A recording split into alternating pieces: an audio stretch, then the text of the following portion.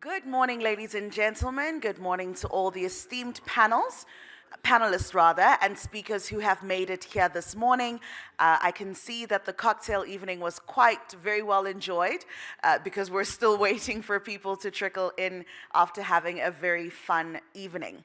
Now, in case you didn't know where you are, we are celebrating Africa Week right here at Future Africa with the theme Global Security and Global Africa. And I think without going any further, it would be great to know the different countries that are actually represented here today because, like we said, it's Africa Week. And so I'm going to ask for some audience interaction as we go around and find out how many countries are here today. I'll start with myself. So I'm from Cameroon and South Africa, so there goes those two countries. If we got anyone else in the room from a different country, just call it out to me. We've got Kenya, we've got Zimbabwe, we've got Nigeria, we've got Ghana, Zambia and New Zealand. Yes, multi. Iran and Switzerland. Organizers are taking note of all of these countries. Canada, Australia, France, the United States. That covers it. So we can proudly say this is indeed a global community and a global room with many different countries represented, not only in the African continent, but also outside of it as well.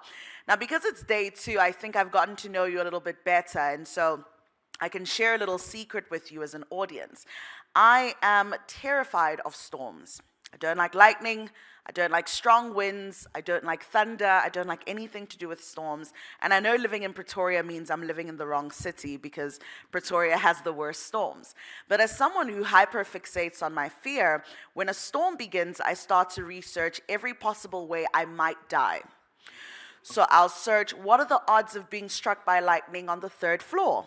What are the odds of being struck by lightning if I'm holding my phone? What are the odds of being struck by lightning if the window is open? And the list goes on until I've made sure there's no possible way that I will die. And that is very similar to the mentality that Africans have had to have, where we have no control of the outcomes happening in the continent, and we can only say, what are the odds if? What are the odds if we are hit with another global pandemic? What are the odds if Trump pulls out all funding from Africa?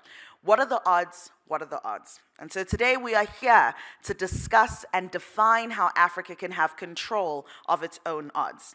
Yesterday, we started by having an opening by the VC as well as a keynote from Prof Habib, who told us the truth, the whole truth, and nothing but the truth about current affairs and where we currently are with the rise in globalization, threats to national sovereignty, and the greatest victims of geographical and economic instability.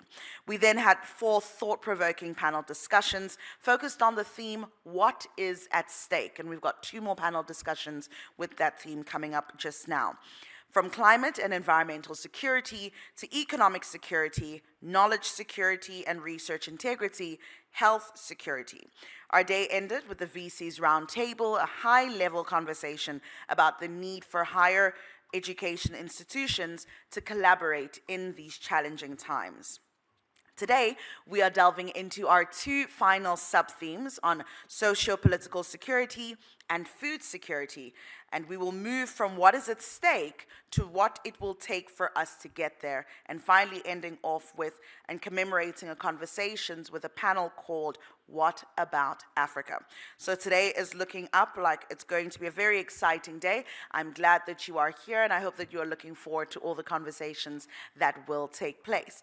Starting off with our first panel, I'd like to invite them to join me on stage as I introduce this next conversation. This panel will be delving into the topic of socio-political security.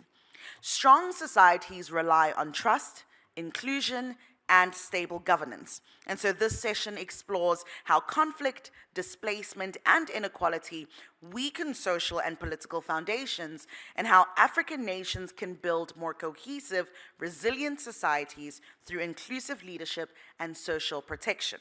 Our moderator for today will be Prof Manu, who is Future Africa Research Chair in Sustainability Transformations at the University of Pretoria and the University of Cape Town, and is a professor of geography, We've got Prof David Mickler, Dean of Global Africa, Founding Director for the Centre for Australia-Africa Relations in the Office of the DVC, Global and Associate Professor of International Relations.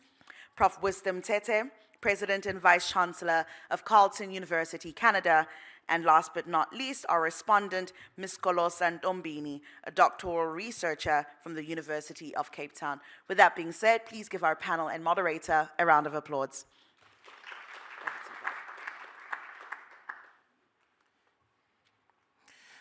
Okay, good morning, everyone. It's a pleasure for me to moderate this session. And we have been talking about global security, and today this session would like to distill some of the security issues, because we've got quite different ideas about security. When we think of social security, in some countries there's a social security number or identity. And in this country we talk about SASSA, okay, for grants for people to access some funding for them to for their livelihoods. So I think it's important for us to think deeply about what social security means. But we also have political security, which we need to think about. And now that we are in the midst of all the the global disorder that is unfolding, we need to sort of think through what political security would mean. And this panelist here would share some ideas on these themes. I'm going to ask the first panelist to take us through some of these ideas.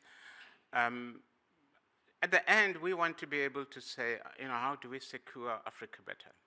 So it's not simply discussing these points, but thinking through what do we have to do to ensure that our societies on the continent are secure, our political systems are secure. So that's the task at hand. I'm going to ask Professor David Mickler to come and give the first comments on this one. If at the back we could have the slides up for Prof Mickler to use. Thank you, David.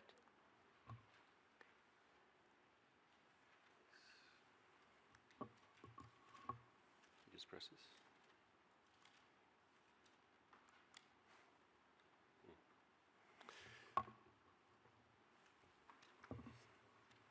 Just press the next one for the slides. Great, thank you very much, Mano, and it's wonderful to be back here at Future Africa. I've had the pleasure of being a visiting fellow here for the last couple of years, doing some work with people like Mano, Chris Ezike, Haida, and the team. And congratulations on another fantastic Africa Week forum. So I was asked to present a global perspective on the theme of socio-political security. And that got me thinking about what is a global perspective or the global perspective. And I'm not sure that I can adequately represent a global perspective. A little bit about my positionality. I'm a white male academic who primarily has been educated and worked in the Australian university system. So I have an Australian perspective, which is perhaps an interesting one because we sit perhaps between the global north and the global south in some ways. We are certainly part of many of the global north's structures, but we're also in the geographic global south and have many connections to developing countries particularly in Asia and the Pacific. I was also fortunate to have been supervised during my PhD by a Kenyan scholar. I was one of the few in my field at the time that had that opportunity to be trained by a black African professor in Australia. So my perspective also is somewhat shaped by African ideas and thinking. So I just wanted to present a few ideas under this theme. I'm not sure if this clicker works. Can we have the next slide, please? I just wanted to present 3 angles on this topic. It's a very broad topic, as we've discussed as a panel. The first angle that I want to talk about is one of responsibility for socio-political insecurity in Africa. The second one is turning the lens the other way to look at the rising socio-political instability in the global north, particularly in Western countries. And the third angle that I wanted to touch on is the role of the global African diaspora, which can be seen in some ways as a bridge between global and African perspectives on issues of socio-political insecurity. The next slide, please. So coming from a so-called global perspective, one of the ways that we interact with the questions of Africa's socio-political insecurity is through our media.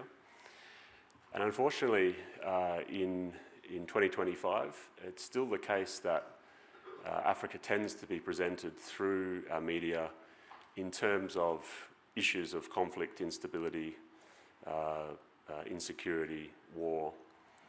And so there's a mainstream perspective, certainly in Australia, perhaps in other global north countries, that this is something that really defines the African continent. And the associated commentary with that is that this is an African problem, that this is something inherent to African societies, African politics, Africa's international relations.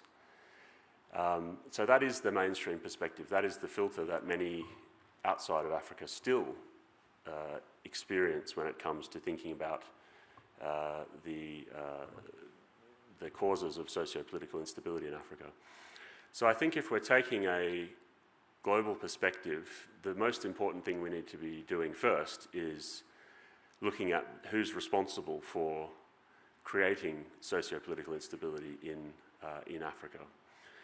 And to do that, we would have to look very critically at the role of the global north, and particularly the West, over many centuries in the variety of interventions that they've made into the continent, and the ongoing legacies of those interventions, which still continue today in many forms, and how this is in fact one of the central causes for the conflicts and instability that we see in parts of the continent, again, not all of the continent.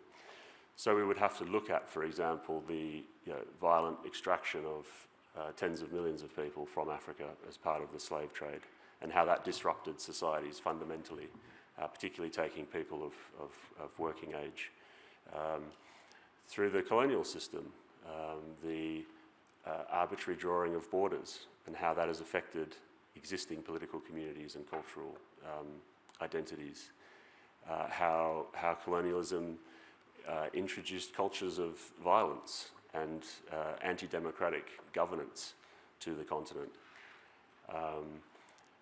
How the Cold War, for 4 decades, privileged allegiances and authoritarianism over human rights and democracy from all sides in that conflict. And how the Cold War also saw a flood of small arms and light weapons into the continent, which continue to be readily available in civil war environments.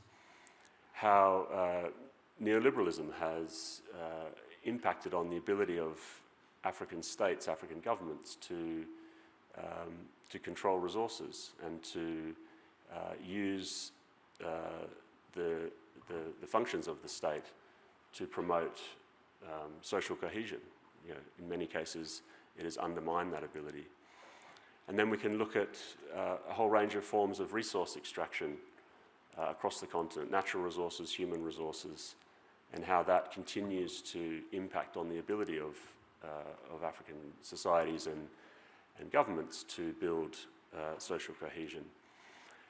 We can also look at how the climate crisis is an intervention by the global north into Africa, because as we know, much of that greenhouse gas emissions has been caused by the north, but of course it affects African societies disproportionately, and we now see, of course, greater resource competition with increasingly scarce resources, which is one of the drivers of socio-political instability. So we can say that the pursuit of global security, so-called global security by the North, has in fact undermined African socio-political security and continues to do so.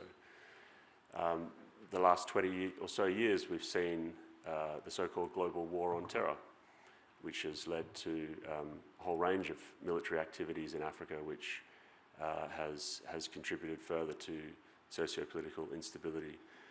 We've seen militarized responses to migration from the continent. So in a range of ways we can see how global forces have, in historical times and in contemporary times, contributed to socio-political instability. So this raises the question of who has responsibility now for tackling these ongoing challenges. Globally, we've had a doctrine called the responsibility to protect, which was in fashion maybe 20 or so years ago. We don't hear much about it anymore. I think we've abandoned that responsibility. But that responsibility to protect also suggested that there should be more Western interventionism rather than less. And so a really interesting development in the last 20 or 25 years in Africa has been the development of an idea of African solutions to African problems, broadly speaking, African agency in negotiating internal and external responses to conflicts. The African Union, of course, has developed an elaborate peacekeeping and peace-building set of institutions. But so far we've seen a range of challenges in actually implementing those, and of course much of the funding for those initiatives still comes from outside the continent. So the question of African agency in responding to crises is critical, but it doesn't absolve external actors from the global north from their responsibilities in supporting African responses to solving socio-political insecurity. Can we have the next slide, please? The second way I wanted to think about this was to turn the lens the other way and say that, in fact, it's not all happening in Africa. We're having a substantial rise in socio-political instability, insecurity, in many parts of the global north, certainly in many Western countries, despite having benefited over many centuries from the exploitation of the global south. When we are looking at the contemporary geopolitics and the rise of the global south and the relative decline of the West, this is causing great anxiety in many Western countries, and that is then partly contributing to policies that are causing socio-political insecurity in Western societies. It's also a product of growing inequalities within Western societies. We've seen, certainly coming out of COVID, a massive rise in inequality at the top end, particularly through the tech sector, and a massive rise in the cost of living, which is forcing sections of Western populations into poverty. So there's a sense now that some of the same forms of exploitation that we saw historically in the global south are also happening to societies in the West. This is also forcing a backlash in terms of identity, and we're seeing what's called in Australia the culture wars, this tension between progressive and conservative forms of identity, conservatives wanting to go back to the sort of white male-dominated societies, progressives trying to move away from that and to democratise those societies in many different ways. But the backlash is forcing people to rethink their identities, and that's creating increasing social tension in Western countries. So we've seen a return of far-right politics relatively successfully in many Western countries, a rise of authoritarian governance, a rise of, or at least a more public rise of white supremacy, a more openness open racism, xenophobia, anti-DEI initiatives, anti-intellectualism, anti-universities, and a broader undermining in the West of the liberal democratic norms and institutions that we've come to benefit from in the West over many decades. So one of the questions here is, what are the implications of this for Africa's socio-political security? We're seeing the decline of liberal international institutions, international law, the United Nations system, the treaty system, the trade system. And so this change in the geopolitical environment is also going to impact, and already is impacting, on Africa's socio-political security. What I think we don't want to do is romanticize all aspects of the liberal international system, which of course was responsible for many of the things that I talked about on the previous slide, and promoted a kind of interventionism in Africa that I think has been very detrimental to Africa's socio-political security. But if many of the problems were caused by the existing system, then a big question is, how is the change in sort of Western foreign policies, Western identity globally, the change in global institutions, how is that likely to impact on Africa's socio-political security? Last slide, please. And finally, thinking about this question of the sort of global perspective and the African perspective, I think the role of the global African diaspora is really interesting. We work in Australia very closely with many of the African diaspora organisations. We have a large research project which is looking at the political and economic agency of the African diaspora in Australia. And so through this project, we've come to really see the potential, but also the quite dynamic role that diasporas play, both in home and host societies. So the African Union has obviously recognised the diaspora as the sixth region of Africa, numbering in the hundreds of millions. And with the resource base in the hundreds of billions of dollars, now remitting over $100 billion back to Africa each year. So there's a concerted effort of what's called diaspora diplomacy, the courting of the African diaspora by African governments, by the African Union, as resources to support Africa's development. In fact, the African Union's definition of the diaspora is very clear, that you're only a member of the diaspora to the extent that you're willing to contribute back to the African continent from abroad. So it's seen as a potential resource for supporting measures that might help to mitigate socio-political insecurity. I think it provides an important bridge between African and global perspectives. Certainly the knowledge that members of the diaspora have of the African context, and then of course their new context, puts them in a unique position to actually provide advice and solutions that are context specific, and they can advocate very well because of that in both directions. But their own relationship as diaspora to socio-political security is itself dynamic. In many cases, members of the diaspora are seeking their own political security as refugees fleeing from conflict or persecution. They might be seeking economic security. Perhaps they've been placed into marginal economic positions because of climate change, for example, and their only option is to seek employment abroad. They also face the question of whether they're part of the brain drain, whether they're extracting human resources from the African continent to the detriment of development at home. But they're also seen as a major source of economic power, particularly through their ability to remit funding back to the continent. And this is why many African governments take diaspora diplomacy very seriously. More money comes back into African countries from the diaspora than through official development assistance or foreign direct investment. So it's a major source of economic opportunity. And then in terms of their new societies, the diaspora faces much of that xenophobia and racism that we've seen rising in recent years. but at the same time they play a very important role in building social cohesion in those new societies.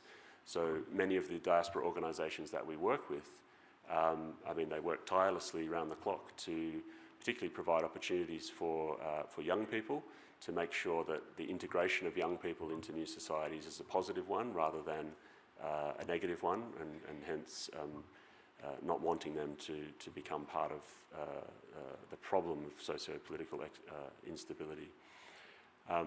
So there's a real question but opportunity for the diaspora to play an important role in using their position, using their knowledge, using their bridging role to contribute positively to Africa's socio-political security. So I'll leave it there. Thanks a lot.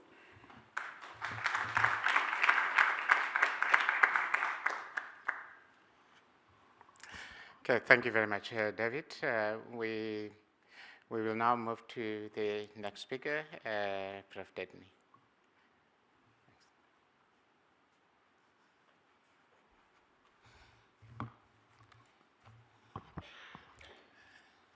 Good morning, folks.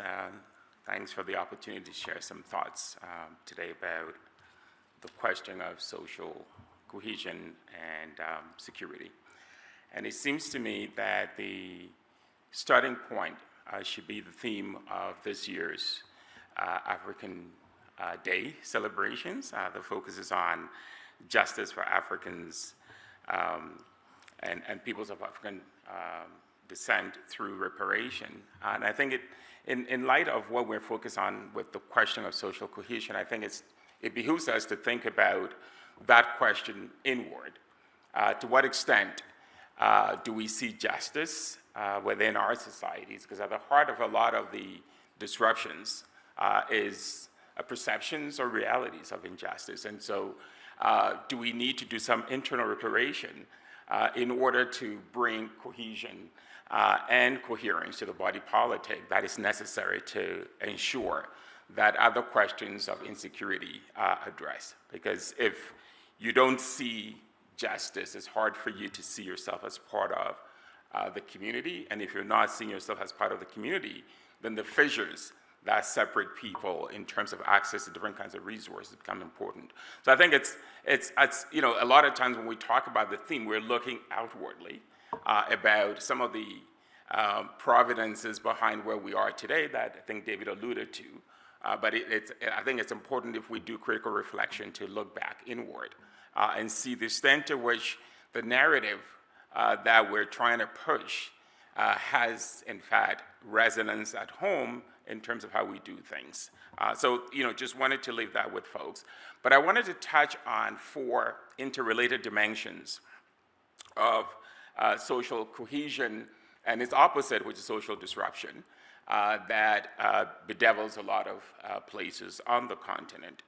And I'll touch a bit on the social dimensions of cohesion, look at some of the political dimensions, move on to talk about the economic dimensions of that, and then look outward to some of the areas that I think David was beginning to delve into, and to see how those external forces also do impact this. But I think it's important to look at this, multiple dimensions of what it is that impacts social cohesion on the African continent.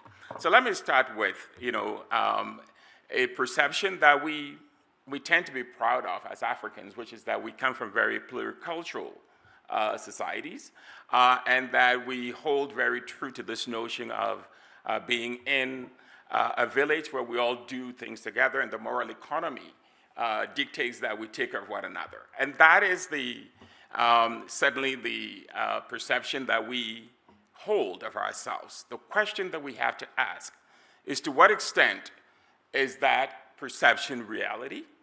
To what extent has that perception, in fact, been present in our societies for, I would say, in the post-colonial period, and whether or not we're still living on an essentialized notion of Africa that creates a misperception, I'll argue, of coherence, when in fact, we may see a pluricultural society, but beneath that are a lot of fissures and fractures that a threat to sustaining those societies. And I think that it's important that we are not somehow sucked into this perception that everything is okay and we are a very coherent group of people, when in fact we're not.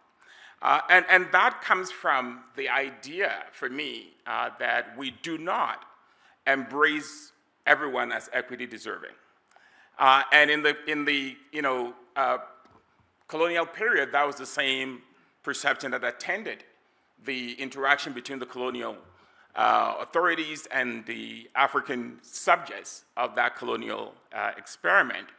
And this comes from the fact that somehow there is a gradation of humanity, and some people are up here and some are down here. And that informs how you then treat people, because they're not deserving of the kind of dignity that you see for yourselves. And so if we look back at the current conditions on the continent, to what extent do we treat one another with dignity, as deserving of that common sense of humanity, and whether or not we treat one another as equity deserving? And I've tried to make the argument that if we did treat one another as equity deserving, then the onus will be on all of us to exercise the obligation of taking care of one another. When we don't, then it's easy to then make a distinction between us and them, who is deserving of the largesse of state and who is not, who belongs and who doesn't.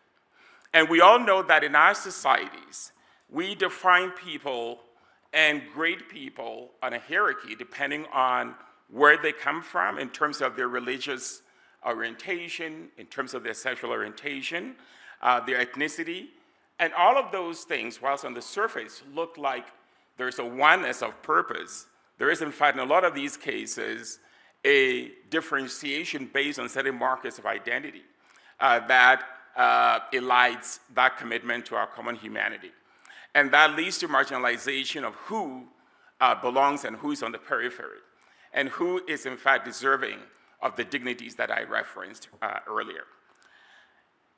And in a lot of places on the continent today, sexual orientation is something that is seen as anathema.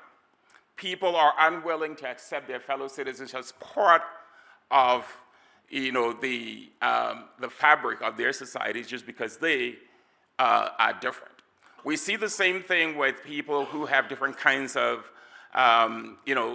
disabilities, and they are not considered to be full citizens, whether it is in the African cosmology about a disruption to the order, or whether they are in the contemporary structures that we have, where we don't make room to accommodate people who are neurodiverse, people who have different kinds of challenges. We see these as taken away from the essence of citizenship, and therefore are not deserving of that.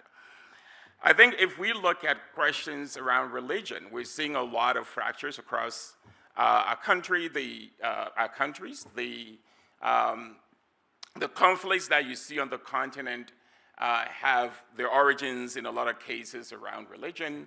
I can talk about this in relation to northern Nigeria. You see some of that in the Maghreb. We have elements of that manifest themselves in the kind of terrorist activities that we see across the continent. And that is because there's a sense in which some religions are seen as acceptable, others are not. And in fact, arguments have been made that Africa is one of those places where you do see religious tolerance because you see multiplicity of religious practices in vogue. And in traditional society, that was manifest as well. But increasingly, we're seeing a redefinition of what it means to have the right religious credentials. And that has its implications in terms of who is seen as citizen, who is not, and also just the perception of who you are and your danger to society because of what your faith is. And I find it quite ironic that at a time where Africans are talking about, being able to bring back African traditional religion into the fore, we see increasingly that African religion is being pushed to the side, and the new religions that have come to the continent have in fact assumed pride of place. And those determine what it is that we do. There are a lot of countries now where at national events, we don't see libation anymore because somehow that is seen as antithetical to the essence of what a modern state should be.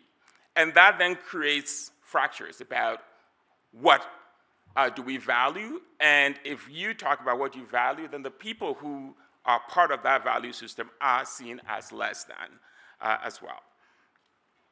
So the worry for me is this purity of what it means to be a citizen and defined in such absolutist terms that we're unable to go to a place where we were of being able to accommodate one another, understanding that there are differences and that we can all live together in that reified village that we tend to tout.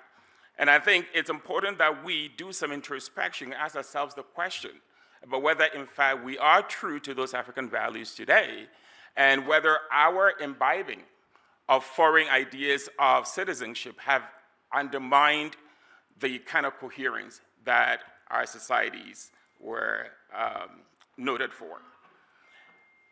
I think we're at a point now where there seems to be discomfort with ambiguity. We want to have things in really binary sets. You're either this or that. And there isn't room for those intersections. That, in fact, defines the reality of our existence, right? None of us is unidimensional. We all come in different permutations, and those permutations define who we are. And so if we're unable to then define ourselves in the multiplicity that we are, then we're creating these spaces where people are being pulled together, and that coherence that we felt being part of a community is lost. Let me now move on to, and I think a lot of this comes from notions that Namjo would, describe as, notions of incompleteness and the willingness of people to understand that we don't know it all, and that others may have something to bring to the table, and to have the humility to be able to embrace, the other, not as a marginalized part of our community, but as, in fact, the dialectical strengthening of who we are as a society. But when we think in these complete terms, it takes away our ability to open ourselves up for other ideas, other ways of knowing, and so on. And that, I think, will fashion into my next focus for these remarks, which is our political systems themselves, because we increasingly see a fracturing of our politics. We see significant polarization. There was a reference in David's talk to what is going on in the global north, but we've seen that in our politics for a very long time. And a lot of the conflicts that you see today come from those notions of, we can't find spaces for conviviality. We always have to define people outside of instead of into the spaces where we can build common purpose. And I think that as our political systems are seen as kind of a zero-sum game, where those who belong in the corridors of power are able to make it, and what has happened with an erosion of faith in our democratic system is that people aren't seeing the dividends from that it becomes a game of musical chairs, and who is in the chair today becomes a beneficiary, and when things change, the other set of elites gets into that space. And the majority of our people are not seeing the benefits of this. And as some of you would know from the Afrobarometer research that's been done, there's increasingly an erosion of confidence in the democratic experiment. There's a yearning for yesteryear amongst a lot of our people, which I think is troubling, and yet it's real. Because when people invest in a democratic process, the idea is that it's going to generate the kind of dividends that they can all be part of. And when people don't see that, then we run into a problem here, and particularly with the youth. We talk about the African youth as a huge asset, and it is. But it's an asset to the extent that it's able to get opportunities to engage and to flourish. And in a lot of places, including here in this country, you would attach the fact that a lot of young people are having difficulty finding spaces to be able to flourish. And I think that asset then becomes a power keg that has the potential to explode. And in some cases, we're beginning to see those safety valves begin to open up. And I think that if we don't take the necessary action, that we're going to have an asset turn into a liability on our hands, particularly with our young people. There's a lot of talent, there's a lot of opportunity, there's a lot of potential. But that potential has two sides. It could be mobilized for good, or it could be mobilized for something worse, because there's no opportunity for the good to be unleashed. I think as citizens, we tend to point the finger to politicians a lot of times, but we have to also look at the extent to which uncritical followership has become the bane of a lot of places because of the polarization that I talked about. It is true that in a lot of places, corruption is rife, but depending on the political colors of people, they either see it or don't see it. And I think that we have to be able to engage our citizenry to be much more astute in terms of their engagement with the political system, not to be siphoned into this morass of, because I have this affiliation with this political entity, somehow I'm going to support them no matter what. I think we need to exercise the transition from being subjects to being citizens in the Mamdani sense, and be able to understand that the constitutions in a lot of these African countries grant the citizens sovereignty. We are the sovereign, and we should exercise that sovereignty in ways that I think we haven't. And that partly comes from the fact that we become uncritical followers of certain political orientations because we do share certain things in common with politicians. There's a tendency for us to point the finger at politicians, but I think it's time for us to do some introspection as citizens and ask ourselves the question as to whether or not we're exercising the full rights of the sovereign that we should, as our societies continue to exclude and to fracture. Now, all of these things I said were intertwined, and so with social exclusion, political exclusion, marginalization, and so on, has implications for what's access to economic resources and opportunities. And a lot of folks who, because of how they're socially defined or politically excluded, are unable to partake in the political system the way they should.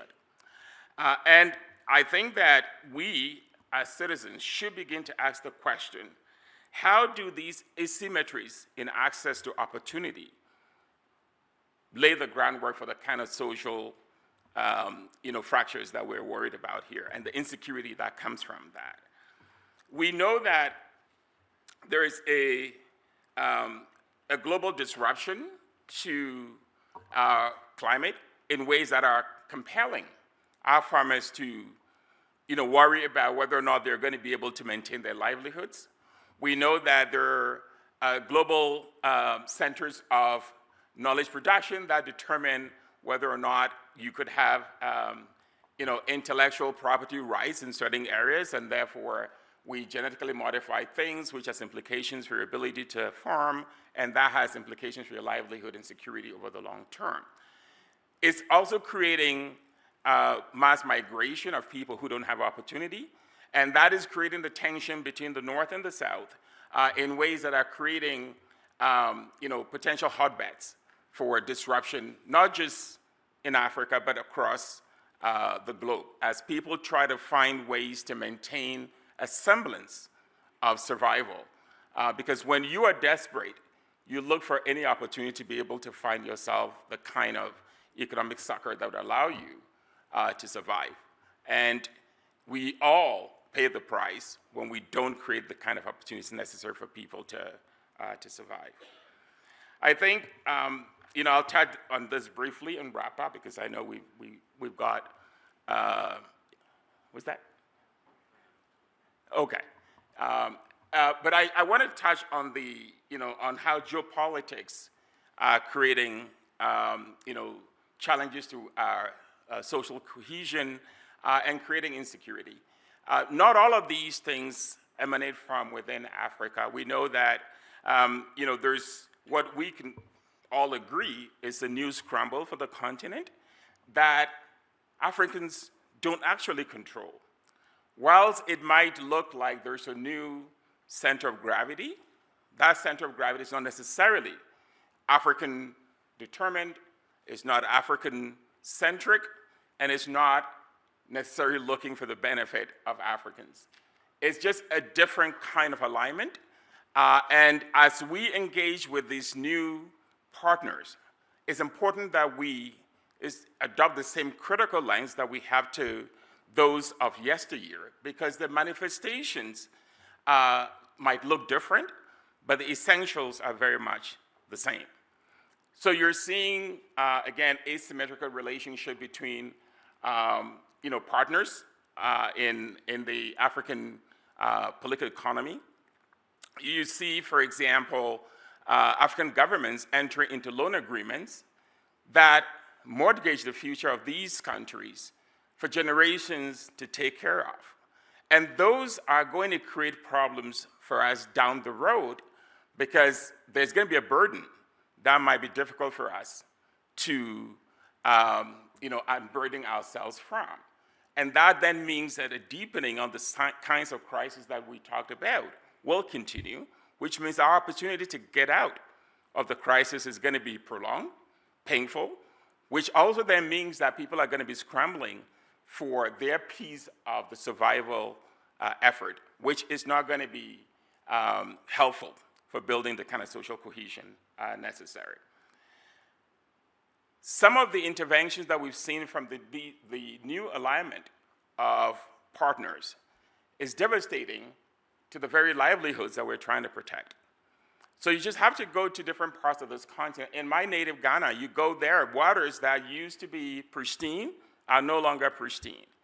People in rural communities are suffering birth defects as a result of chemicals that are being used in these water bodies. Forests have been denuded to the point where the future of these communities are clearly in jeopardy. And yet, our political class is not doing what is necessary because it's implicated in these devastating disruptions to our environment, our ecosystems, the very things that our people depend on to survive. And these ecosystems were originally, but to start with, were fragile. And now they've been made even much more so because of our inability to be stewards of our environment in ways that inure to the benefit of our people. And so as we enter into these new partnerships, it's important for us to ask the question, to whose benefit are we doing this? Is it to the broad mass of our people, or is it to an external force, a select group of beneficiaries? And that is the question that then takes me back to this idea of critical citizenship that is important to mobilize in support of a constructive disruption to the status quo. Because the status quo is untenable. The status quo needs to be disrupted, but it has to be disrupted in a way that is constructive. And that will require a mobilization across sectors such as ours to go back to thinking about what can we do as higher educational institutions to foreground our work in a way that benefits the communities that we're part of. We cannot be disconnected from these questions, and I know that in certain places, you're probably putting your own comfort and your life on the line in talking about these questions. But we do have a privilege of being the kind of institutions that we are, with the space to have these kinds of conversation, to enlighten people, particularly in this day and age of disinformation and misinformation, that is being used by different actors for their own ends. To what extent does the sanctity of robust scientific knowledge continue to be what informs our societies? How do we find conduits that allow us to work in common purpose with other actors, whether in civil society or in the political sphere or in industry, to understand that our collective security is dependent on looking out for one another? Yesterday, we're talking about the little acts of love being very powerful in shaping the world that we do. And this is the time for us to go back to looking at mutual care and mutual flourishing as fundamental goals for all of us to pursue if our common security is to be protected. Thank you.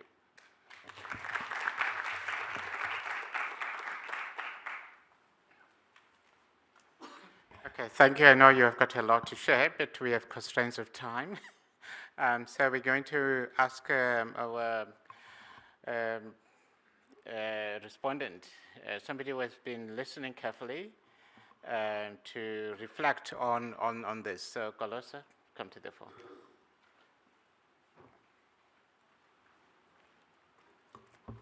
Good morning, everyone. Thank you so much for this opportunity to be here.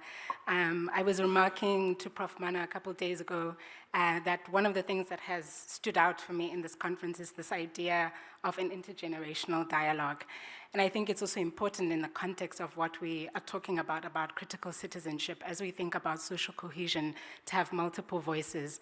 So it's a real privilege to offer some thoughts as a young person in this conversation. And I want to start off to say thank you to both the speakers for these remarks, which for me were quite enlightening, and I really enjoyed the remarks.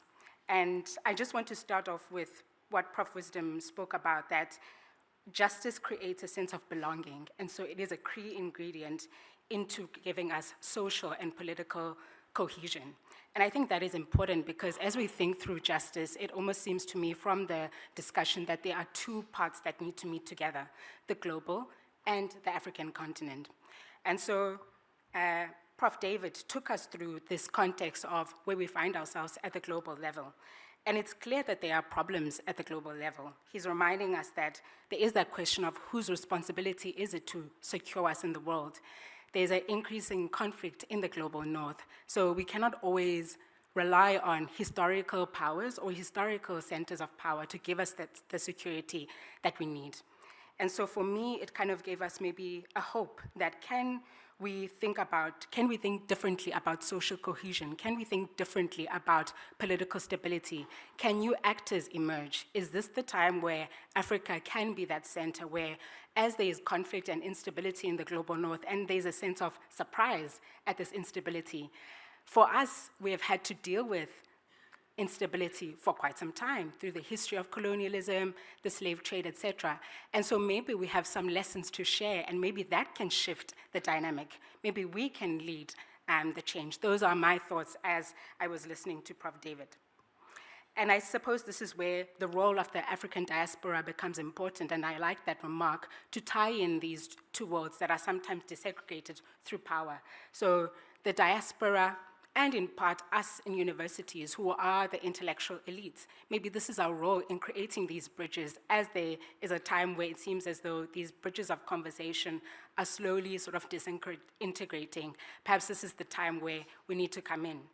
And I think that leads well into Prof Wisdom's remarks around this critical citizenship, that in order for us to create these new bridges, to give us the social cohesion, we need to be critical of ourselves. And I think that is important. It ties well with Prof Habib's conversation yesterday, that there is a romanticizing sometimes that we have of ourselves as Africans. We think of ourselves as socially coherent. We're in communities where collectivism is always, it underlines how we relate. But is it really true? I really found that comment really incisive, because we need to actually reflect that we do treat people differently based on, do we think they belong well into what we imagine is being African? And so without that critiquing, without us reflecting on the kind of lack of social cohesion that is there at the community level, where we sort of look at people differently by value of they believe differently to us, they have a different sexuality, or they have different abilities. It's those small sort of breaks in the social cohesion that come at the community level, go up into the village, go up into the state. And so we need to have that critical conversation there. And so for me, I came from this conversation thinking through that really there is an importance in building proper institutions, both at the community level, at the government level, and even broader. And so I'm excited for the discussion that will emerge from now. I think I'll end there with my thoughts and leave it to Prof to take us through a Q&A, because I think there will be also more thoughts from the audience. Thank you so much.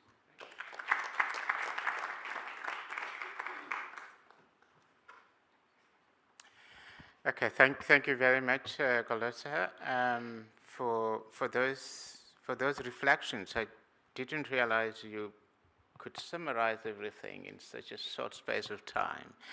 And now we're going to have a question and answer. There are thoughts in the room that would help us to really come to grips with social security and the relations between the global north and global south, what's happening at the village level, the townships, cities, and so forth. So any questions? We will have some roving mics, somebody to help us. Okay. Questions, please? Okay, let me just see the hands so we can take. Okay, there are 2 hands, we'll take 3. Okay, yeah. The hands are coming from this side only. Okay, maybe I should face this side. Okay. Thank you. Test.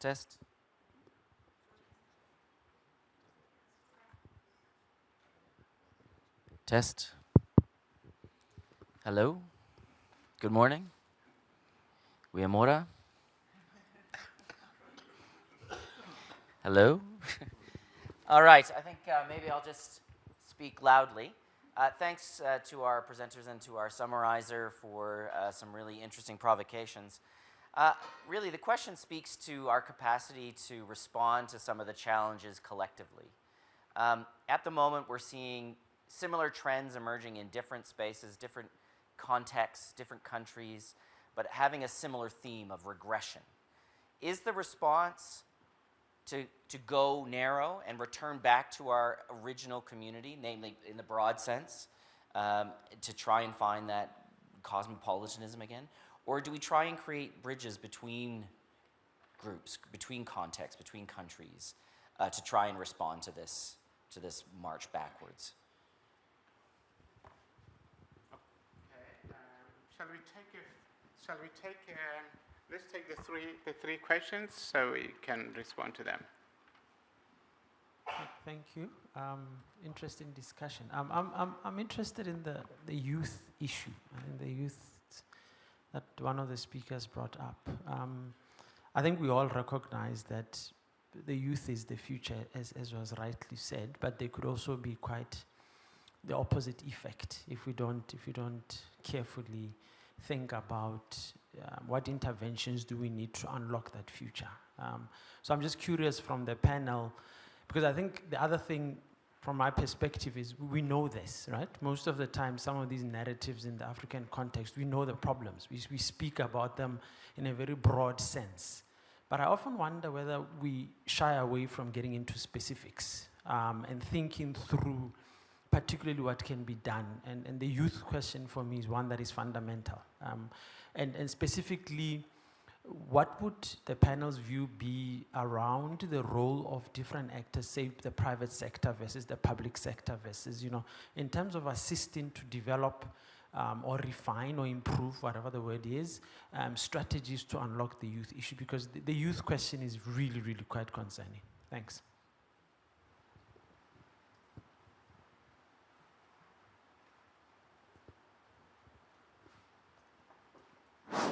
Okay, there's a hand up there.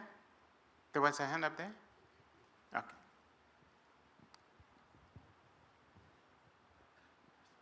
Okay. Good morning. My name is Lhlonolo.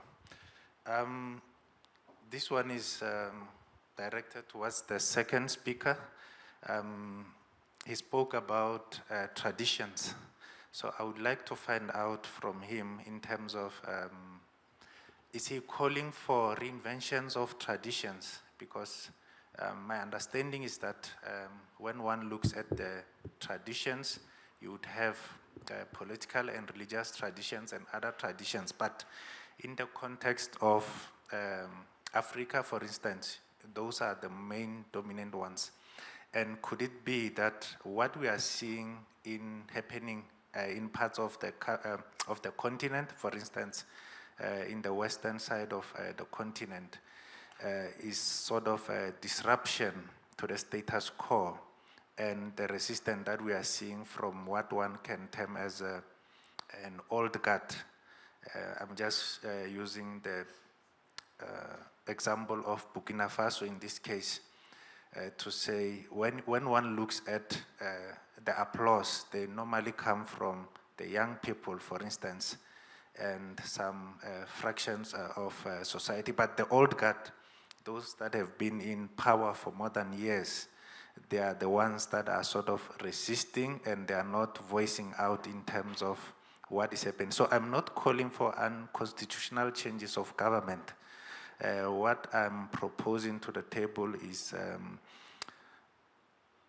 as it was already mentioned in terms of the communal conflicts, so one of my interests is in the communal conflicts, but for you to understand what happens at a global level, you would need to understand how the community itself interacts with one another. So the challenges that gets neglected at the communal level translates to what we are seeing at global level, from national to global. It's not an overnight thing. Those are some of the micro activities that happens, but we only want to deal with them once we see them manifesting. I think the institutions like universities and other parties have a role to play, especially in this space of how do we then address these issues before they can even crop up at the national level. Thank you so much. Okay, thank you. I take that as a comment plus some question. The panelist is taking, maybe take the notes first. We take the fourth question. And Ida?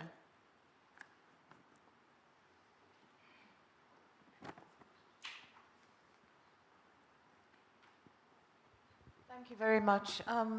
So throughout the discussions yesterday, and also particularly this morning, I find myself asking about leadership. Where are the leaders who can take up these ideas existing? And of course, there are questions about what kind. So I cannot resist this question to you, Wisdom.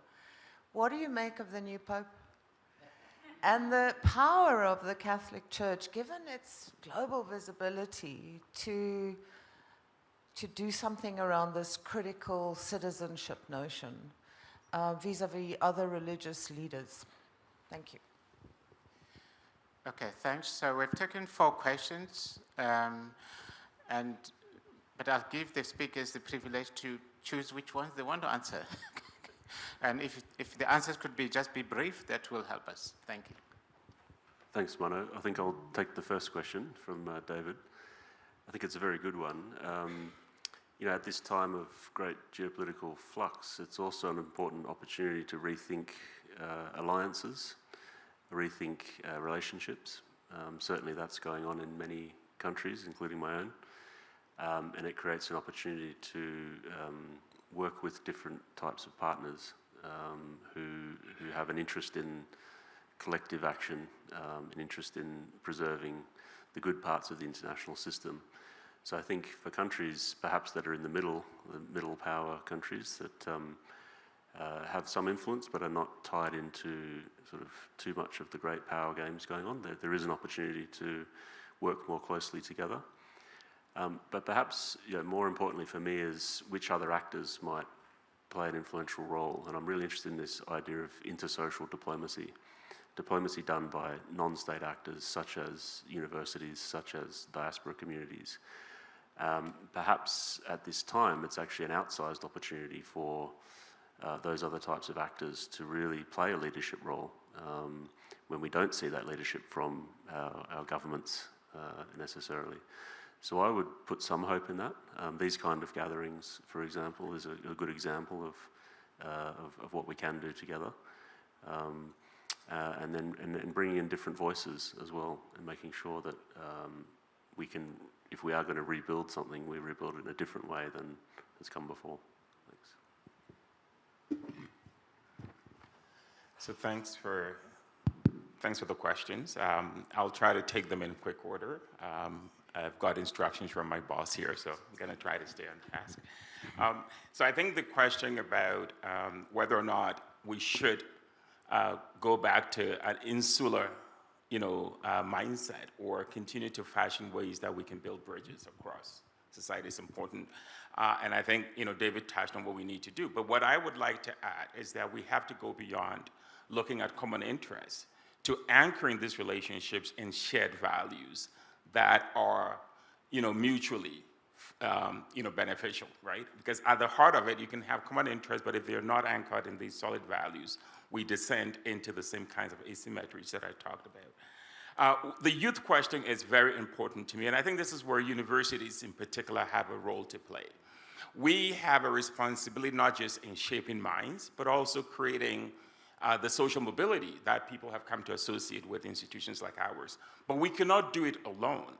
And that is why a reorientation of curriculum, working in tandem with other partners, whether it's industry, whether it's government, so that we are enabling our young people to be the kinds of entrepreneurs, the kinds of innovators. But we have to create the kind of ecosystem that allows them to be able to do that. And universities have a part in that, but we cannot do it alone. We've seen examples of how our young people have actually moved innovation when they've had the opportunity to do so. I remind people that some of the global things we use now, whether it is M-Pesa, which has to do with transfers across different platforms and so on, came from this continent, right? Crowdsourcing with Ushahidi came from this continent. There's a lot of young people who are doing marvelous work. And some of the collaboration across institutions, and I reference the MasterCard Foundation Health Collaborative, where there is a focus on making sure that our young people are supported through higher education, but are also empowered through entrepreneurship and innovative ecosystems to be able to flourish. And we're seeing that with a lot of our young people. I think we have to continue to do that work. With regard to tradition, I'm not sure whether I got your question right, so if I don't, please, you can correct me. But I'm not asking for this kind of teleological approach where you've got tradition manifesting through some process into modernity. What I'm asking us to look at is self-critique about even that tradition. Because our traditional societies were not necessarily all hunky-dory either. We had the same kinds of differentiations within traditional society. So when we talk about traditional society, we have to come to it with a certain critical mindset. What I was talking about is the fact that we've imbibed a new notion of what is modern that tends to elide our traditions. And we talked yesterday in one of the sessions I was on about the importance of indigenous knowledge systems informing the way we do things. Even notions of entrepreneurship today seem to be anchored in the self-serving capitalist orientation about I'm an entrepreneur, and there isn't this sense of how your entrepreneurship actually lifts the rest of your society. And I think that needs to be part of the mindset that we build. I had a question around leadership. I kind of alluded to it, but I didn't get into it. So thanks for the opportunity to talk about it. I think that we need to have leadership that is inclusive and transformative. Pope Francis manifests some element of that, embracing those who were seen as the pariah, right, in Catholic faith, and pushing and challenging, centers of power, and foregrounding the importance of the least of our people, right, as focus for all of us. I think that every society should be measured in terms of its success by how much it's able to lift those at the bottom. If you're not able to do that, then you're not, in fact, being the mature democracy, the mature society that you have to be. And we have to be able to cultivate leaders who come to this with that mindset. The opportunity to look at everybody as equity deserving, look at leadership as a privilege to serve. Because you're not there for self-aggrandizement, you're there to help enable transformation that lifts everybody up. And that is the kind of leadership we should be looking at across our own sector, in the private sector, in public service. The notion of public service has so much been eroded today because we go into these roles looking at it as manifestations of power as opposed to expressions of humble citizenship that leads in the service of others. We have to return to that kind of formulation. Thanks. Okay, thank you very much. I'll give Kolosa to make the last final comments. Thank you, Prof. Thank you also for the questions. I think I also wanted to share a thought also I had with the question of the youth. I think there also needs to be a willingness from people who are more senior to us to give up a little bit of power for us to move forward. And I think it needs to start also at the university level. So the university needs to be the example. So if we do not start creating space for young people to get opportunities, then how can we expect society to also reflect that when we are not doing it at home? So I think for me, I would leave that to the challenge for our institutions for the next time we have a conference like this, for there to be more young people who are leading sessions, who are leading the agenda, and for that to play a key role.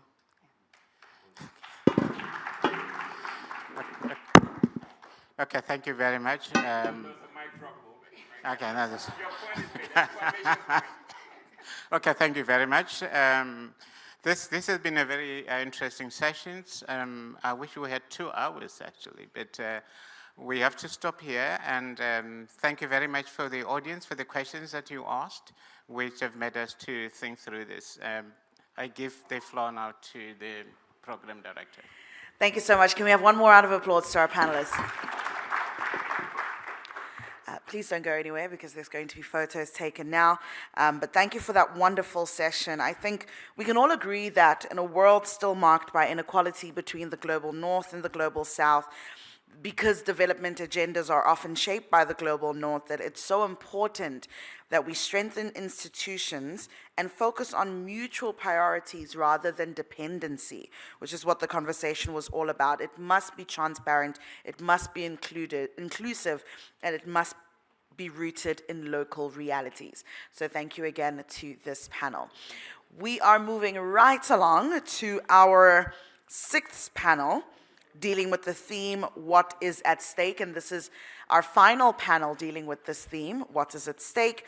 So once this panel steps back to their seats, we will welcome the next panel to join me on stage. So if you know who you are, please join me on stage as I introduce this next panel.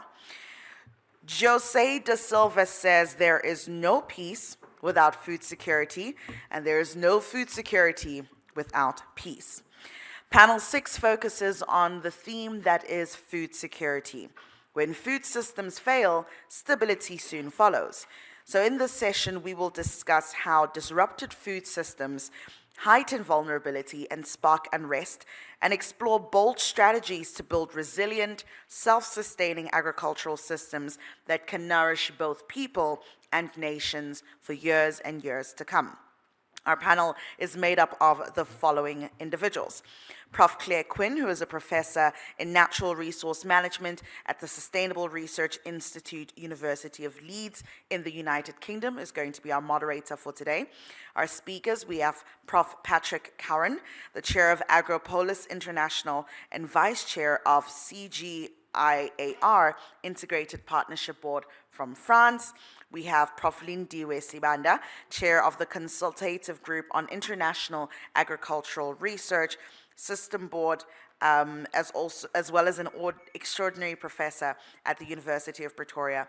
And our respondent for today will be Dr. Selorm Dorvlo, Senior Lecturer of Agricultural Mechanization from the University of Ghana. With that being said, can we give our panelists and moderator a round of applause? Thank you.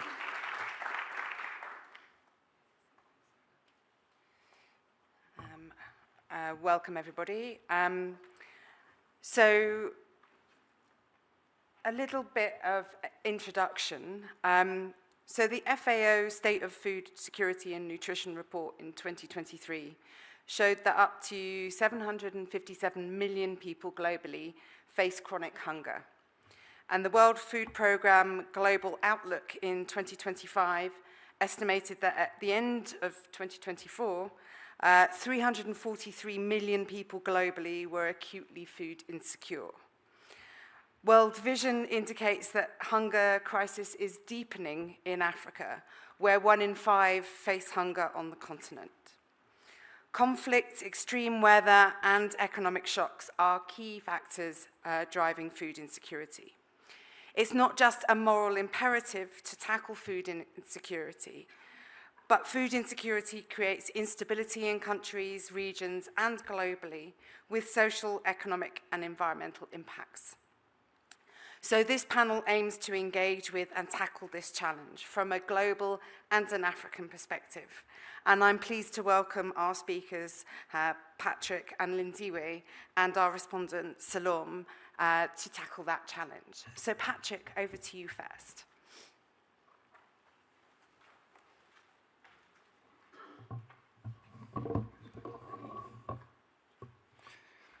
Thank you very much, Claire, and thank you, Future Africa, and thank you, Wanda, for bringing.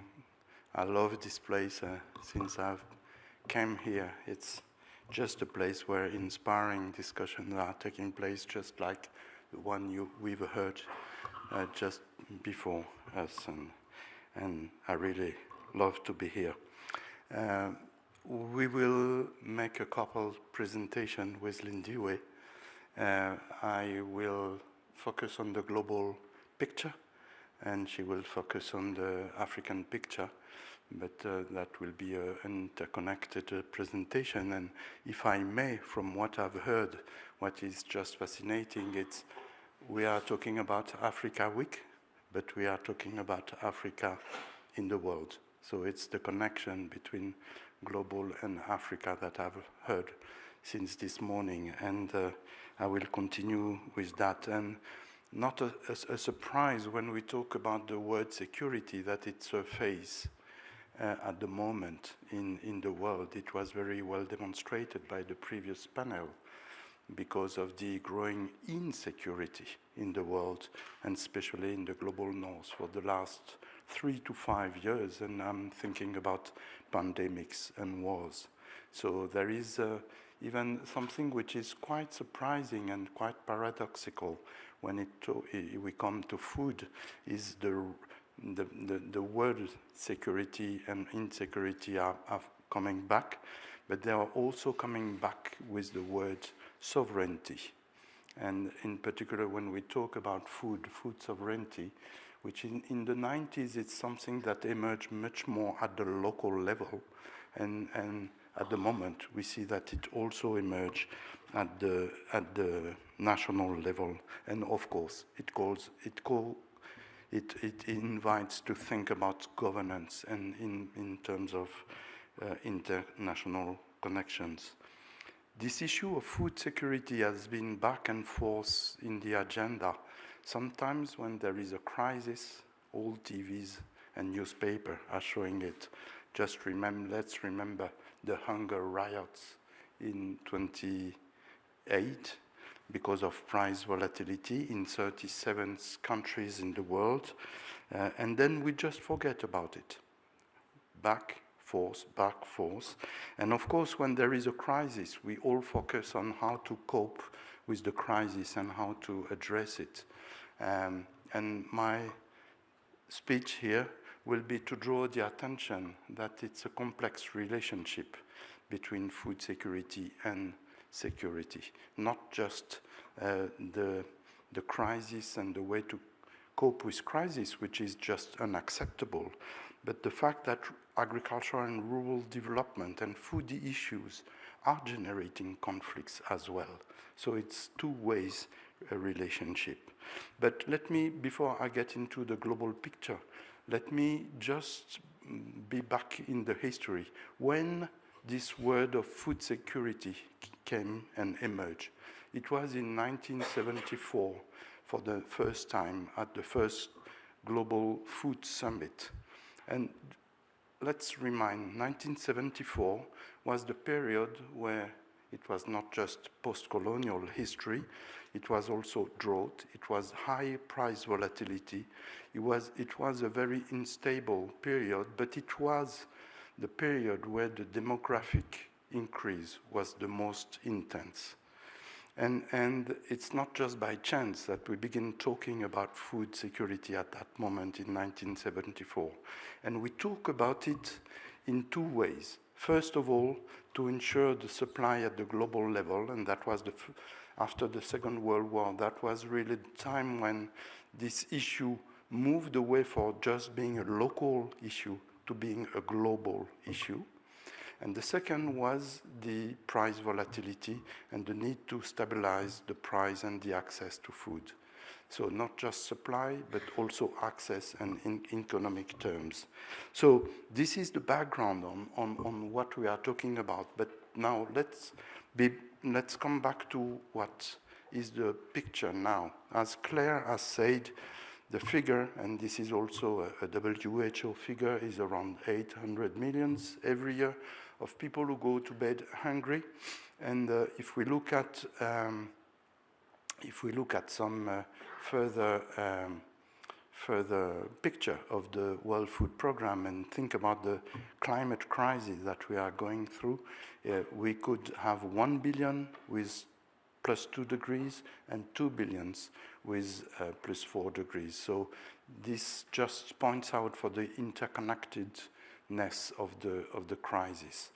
For the first time, we go back to famine. That was in Sudan. And the climate change, as I said, is a very growing concern, which is in Natural Climate Change, there was an article that said that it already cut food productivity by 21%, but production will remain quite a challenge, even if we produce enough today. Because of climate change and other crises, we have to keep that in mind. I'm just providing the picture, the image of at the worldwide level. Well, this figure might be misleading. 1.5 billion people and 65%. 1.5 billion people is the figure in 2016, so it's a bit old. It has decreased, but it's increasing again by the World Bank of people living in conflicted areas in the world. It's huge. Huh? You remember 8 billion people, so it's huge. And 65% is not 65% of this 1.5 billion. It means 65% of the people, of the 800 million people who are hungry, live in conflicted area. That means 500 million people out of 800 million people going to bed hungry are living in conflicted areas. And this comes along with other dramatic issues like the ones you can read in bold: hunger, malnutrition, poverty, and displacement. If we look at this figure of the Global Report on Food Crisis by the Food Security Information Network, you can see the bold line is the number of countries, more than 20,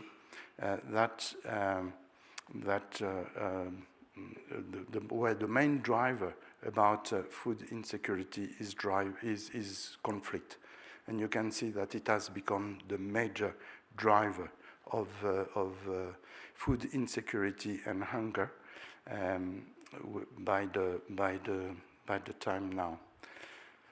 Well, as I said in my introductory words, we have to look at it as a vicious circle.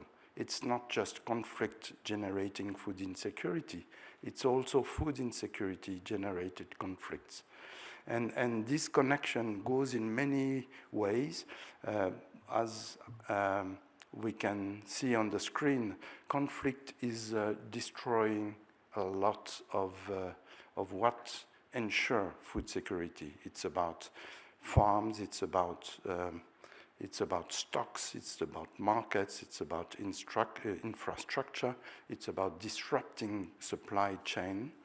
And in vice versa, starvations is generating a lot of crisis, not just about health, but about political instability. If we go back to history, this was political stability was very much related to food security, and one of the responsibility of the king, of the sovereign, was to ensure food security to his or to her people. And this connection was from very long ago at the local level. But it's not just these two interactions, these two pillars of interaction. It's about also embedded and interconnected crisis, not just hunger, not just conflict, but also climate change, also natural resource depletion, poverty, inequality, bad governance, and the issue of access to natural resources in that sense is a very strong driver to both conflict and food insecurity. Access to land, access to water, access to natural resources, access to biodiversity resources. There are some drivers for those vicious circle. And finally, to complete this global picture, we could say that the conflicts, unfortunately, affect the most vulnerable people. Well, addressing this vicious circle, it's not just coping and addressing the consequences of conflict. It is, of course, because it's just unacceptable. But it's also looking at agriculture and rural development in all their dimensions as the best way to prevent conflict. And I put 3 pictures here that illustrate this historical phenomena. I could have put many other ones. The first one is in China, where the sovereign is providing food to his subject. The second one on the right is in Venezuela, more recently, no hay comida, there is no food. And the third one in the bottom is my own country, is the French Revolution, where starvation has been the detonator to the end of the monarchy in 1789. Well, this is the very complex interaction between all these issues, and as we can see, this is really a concern now in global documents, in global agreements, frameworks, and I just quoted here some of them, like the CFS Framework for Action. CFS is the UN Committee on World Food Security, so they issued a framework for action with principles, and they will now look at what is the implementation of it 10 years after they issued it. There is also in the UN Food System Summit, it's not a UN Food Summit, it's a UN Food System Summit, which is a big difference with what it was in the 70s, the one I quoted, where food was a concern for itself as a way to produce more to feed a growing population. Now food is looked at it in a very different way. It's at the heart of very complex connection and interaction with political stability, with environment, with climate change, with biodiversity, with social justice. And then there has been a summit in 2011, and one of the 5 action track is exactly on building resilience to prevent conflicts and shocks. FAO has a resilience program that deals with it, and you probably remember that in 2020 the World Food Programme has received the Peace Nobel Prize for its action.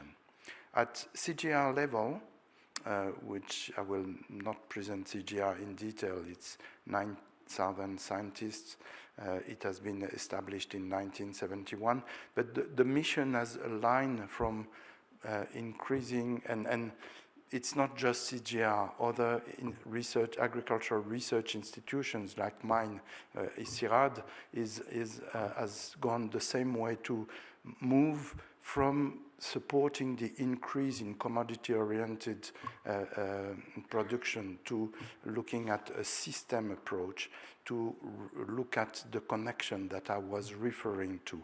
So the mission of CGR is to deliver science and innovation to transform food, land, and water system in a climate crisis. You can see the big change in the focus, and this change is about looking at holistic approaches and conflict preventions and conflict mitigations is, of course, one of them, as I said. At the bottom of the slide, you can see the 5 impact areas of the system approach by CGR: nutrition, gender equality, environmental health and biodiversity, poverty reduction, climate action. You don't have conflict. But somehow, conflict is a cross-cutting issue. And this is just a bit outdated, but not a problem. You can see the approach of CGR, and that could apply to other agricultural research institutions. It's how to move with partner and to address from the bottom to the top, and to address this complex and systemic agenda to partner in different places, because the situation here in South Africa is not the same as in Ghana, not the same as in France or United States, and to look at three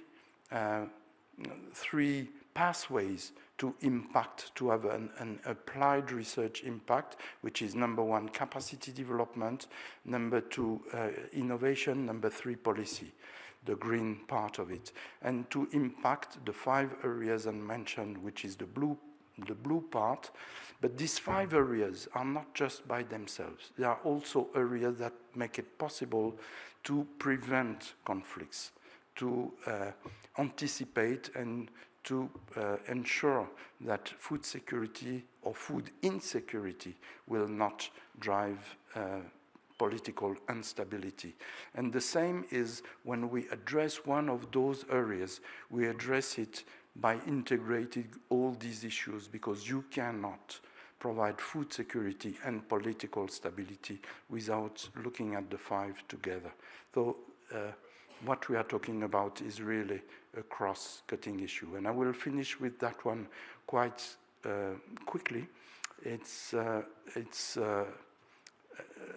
realizing that in the previous portfolio that ended last year, but it will continue in a new form, there has been one mega initiative by CGR on fragility, conflict, and migration.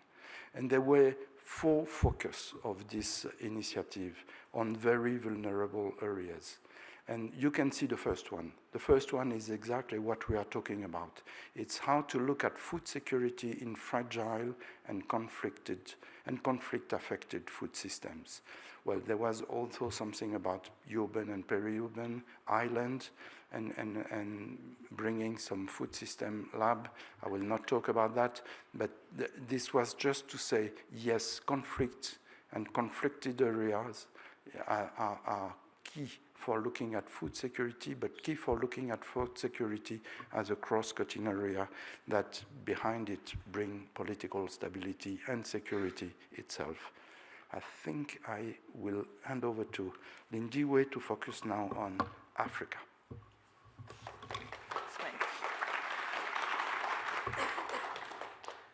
Thank you very much, Patrick. I don't normally start with thank yous, but this time I think it's fitting. It's so good to be back home. And thank you to Future Africa. Thank you to University of Pretoria for this invitation. It's special to me because it's a learning journey. Learning in the sense that it takes me back to 5 years ago when I took my father to a conference where I was a keynote speaker on food security. When I got off the podium, he was a very worried man at 90 years. He says, "Have you joined the country's intelligence services?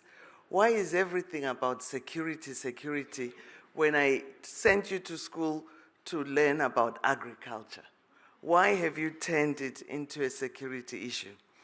My answer was the classic definition, 1974, from FAO. "No, Dad, we are here to talk about food.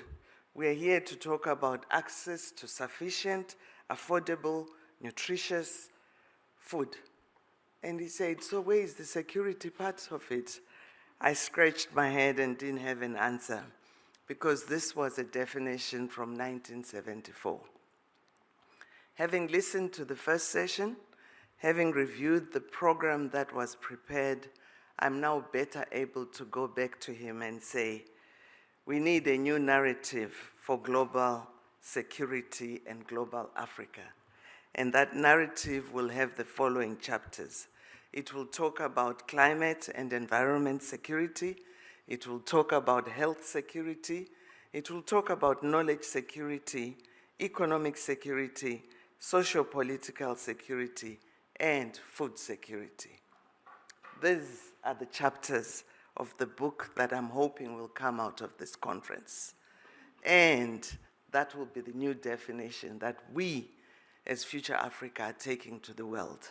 No longer the 1974 definition, which was fueled by high prices and increasing population.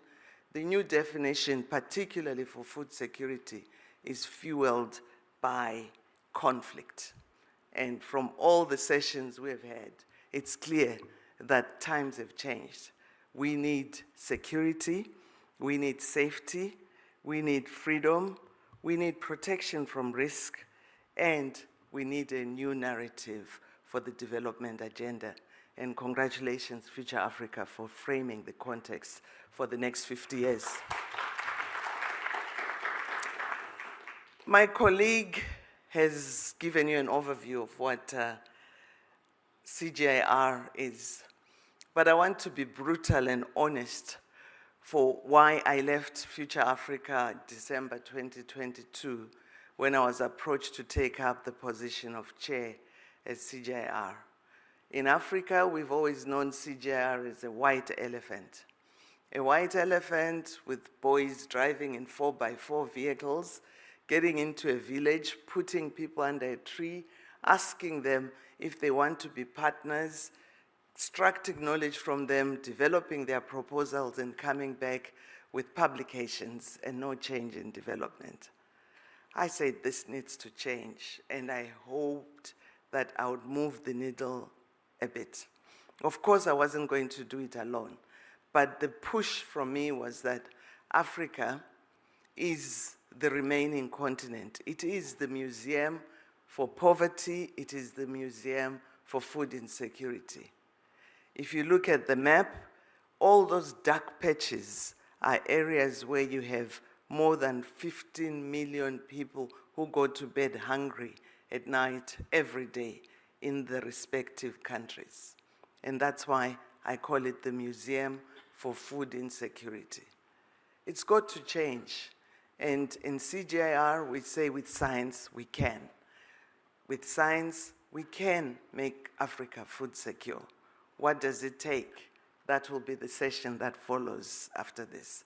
Mine is to say, what are we doing about it, and have we moved the needle?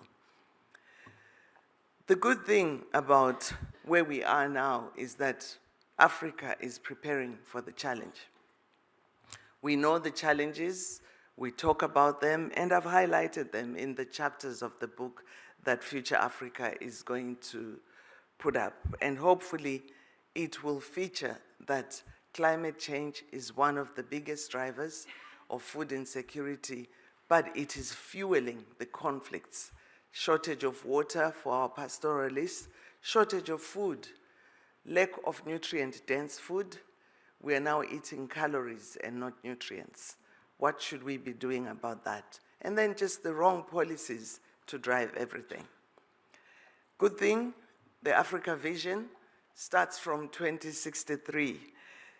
I always boast about my age. I will be 100 years by then, toothless, in 2063. But I'll be saying I was there when the agenda was defined. And one of the salient things in that agenda is silencing of the guns. We cannot silence the guns if people are hungry. We cannot silence the guns if we do not provide security. So what is Africa doing? We are happy to say that we now have a framework that has been updated from the 2004 Comprehensive African Agriculture Development Program, CAADP, which was a program that was put in place by heads of states, mainly to commit 10% of their budgets into developing agriculture, and research and development was the fourth pillar in that program. We are where we are now, but we saw it fit to revise and update that program, and we have a new one that's been endorsed by heads of states in Kampala in January this year. We also have the climate declaration for Africa. The Nairobi Declaration 2023 focuses on how Africa will tackle climate change. As I said, that's the biggest new thing in food insecurity. It's driving malnutrition, it's driving insecurity, it's driving migration and conflicts. Now, what is CGIAR doing? I'm happy to say we've been part of the journey to work with our African constituencies to make sure that these frameworks that have been developed are operationalized. Out of the 15 centers that CGIAR has, 4 are headquartered in Africa. This is the International Livestock Research Institute, headquartered in Ethiopia and Kenya. The IITA Institute, which is really the Africa-focused institute that's looking at technologies that come from all our 15 centers and how they can be adapted and promoted in Africa. We have Africa Rice in West Africa, and in Nairobi again, we have C4 So, just highlights of where we have made impact. I think we are no longer the white elephant, and I'm not saying it's the 3 years in CGIAR that I've spent that have changed that, but really it's the packaging, the narrative, and making sure it talks to the policy agenda. The biggest way we can scale and make a difference is where we influence policy, we align with policies, and develop technologies that are accompanied by private sector and public sector so that they reach those who need them the most. I won't read out, but everybody who's been in CGIAR or is in research knows about the Loretta rice. We got the World Food Prize for that. This is a breed that was developed to improve productivity of rice, which is the staple for West Africa and the majority of Africans. We're able to influence 8 million people were lifted out of poverty, and in 16 countries because of the 23% increase in yield from the new variety that was developed. At the International Livestock Research Institute, ILRI, we are working on improved pastures because part of the challenge is what do you feed those animals where we as Africans are not just keeping them for economic gain, they are social assets. But we've now amplified the fact that they are good for the environment, provided we are doing the right things. And thanks to programs like Qinisa, Gogo Qinisa, a program that's been born with the University of Pretoria, Future Africa, and the Faculty of NAS, where we are saying, we know the West is responsible for the highest emissions on greenhouse gases.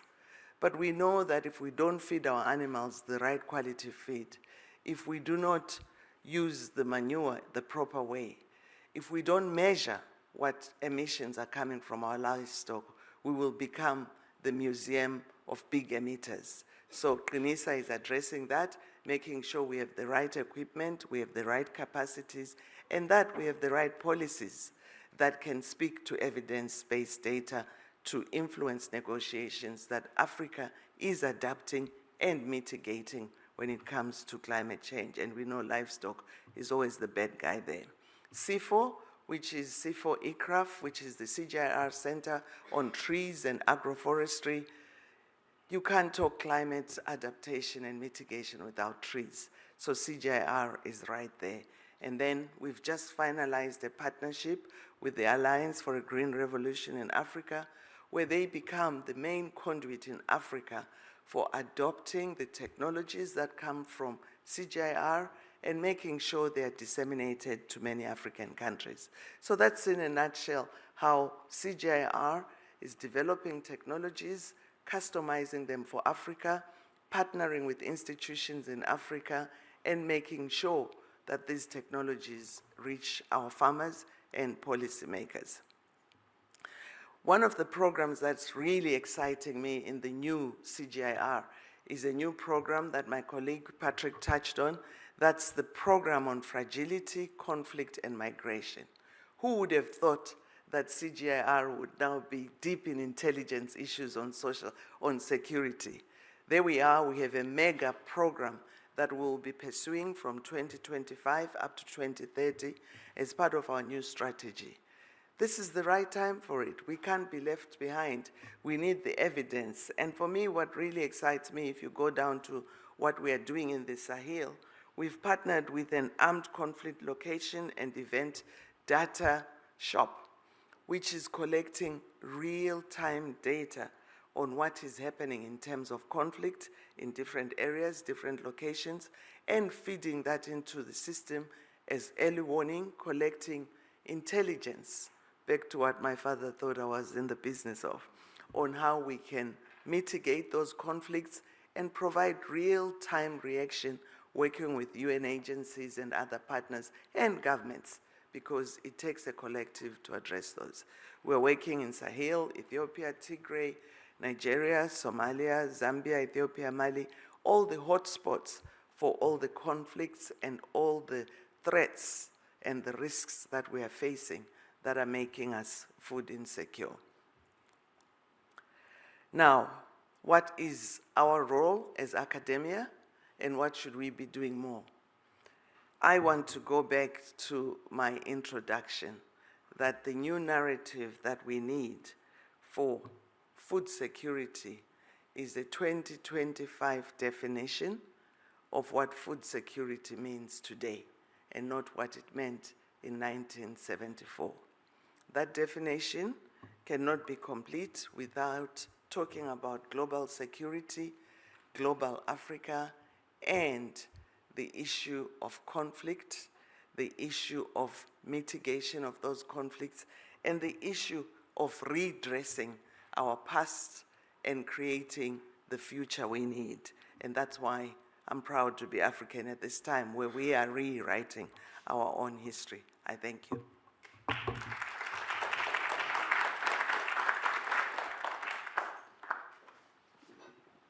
Okay, so Selorm, I hand the floor to you to make the first kind of remarks, and then we'll open it up to questions.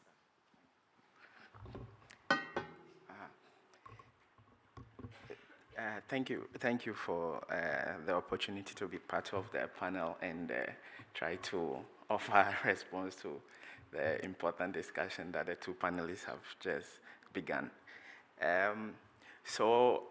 Our panelists have offered us insight into this critical issue of food security, and they have highlighted the implications it has on the various complexities related to security challenges in Africa and globally. And the first presenter showed us how food security itself is not an end, but it goes into this vicious cycle where conflicts lead to food security, and food security results in more security. That cycle follows through that cycle. And in moving forward from that, he offers us also ideas around what we should be looking at.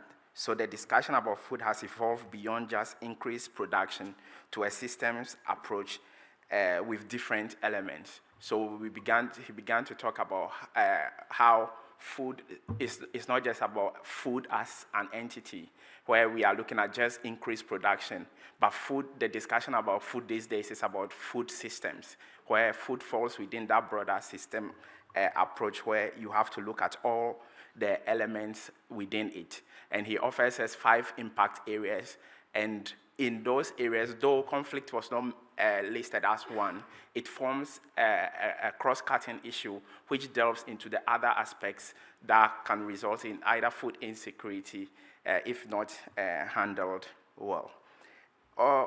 Also, our second presenter then draws us into the African context, and then also showed the activities that CGRI is doing, and also highlighted the point that food security should not just be about the old discussion where it was based on high prices, and that led to the definitions that were formed, but we have to look at the new situations on the ground.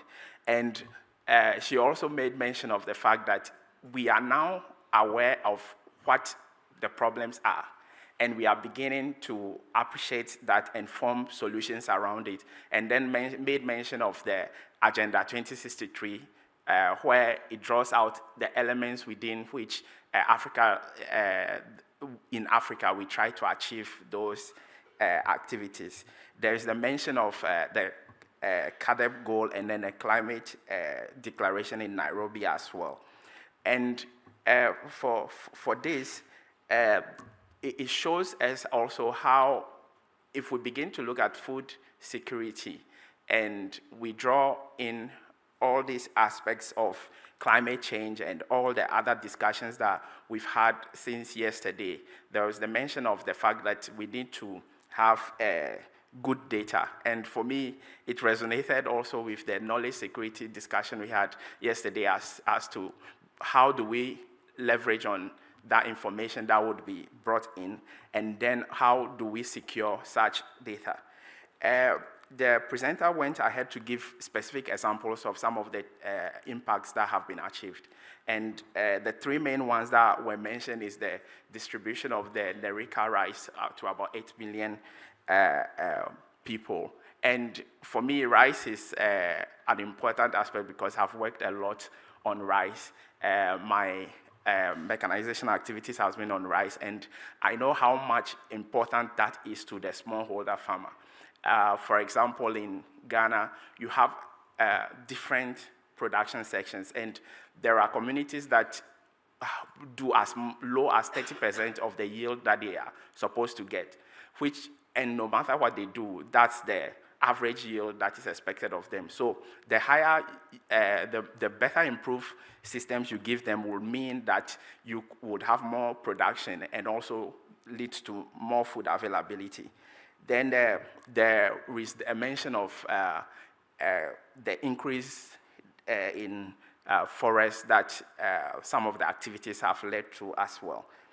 Now, in the concluding sessions, there's also the aspect of the fragility, conflict, and migration aspect, where CGRI is trying to bring that together and also look at food security from that perspective also.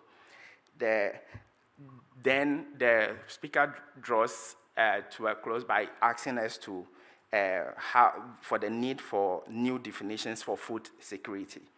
Now, from a youthful or a young researcher perspective, all this brings to fore what advantages do we seek to find, what kind of leverage points need to be created so as to ensure that space is created for the dialogue to move on, where everybody's view is brought on board, to have a collective activity around all this.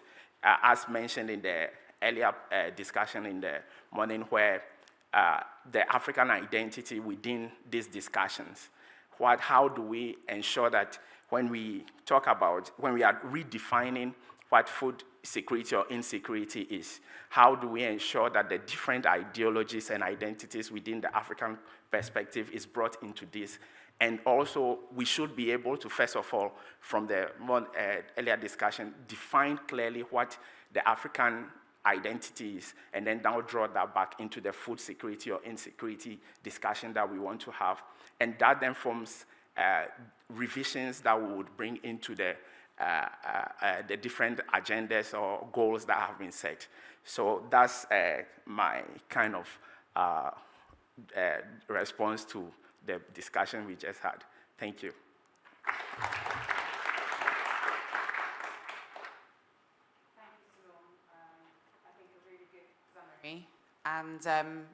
And also kind of useful to bring in your own perspectives and your own experience.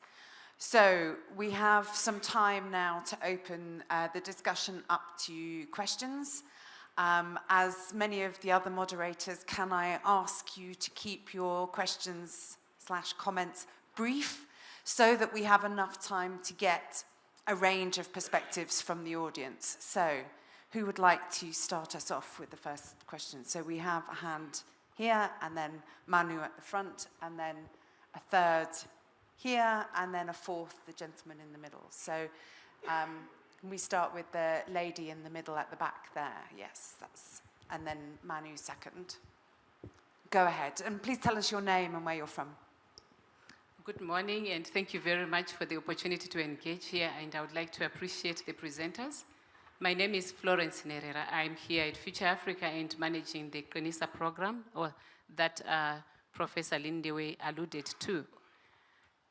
I've got a request to Professor Lindiwe with regard to definitions, that we are taking the new definition of food security in 2025 as part of the new dispensation.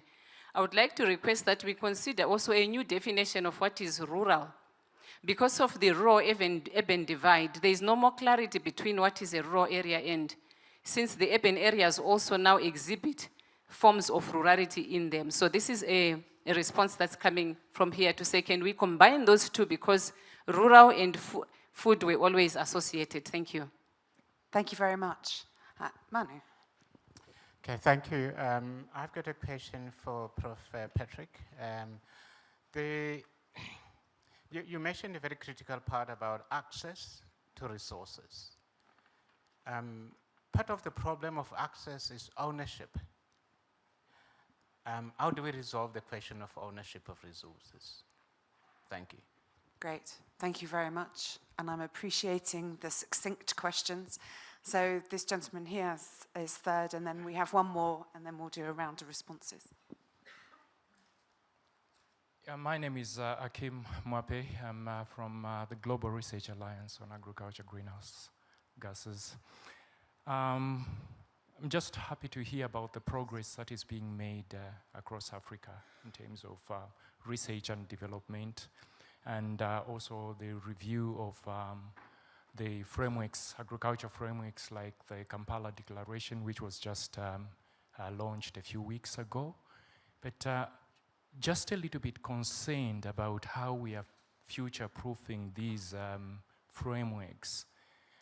Are there any specific steps which we should take to ensure that come, say, 2063, we do not just sit here to review document after document and nothing being done to address the hunger or food security situation? Thank you. And I think then we had a final question. This gentleman in the middle. Make yourself known. That's it. Lovely.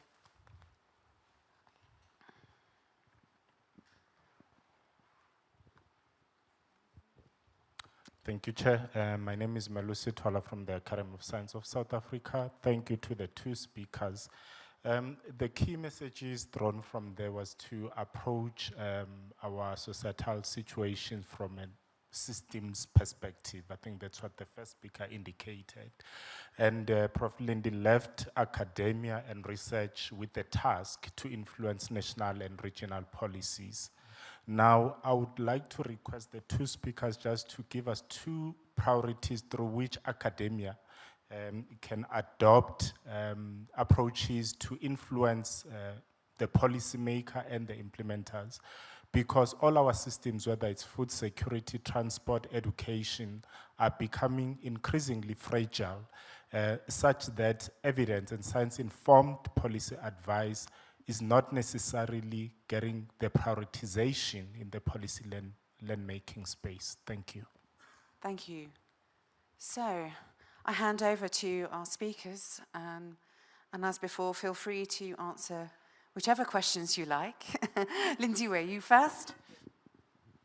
Thank you very much. I want to start from the last, then that way I can move upwards towards my left. So, how can academic institutions be part of the policy play, is your question. I think for a long time we go to school to do science, to do arts, and we forget the big picture of changing the status quo. And one is scaling up and scaling horizontally or vertically. And in my world, I believe when you influence policy, you have moved the needle, because that framing of policy creates the conducive environment for all actors to deliver what they're supposed to do. So the question is, as an academic, where is your space? I used to work with an outfit called Fanapan, which I really embraced and treasured a lot, because we generated the narrative for how academia can do that. There are three things. You need the message, which is the evidence. But that evidence, we always want to push through academic publications. Then we get promoted. But that evidence, if given to the right messenger, and a messenger is a person who knows how to communicate, but is also communicating from the heart, because that issue they are advocating for affects them the most. So would then take the evidence, equip messengers, who then are positioned for the right platform. So your role is to take that messenger with the evidence to a platform where they can interface with policymakers, where they can interface with media, where they can interface with popular platforms that amplify that voice. Can you imagine in the village, in the rural areas, the next question, where poverty used to be biggest, where most of our food came from, where you talk about the problem of markets. You do your research, you find the chief of that village, you give them the scientific evidence that you've generated, but package it in local lingua that your policymaker, who is an ordinary pedestrian, will be able to understand. And then you do a newspaper article with your journalists. We have seen change in policy that way. And always remember, policy has many players. Don't always look for your attribution and say, where is my name? Your victory should be the change in development. But as academics, we always say, but my name was not there or read in Parliament when they changed. It won't be read. Now, to the second one on rural-urban, we went to school during 80-20. I always joke about that, where 80% of people lived in rural areas and 20 in urban. That number has been blurring over my last 60 years. Some countries is as down as 40, 60, and close to 50-50, where people have emigrated out of rural into the cities, and they are producing food in the cities. So you're right, as we look at food production, food security, let's not always look at the poor farmer. Let's look at the producers of food and the consumers of food, and make sure we are talking, how do we become secure? How do we prevent conflict as we produce food? Thank you. Well, thank you. And to jump, I will begin with just like Lindiwe, with the last questions about the role of academia.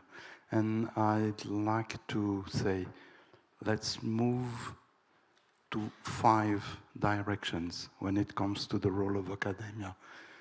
For the last decades, science has been looked at mainly to deliver technology and to deliver evidence to prescribe decision-making. We have to move away from that.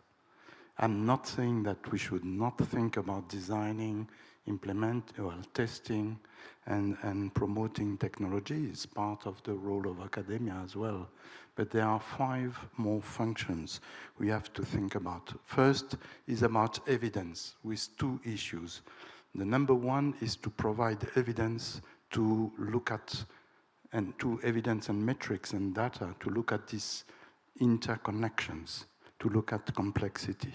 There are so many issues we don't know how to measure and assess, the ones we highlighted during our presentation, but it's also about the status of evidence and expertise, not prescription, but to enlighten what's taking place. The second one is to engage academia in new types of arrangements, institutional arrangements, which means looking at reviewing science policy interface. Usually we think about science policy interface as science deliver evidence and policy will apply, and we know that it doesn't work that way because science usually does not provide actionable knowledge, but academic knowledge, and because the policymakers have many other criteria to make action knowledgeable, and not just the knowledge. There are so many issues. So we have to invent new ways. I will not develop too much, but it's also about shaping risky, safe spaces where we can really engage and look at controversies without polemics, and look at the pain points and the difficult issues and obstacles to address. Well, together with the University of Pretoria, we engaged in what was called by the participant the Montpellier process to try to invent something new. The third functions is about foresight. It's about looking at the future. It's about thinking the unthinkable, what we cannot imagine, but science can also be part of its exercise. Not own this exercise, but being part.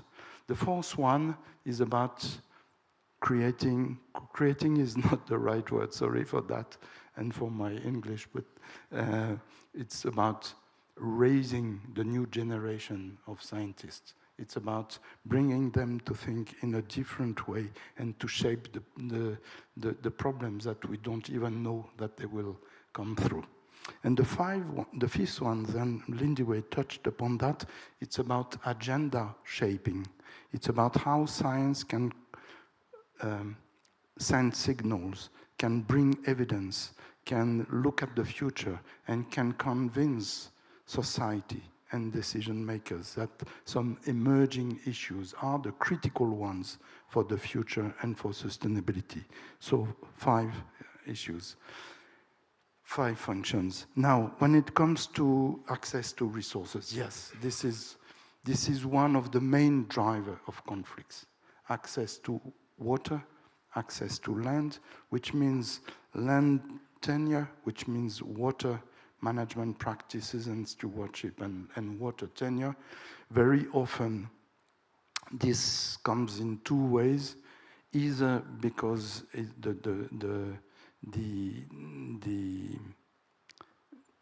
resource is disputed by different protagonists, either because this is a common good and the institutions, I refer to Elinor Ostrom, for example, the institutional issues that make them a common good are not strong enough to ensure that the tenure is respected, the rules are clear and accepted and owned by the society. So this is really at the heart of most of the conflicts, and if you look at those, this is not the only driver, but if you look at this, this is important. And if I refer to the previous panel, there has been a tendency in the 20th century to think that the Occidental or global north types of rules of ownership should be the only one. And then we discovered that there is a pluralism, a plurality of regime of tenure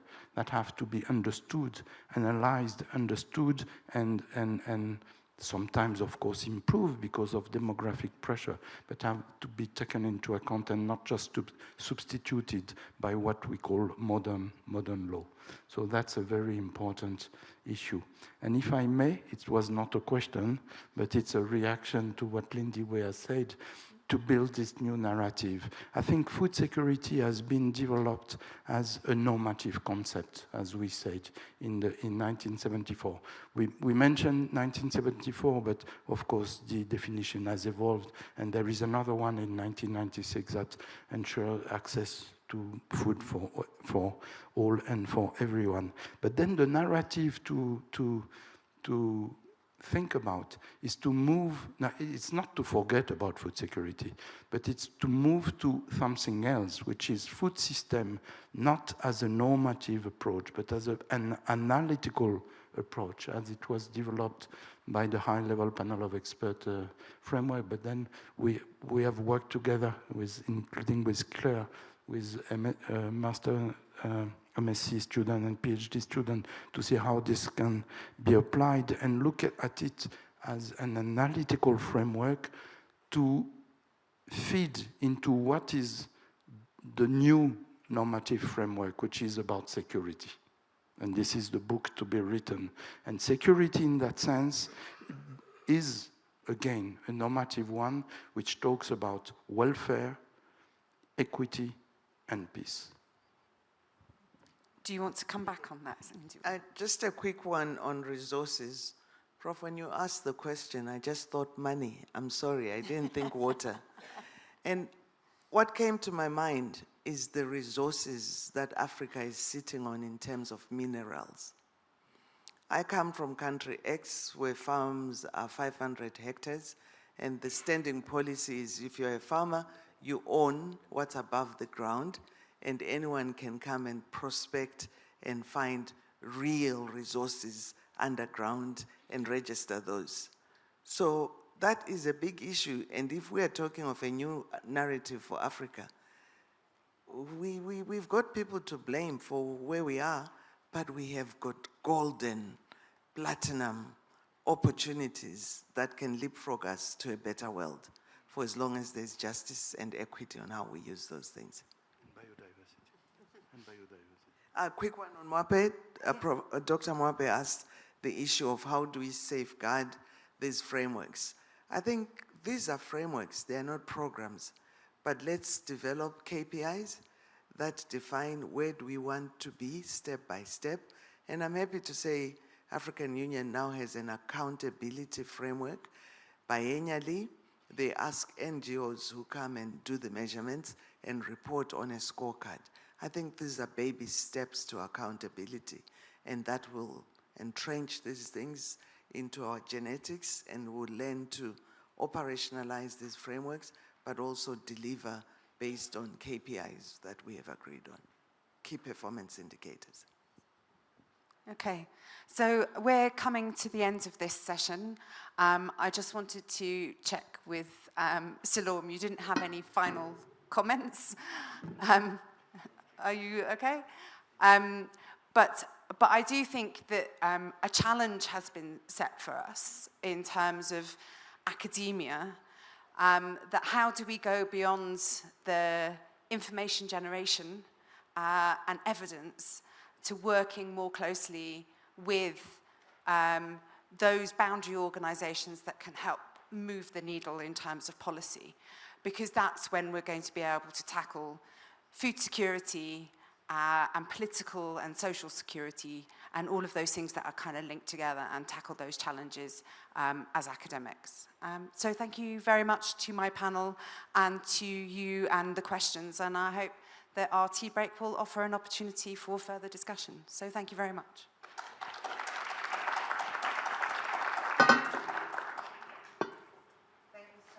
For another intriguing conversation, Prof Quinn, Prof Caron, Prof Lindiwe, as well as Dr. Dorvlo.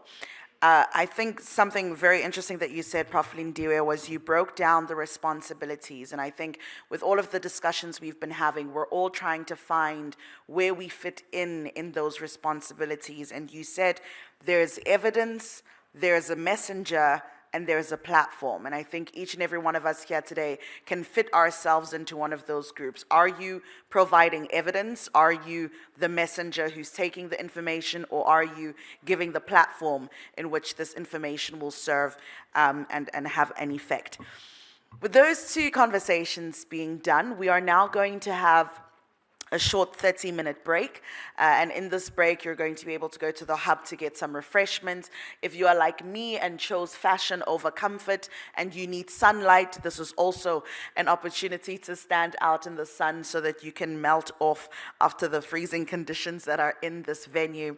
But also please listen out to the gong. There's a big loud gong that we play when it's time to come back, and this brings us to the end of what's at stake. So we've just finished our discussions of what's at stake, and as soon as we come back, we start to discuss what will it take. And so you can't leave without knowing what will it take. You've got to stay to find out what the solutions are to all of these problems we've been talking about in the past 2 days. So with that being said, see you all at 11:30 back in this venue. Thank you. Welcome back, everyone, from those refreshments. I hope that you feel warm and you are ready for the next very exciting conversation, very high-level conversation that's going to take on. As I said, we are now moving on to the step of what will it take. And so this session, we turn to the foundations that we need to sustain what shapes global security. And this session is asking the bold question, what will it truly take to build a security framework that reflects the realities of our time right now? Our moderator will be Dr. Haida Hackman, Chair in Science Futures at the Center of Research and Evaluations, Science and Technology, University of Stellenbosch, South Africa. Our speakers, we have Prof. Loretta Feris, Vice Principal Academic at the University of Pretoria, Dr. Phil Mjwara, former Director General for the Department of Science and Innovation, South Africa, and Ambassador Designate of South Africa at UNESCO, Prof. Stephen Friedman, who is a research professor at the Faculty of Humanities, Politics Department, University of Johannesburg, and last but certainly not least, Prof. Baniyelme David Zoogah, Associate Professor of Thokozile School of Business, McMaster University of Canada. Can we give them all a round of applause? Thank you very much, Alma. Great program directing. So thank you from all of us. Colleagues, it's a pleasure to welcome you to this almost final session, or following Lindiwe's comments in the last session, second to last chapter of the book that's going to be produced. And a special welcome to the distinguished panelists. You've been introduced, and with your permission, I'm not going to go through those introductions again. We are going to try and finish by 1 o'clock, as per the program. So, colleagues, Alma has briefly said what the session is about, and let me try and just wrap up what the thinking was of the program committee. So we thought, on the one hand, we need to look at, can we make the case for the need for a more comprehensive, expanded, integrated, and I would say synergistic understanding of global security. And I think with the wonderful speakers we've had, with the various security domains that we've tackled, that case has been made for the need for that. And so what is left now is to say, well, yeah, what would enable the adoption and the pursuit of such a new understanding, a new global security order? What would it take? What are the foundational enablers? And many of those have emerged through yesterday's sessions and this morning's sessions. But our panelists here are each going to take 15 minutes to do deep dives into some of those. So Loretta will speak on respect for the protection of human rights. Phil on international cooperation and diplomacy, with a nice strong emphasis also on the role of science, I believe. Stephen on democracy, and Baniyelme on cultural understanding and dialogue. So without further ado, Loretta, over to you.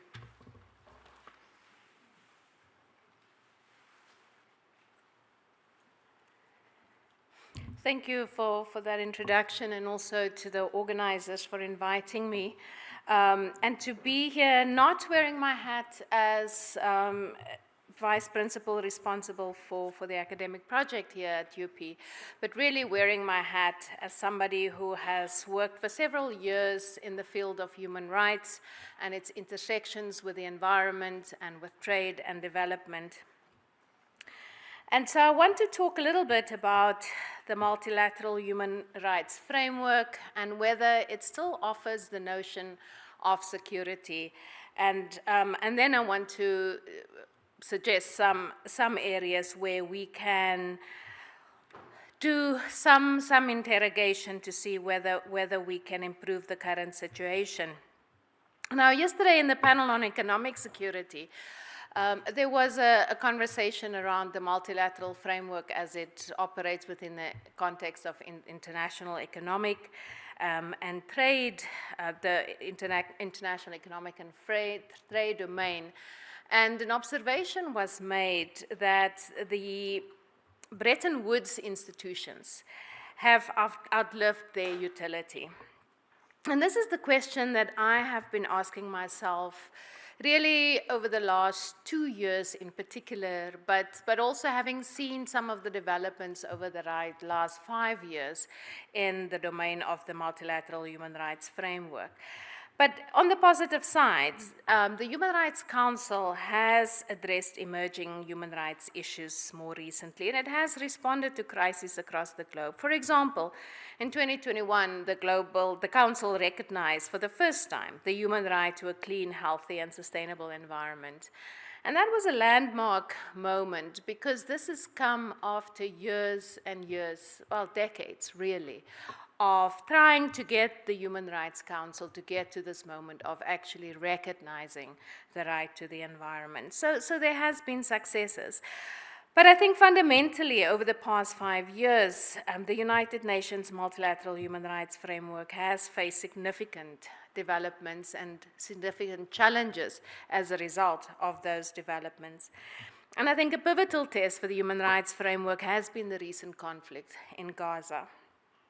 Now, we must remember that the modern international human rights framework emerged in response to the devastation of the Second World War. So it was quite a significant milestone, given the crisis that the world and humanity has just been through, that we adopted the Universal Declaration of Human Rights. And in essence, this was humanity saying, never again. It was saying that maybe if we draft a set of normative values and we legislate them into law, international law in this case, or even international policy or guidelines, because of course the convention itself is not a treaty. But in essence, it was saying maybe then, if we all come together and we agree on this set of normative values and principles, then we will never again be in a situation where we decimate cities, we wipe out innocent citizens, including women and children. Well, as we now know, that has not worked out so well for us. And so over the last several decades, we have seen that there was, since the Universal Declaration, this attempt to have multiple treaties that would kind of safeguard this notion of if we have these principles and values in place, we will not go back to where we have been. But at the same time, over the last few decades, we have seen that the challenge for the multilateral system has been one of credibility. Because, first of all, human rights norms are not, in fact, universal norms. As much as we want to tell ourselves that we all fundamentally adhere to these principles and we all agree on them, the reality is that we don't all agree on them. And so, as I think Phil would attest, many of these agreements are actually the result of hard negotiations, protracted negotiations, and often a sort of watering down of language in order to reach some sort of agreement that would get states to sign. But we often also know that some states will drive a very hard bargain during the negotiations and end up not becoming a signatory at all. And I think the US is a repeat offender in this regard, but there are other states as well. Of course, this is very different to a state level, right? Because at the state level, a human rights framework is typically adopted in a constitution through democratic processes, and it's enforced by a court of law. So as a rule, it doesn't have this challenge of enforcement and thus of credibility. But of course, one has to recognize that the extent to which at a state level there is adherence to the constitution depends on the strength of its own governance processes. So it's not necessarily always a given. But let me return to the global framework. I want to highlight really 3 areas where there is a challenge. The first one is that of credibility that I've already alluded to. Because what we are seeing is that the geopolitical dynamics within, for example, the Human Rights Council often result in selective attention. And so that creates a kind of a friction, and it creates an inevitable, sometimes a situation where countries withdraw. So if one take, for example, the focus on Israel, as we've known, and this has been a long-standing issue within the Human Rights Council. And it's in fact a permanent agenda item. The human rights situation in Palestine and other occupied territories is an item on the permanent agenda. And so that means that at every session, there is a discussion of Israel's record. As a result, for example, in 2018, the US decided to withdraw from the Council because of what it calls an anti-Israel bias. It did, however, rejoin in 2022. There's also been a critique that some powerful states would shield their allies from scrutiny, leading to other blind spots. So, for instance, until 2022, the Council has hesitated to confront China over credible reports of gross abuses in Xinjiang. So that's the credibility problem. But there's also a more practical problem that has emerged, especially since COVID, and that is a persistent funding and resource crisis, especially after COVID, where some of the members have not been able to pay their dues. But as it is, it's only about 4% of the total UN budget that is actually dedicated to human rights. And that means that the effectiveness of the human rights framework has actually never been what it should be, but it has been reduced since the pandemic. But then the funding crisis in the UN is not only related to overall budget issues, but are also political in nature. Some of the powerful member states have actively sought to either withhold or reduce the resources for human rights mechanisms that they oppose. So there's always this tension between politics and the actual human rights framework. And so as a result, the issue of neutrality, of impartiality, has, to my mind, become the biggest challenge for the UN framework. And this is particularly playing out right now. And I think the ongoing conflict in Gaza has emerged as a significant challenge for the multilateral system. And this is because these kind of historic failures to adhere to neutrality, to adhere to impartiality, to stay away from this kind of political interference has actually led to a situation where, in the aftermath of the events of 23 October and the subsequent invasion of Gaza, the UN has not really been able to drive a very strong human rights agenda to address the issues that's playing out. The UN Security Council, for example, faced challenges in taking action due to the vetoes from permanent members. In October 2023, multiple draft resolutions called for a humanitarian pause or a ceasefire, but the majority of them did not pass. Notably, the US vetoed one resolution because it did not explicitly mention Israel's right to self-defense, whilst Russia and China vetoed some of the other resolutions for different wording issues. There was a resolution that was adopted by the General Assembly, not the Security Council, but the General Assembly, demanding immediate and sustained humanitarian truce in Gaza, essentially calling for a ceasefire. Now, this has passed. It has passed with 121 votes in favor, 14 against, and 44 abstentions. But of course, these are not binding. So I think this conflict has become a mirror reflecting the strengths and the weaknesses of the multilateral UN system. So what we need, I think, is a return to impartiality. When we examine the domestic legal system, we find that it functions effectively due to the perceived objectivity of the courts. The objectivity is reinforced by the judiciary's ability to apply established legal principles to specific facts. Essentially, court proceedings are aimed to establish the facts of the case, right? So that's what a case is all about. You establish the facts. So in scientific terms, we need the data, we need the evidence. And that enables us to determine the facts and then apply the legal principles to those facts. And I think that's why legal systems at a national system works. It's not quite the same at an international system. However, I do think that UN's legitimacy can be bolstered when it applies the same standards to all parties. The credibility that matters is credibility with respect to fact and to law, not political favor. For instance, I think this practice that the OHCHR has had in respect to Gaza, where it meticulously verifies casualty figures and refute false narrative, has been one that has worked in its favor because it has been seen as objective. So I think there is the capacity to do so, but I also think that the multilateral system requires better funding because it would require the funding to ensure that it is able to conduct its work.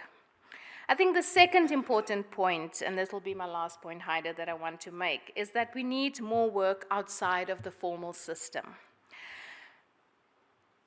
Civil society, for example, has been instrumental in driving the evolution of the international human rights system and of international human rights norms. NGOs, advocacy networks have often campaigned for new human rights standards, such as the one on the environment, for example, and has contributed language and expertise during negotiations. For example, when I come back to the human right to a clean environment, a broad coalition of civil society and indigenous activists was credited for pushing the particular narrative, for pushing the particular agenda item, and for finally getting the Human Rights Council and the General Assembly to recognize the right. I think civil society also plays a pivotal role in holding governments accountable, playing a monitoring role. But that is only if governments themselves, the state themselves, respect civil society and allows them the space to participate, allows them the space to accompany government to these multilateral framework meetings, and allows them to be advised and to be guided by civil society. And then, of course, academics, similarly so, we can provide the data mentioned earlier.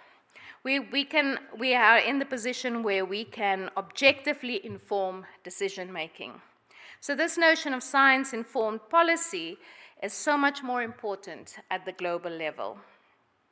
We are at the cutting edge of the development of new knowledge, and our impact, as we know, is amplified when we work across our disciplines and in partnership with civil society and communities. And this is exactly the kind of work that's being done here at Future Africa. And so I think our communication of this kind of work at a global level is crucial. And then a significant development in recent years is the growing recognition of indigenous knowledge as a valuable resource for addressing global challenges. And so I think the support for indigenous civil society to allow them to influence and to shape human rights is important, and that has to happen at the state level to allow them to participate at the global level. And then finally, young people play a powerful role, especially we've seen it now in climate justice. For instance, they've taken a lead position at the national level by bringing climate cases to court. And their motivation stems from a desire to protect the environment that they will inherit and live in. So we need more of these kinds of voices, diverse voices that will bring a different conversation to the multilateral human rights system.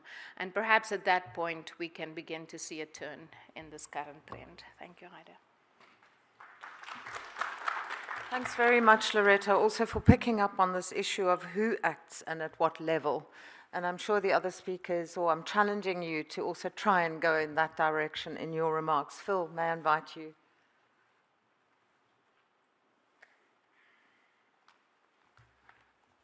Thanks very much, Heidi. And I want to start by thanking the University, Future Africa, for bringing me all the way from Europe to come back to South Africa.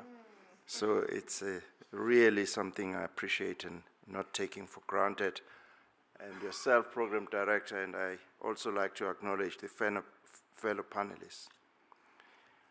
So I think the topic of global security, and it's linked to the other securities that we've been talking about, is a topic that we've been asked to talk about. But I just want to start by giving a little bit of context, if you don't mind, Heidi.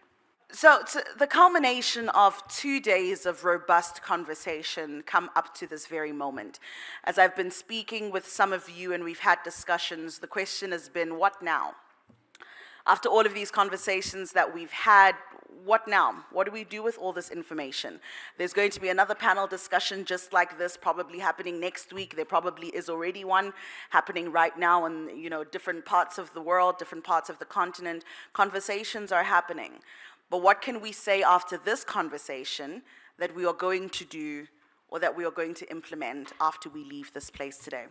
And so today's discussion is going to be one that deals with, it seems like a small panel, but we are small but mighty. And this panel is going to lead us into this closing session that we're titling, What About Africa? Which is what all of this has been about. And so the speakers that we have Prof Habib, our keynote speaker from yesterday, Vice Chancellor of the SOAS University of London, which is the School of Oriental and African Studies, and Dr. Thokozile Lewanika, founder of DML 45 Consulting and Executive Education Faculty at Henley Business School, South Africa. And the moderator is going to be myself. So if you can give us a round of applause, please. So how this conversation is going to work is I'm going to invite my speakers to just give an opening discussion or an opening key reflection that they've had over the past 2 days of conversations. And then we're going to have a conversation with different Q&As. We're also going to ask questions to some of the panelists who were here yesterday on those specific topics that we've discussed. And then this is an opportunity for robust communication from the audience. So this is your chance to really speak and be heard. So we also invite the online audience to send your questions through. I'll be notified, so I'll be able to listen to your questions. But without further ado, Dr. Thokozile, can I give you the stage first, please? Thank you. Thank you so much.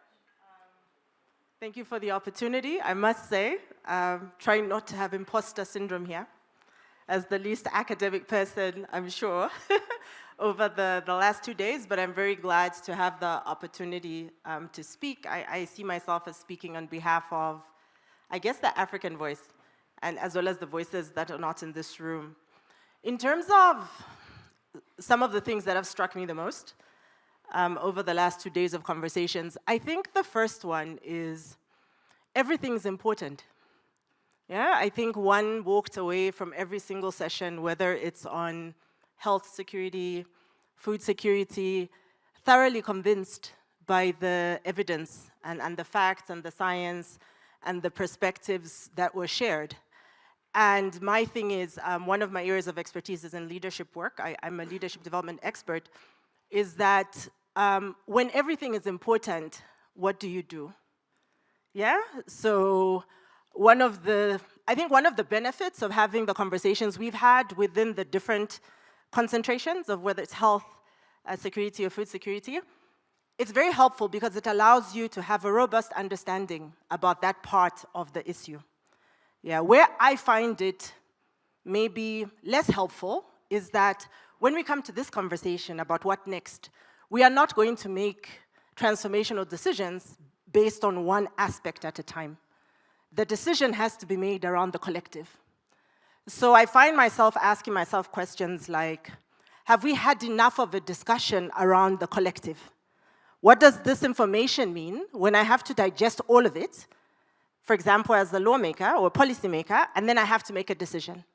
So if I only have, and we talked about the reality, as Professor Habib mentioned, of declining resources, right? Our resources are getting even more limited, which we could argue is a good or a bad thing, but in that reality of decreasing resources, if I have 100 Rand to invest in security, where should it go, right? I can't just do 20 Rand everywhere. That's not going to be transformational.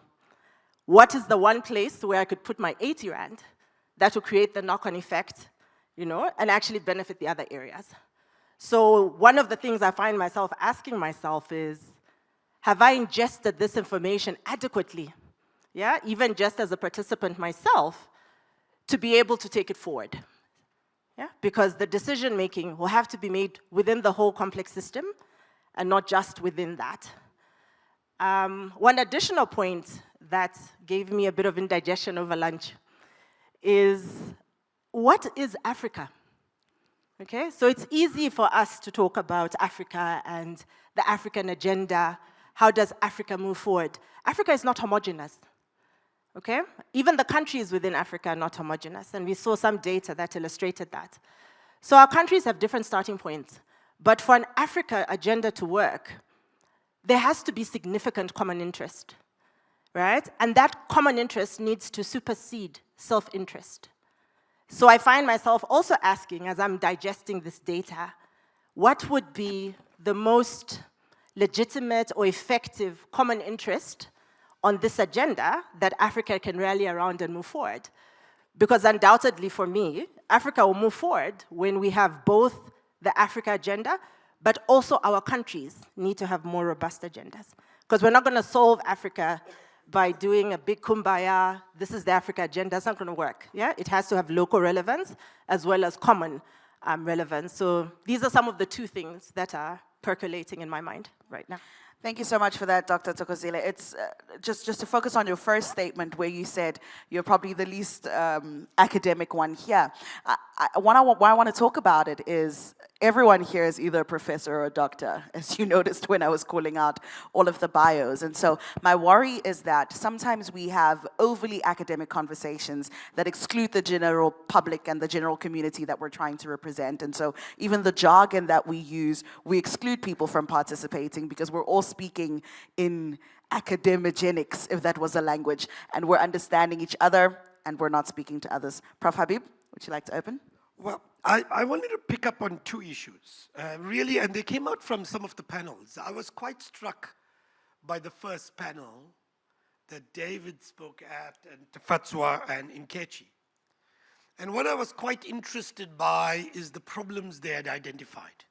David had said there's a immediate challenge that money is being taken away by the United States. And that's a gap that we've got to confront. There's huge amounts of resources, and that's not going to be made up. Tefatswa had this wonderful example, which I didn't know about, is how in a global crisis, the global satellites are brought to a specific context, and they give you live information, and that may be under threat. And so there were very specific, immediate problems. And then I listened to the conversations that flowed after that. And the conversations that flowed after that were in a broader generality, none of which I disagree with. I agree with much of them. So in the panel too, Rajiv made the point correctly that the Global South needs to develop the institutional architecture to reimagine. There was, Albert spoke about youth crisis and youth unemployment on the African continent and how we urgently need to address this. Again, I support this. But the question was, timeline is important. When are we going to do what? And it seemed to me what I wanted to put forward is a thought. I wonder, we're in a debate on the G20.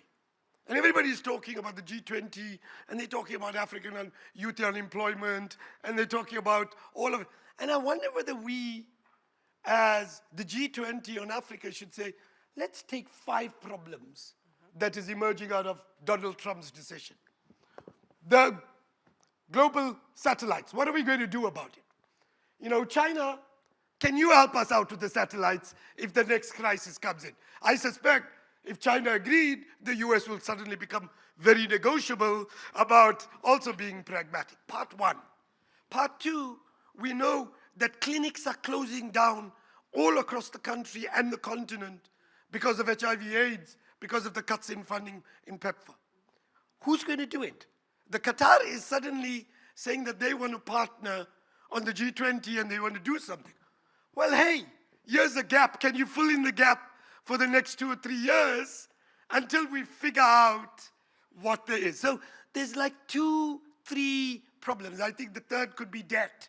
There might be other things. But I think that we need to get the timing right on which conversation. Because the way you change big things is to start by changing the immediate small things, and then it has a snowballing logic.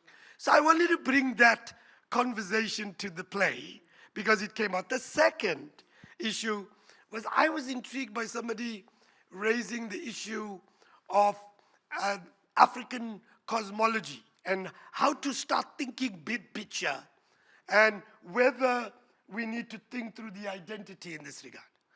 And broadly, I agree. I think that we don't sufficiently think through African cosmology and how we manage the public discourse and manage our societies. We do need to look at how we build knowledge, indigenous knowledge systems in healthcare and other things. But I think we need to not see this as mutually exclusive. So everybody uses the Chinese example and how they fantastically created a Chinese herbal medicinal tradition. But China simultaneously builds nuclear reactors. They're doing AI, and they've integrated their local cosmological experience with that of other traditions in an integrative pedagogical agenda. And I think that's the debate that should be here. If we see these experiences as mutually exclusive, we will never be able to transform. We want to imbibe the experiences of the world, bring to it an African cosmological experience, and reinterpret it and give it back to the world. So we integrate this into a universal experience. That's the China example. That's the experience of Singapore. It's not a mutually exclusive one. And I wanted to introduce that, it seems to me, into the conversation that really flowed from the morning panel. Thank you very, very much. Thank you so much for that, Prof. Habib. It reminds me of that statement that says, how do you eat an elephant one bite at a time? And I think that that's how we need to attack these problems. Dr. Thokozile, let me come to you. So we've spoken a lot about the global north and the global south, but we haven't spoken about Africa in itself. And so my question would be, given the geographical position of Africa, given the united front that we put across as an African continent, how can we secure a strategic autonomy whilst navigating global systems as this united African front? Yeah. That's a great and loaded question. I want to start by first piggybacking on something Professor Habib said around identity. Yeah? So while it's important that Africa does move forward in a united way, in a way that's representative of the interests, right? The most common interest that makes sense for most of our countries. I feel like we need to do some work first as Africa ourselves, okay? So for me, before we even start to position ourselves globally, I think we need to go through a process of dialogue or mindset mining where we first understand who are we right now in this moment and what do we have, yeah? While we talk about Singapore or the Chinese examples, one fundamental difference, for example, between African and the Chinese context is China has always maintained that it's great in its own mind, okay?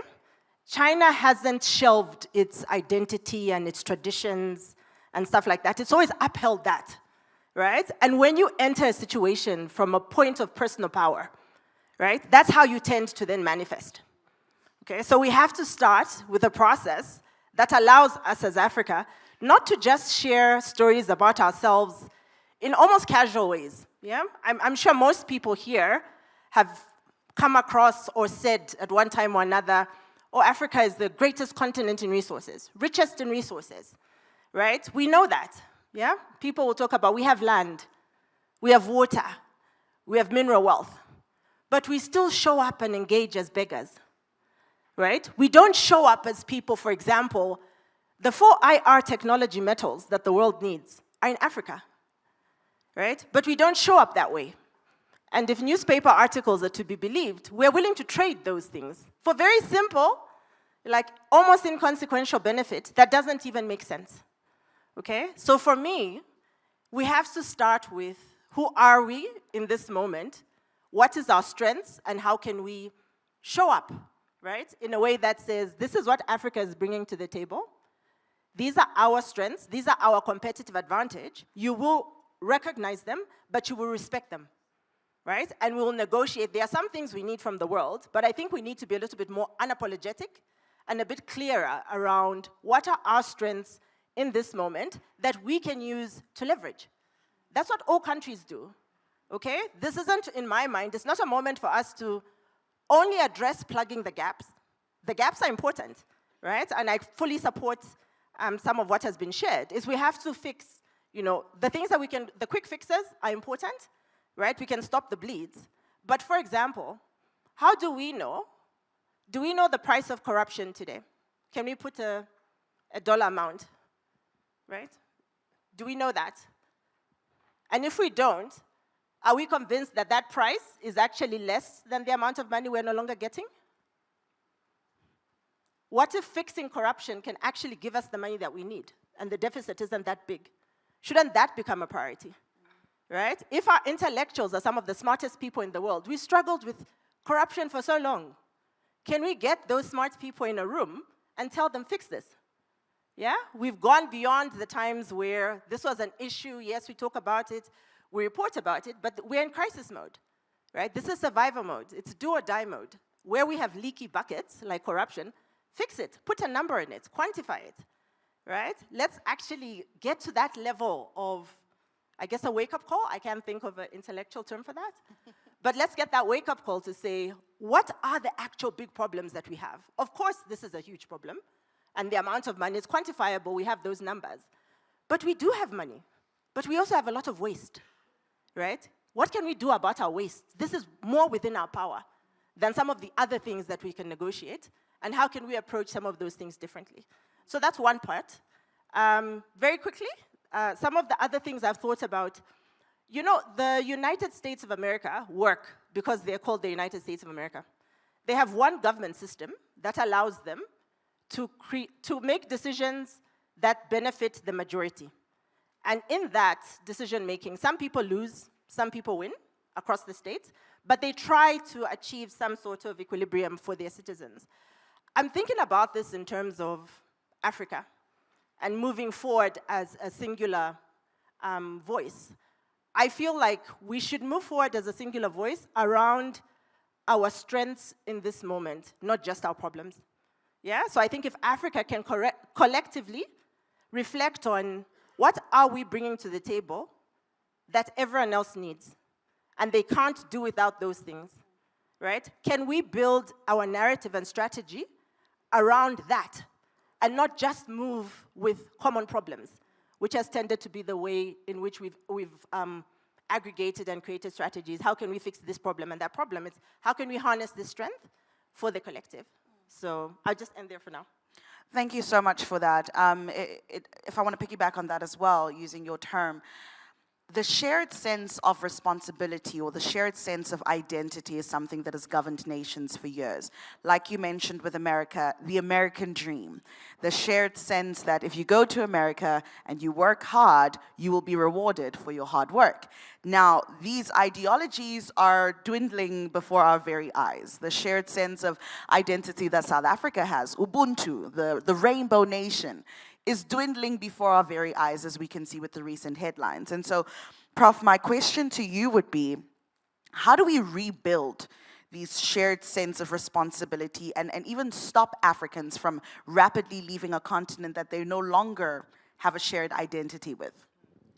So Thokozile has made a number of points which I broadly agree with. And there are, there is a quantitative number on corruption, by the way.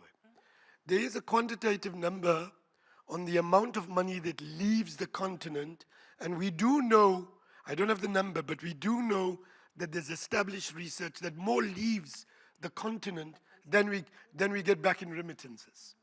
So actually, if you just closed that exit of money that goes to European and North American and Asian banks, you've got enough to cater for that. So the question is, how do you do that? I mean, there's things that we do have. Minerals. None of the AI revolution can happen without the minerals that are on the African continent. None of climate change challenges gets resolved without the absorptive capacity of carbon by the Congo Basin. And if the Congo Basin goes, the planet is toast.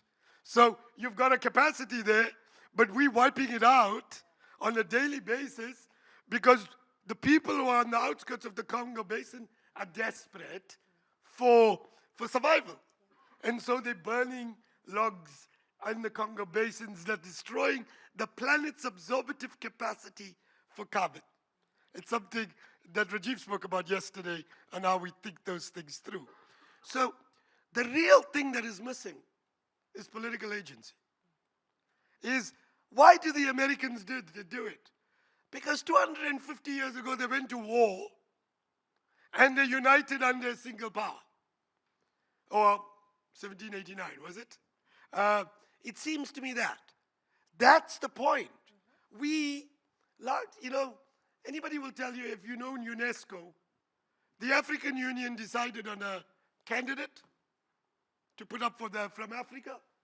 2 weeks later, Cameroon put up a candidate because they got a call from France.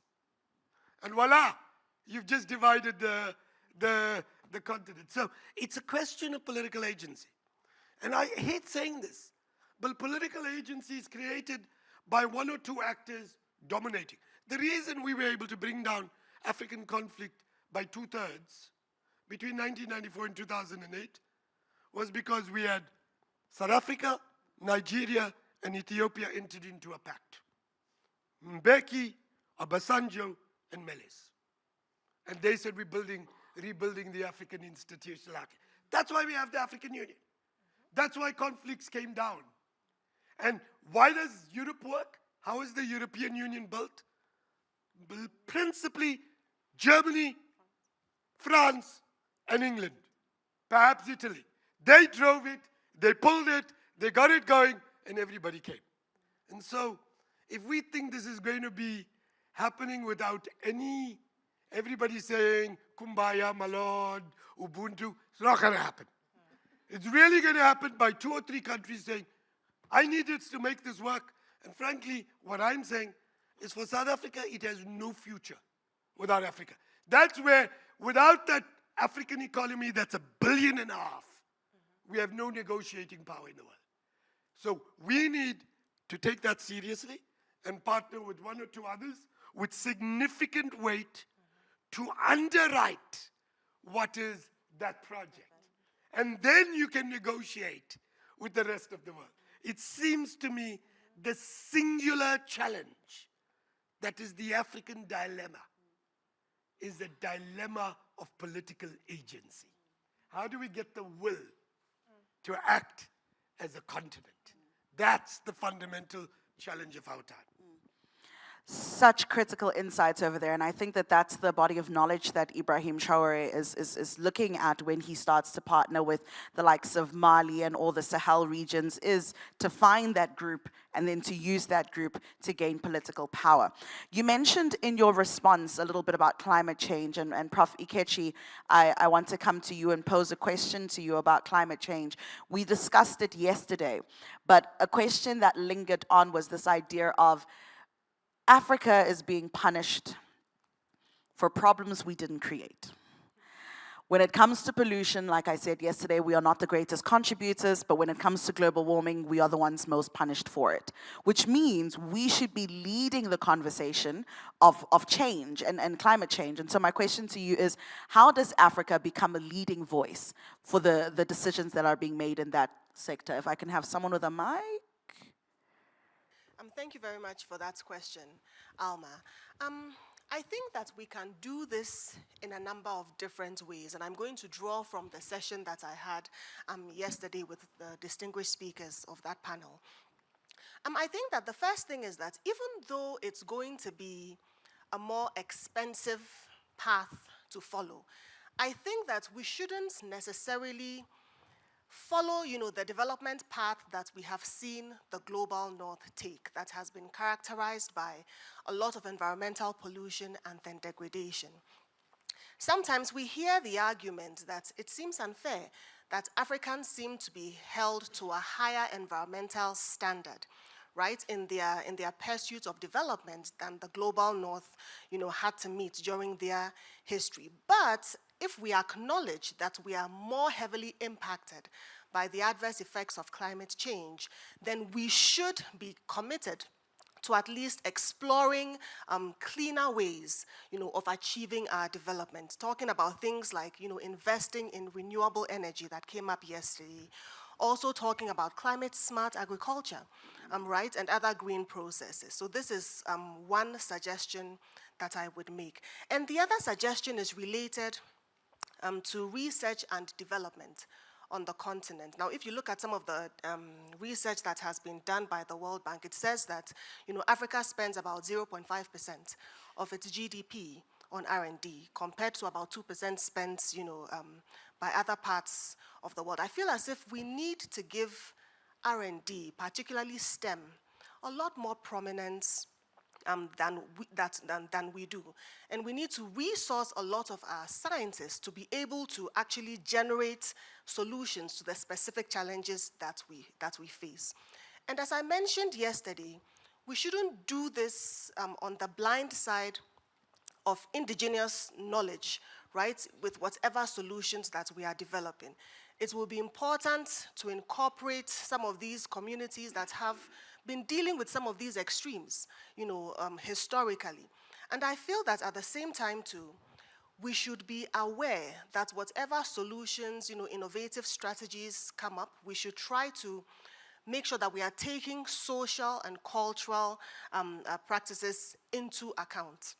I don't need to talk about, the case of the cook stoves that were introduced in East and West Africa. They did relatively well, but there were some cultural challenges, right, with the implementation of some of these otherwise innovative solutions. So that's something, the context that has to be taken into account in the development of these solutions. And you have the universities, I feel, as a partner when we are dealing with some of these sustainable solutions, if you will, that can also engage in evaluation to make sure that whatever solution is developed is actually scalable and cost-effective. I think that I'd like to also touch on the issue of climate finance, which I mentioned briefly yesterday as well. While we are trying to, of course, resource ourselves, dedicate more resources to R&D to address some of our challenges, I feel as if we also need, it is only fair to also try to push for some compensation, right, from the global north for some of these disproportionate effects that we are bearing. Currently, a lot of the inflows that we get tend to be debt-based. And you're already dealing with African countries that are having to grapple quite significantly, with dire debt situations, or positions. So I feel as if we have some platforms, like the Africa Climate Summit, where we can come together with a common voice to push for things like climate finance, technological transfer, capacity building. I think that this is something that is also worth considering. And then I think that a final point has to do with, the marginalization, the already marginalized positions of some of our population, talking about people like women, people with disabilities, the elderly. I feel that in whatever solutions we come up with, we are talking about the fact that, Africa as a continent is disproportionately affected by climate change. But even within the continent, it is not equal, right? You have these vulnerable populations I've talked about that need to be given a lot more attention. They need to be brought to the table when we are talking about, these decision-making processes that involve climate change. We need to make sure that whatever strategies are developed do not further marginalize their already marginalized positions. So these are some thoughts that I have. If we talk about we leading the way in trying to find some of these solutions, given our disproportionate, given our position that we are disproportionately affected by the effects of climate change. Thank you very much. Thank you so much for that, Prof Ikechi. I'm going to give my panel an opportunity to respond to that, but before you do, Prof Franz, I'm coming to you for a question. And we've discussed collaboration. We've discussed the importance of collaboration. But what we notice is African countries constantly looking to the global north and to the west for funding. How are we able to sit on these tables and have these conversations and respond to crisis without relying so heavily on external funding that we feel the need to go and ask and almost come across as beg for help? Thank you very much for the opportunity. I think there was a lot said yesterday over the past 1.5, 2 days about collaboration, cooperation, partnerships in and on Africa, intra-Africa, and also with the globe. Especially in the final session yesterday afternoon, which I regard as a real global panel, because we had 5 panelists or 6 a person also moderating from 6 different countries and different universities, from University of Tokyo to McMaster University of Canada and many in between. In all of those, I think there was a very strong emphasis on equitable and sustainable partnerships. I think even in his opening address, or the address on Monday morning, yesterday morning, Professor Habib emphasized, and many others also emphasized, Francis Peterson also emphasized, that we should take charge of our own responsibility and our own destiny, and not think that we are totally reliant on the global West or on America. That was also emphasized by David Lodge from Cornell University yesterday in his opening remarks. But having said that, we've got a lot of experience in the session yesterday afternoon where Claire Quinn shared lessons learned from the Food Systems Research Network for Africa, which was established under the partnership between ARUA and the Global Challenges Research Fund at UKRI over the past 4 or 5 years. And the lessons that we've learned out of that, and she highlighted the lessons, 5 lessons very clearly. And one of them is that we really need to focus to embed internationalization in the next generation of scholars on the African continent. We should not only wait for UKRI to give funding to us to do it, but it should be a partnership, and over and above ARUA, beg your pardon, or which other entities on the African continent, including the universities, should be co-responsible to invest, because it's in the future of our own academics and our own next generation of researchers. At the same time, to think of equitable and sustainable partnerships, it's important that there's a lot that we can learn from the global north, but similarly, it should be co-directional. But we realize that our research systems on the continent really need to be strengthened in many cases. There's a lot of evidence, studies that has been done, a big study that is funded by the Carnegie Corporation of New York, where Thokozile is one of the lead researchers currently, to really unpack case studies that Carnegie has invested in building capacity of the next generation, and to try and find out what is really the challenges and how do we do it together if we want to build and develop the next generation of academics. So in short, I think we should really say whatever we do should be Africa-based and owned. It should focus here. Our people must come first, our early career researchers must come first, but it should be globally enabled. Without the globe, we cannot do it.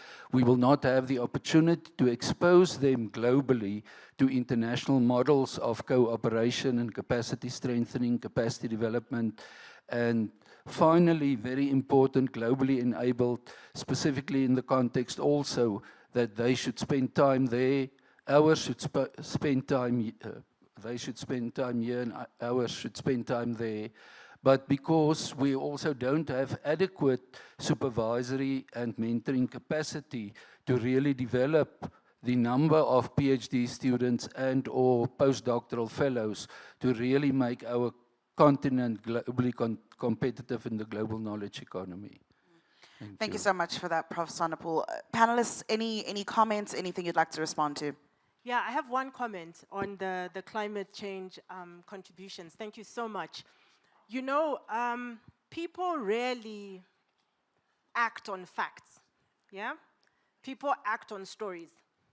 Yeah, I think we know this. This is something that is well recognized in Africa. The power of storytelling is that the story determines what people do with the information, yeah? Not so much the facts and how that's constructed. And as I listened to what you were sharing, and I thought about Professor Habib's earlier comments, it struck me that there's one story we tell, right? The one story is, Africa is not a huge polluter, and because Africa is not a huge polluter, however, it's disproportionately affected, right? This is the story of the victim, okay? So Africa is a victim of climate action of other nations, and that's unfortunate, okay? That's one story, but obviously there's a danger it becomes the only story, okay? Because there's another story in there. There's one story, which was hinted at here. Africa is the climate future of the continent, right? Because of the importance of the Congo Basin to the survival of the human species. How much airtime does that story get, right? And then there's a third story, which you started to get at as well, is what's the compensation to Africa? Yeah, for all the polluters and their disproportionate effects? Can we create a victor story for Africa around that? Right, so I just wanted to point out, in a conversation around equity, yeah, how are we sitting around the table with partners that we're calling our equitable partners and not having that conversation to say, can we have a conversation around what's the compensation model for Africa for what everyone else has done, and what are the ways in which Africa will be paid for that? And the ways it could be paid could speak directly to what you're saying, R&D investments, it could be debt forgiveness, whatever that is, but no one is going to take up that story for Africa except Africa, right? To the earlier point, is we need those 3 headmen or big brothers to get around the table and say, this is our story. This is going to be a core part of our climate story and how we're going to move forward. And when we go into these forums where we have the conversations, this is a story that we're going to pull through, and we're not going to leave that table until we walk away with what Africa also deserves. We're not going to show up just as victims. This is our victor story, because someone needs to pay for this, and it can't just be Africa. So just a comment. Yeah, really like that. Shift your perspective from victim to victor mentality. Prof, anything you want to add? So I want to come back to Nkechi's really 4 suggestions. And I entirely agree with all 4 of what you've just said. But if anything I've learned as a scholar, I completely identify with that. But as somebody who's run institutions for the last 15 years of my life, I've learned one thing. And that is, if you don't have money, it becomes really difficult. So the question is, firstly, how do you get the money? Because you're going to need that money. You said it's good. You're right. We have to have a climate-friendly industrialization agenda. It will be more expensive, but there's no other choice. Otherwise, we'll blow up humanity. Question is, how do we pay for it? You're right about caring for our young and our elderly. You're absolutely right. The North has to give us some money. They have to pay for some of this. But the Europeans are going to say, no deal. How are you going to make us pay? And the only way you get the Europeans or the North Americans, or frankly the Chinese, to put something on the table is if you have something that they don't have, that they need. That's the question. So what is it that that you have to have, you don't get if you don't start putting something on the agenda? And that's the fundamental question by what I mean leverage. The Indians, I'll tell you what they have. They got 1.5 billion people. Germany wants to sell stuff in India. They say, you're not getting access until you give us that. That's what their leverage is. The Chinese do the same. What is Africa's agenda? And at 1.5 billion people, that market's nothing. But if you could take an argument that said, you don't get a single piece of mineral, global, a continental white back, unless this is on the table. Or you want to talk about migration. You are really angry about migration. How do you do that? What's the leverage is the question we have to ask. The second thing that I wanted to put, that was really put on the table, was how do we mobilize resources? And I want to say, you can't only get resources from global. I think that you also have to start thinking what's your domestic mobilization of resources. And I want to say, it seems to me that there's three single suggestions here that you could think about. So, a global tax on minerals, continental-wide. No mineral leaves out of here through a tax on it that goes into a big pool that is invested for development. You could do the same thing on a tax on any air travel on the African continent. It's a very simple thing. A global pact, because you can't do an African pact here, because all of the African leaders are stealing the money and sending it out. So you need a global pact that says any money that leaves Africa through malevolent resources, the global pact is whether it lands in Switzerland, or whether it lands in China, or whether it lands in the Cayman Islands, it's confiscated into a global fund for African development. A global pact that on any export of professionals from Africa. So if Britain takes doctors from South Africa, they have to reimburse per star for the entire. You do those things, and suddenly you change the game plan. Because not only do you develop a whole series of domestic mobilization, you suddenly also take away the incentive for people to export capital. Because none of those leaders can then put their money in Swedish banks because it gets confiscated. It seems to me that that's what I mean by the mechanisms on how you think that. And that's where I think there's 1,000 ideas. The real question is, how do we get powerful people to accede to us? And how do we mobilize domestic resources in singular ways that creates big money for the kinds of things you're talking about? Which comes back to the first point you made about leadership, Dr. Thokozile. I hope to see these ideas in my lifetime, Prof. I really do. We'll take one question and then we'll carry on with the conversation and then come back to the second. It's noted. Thank you.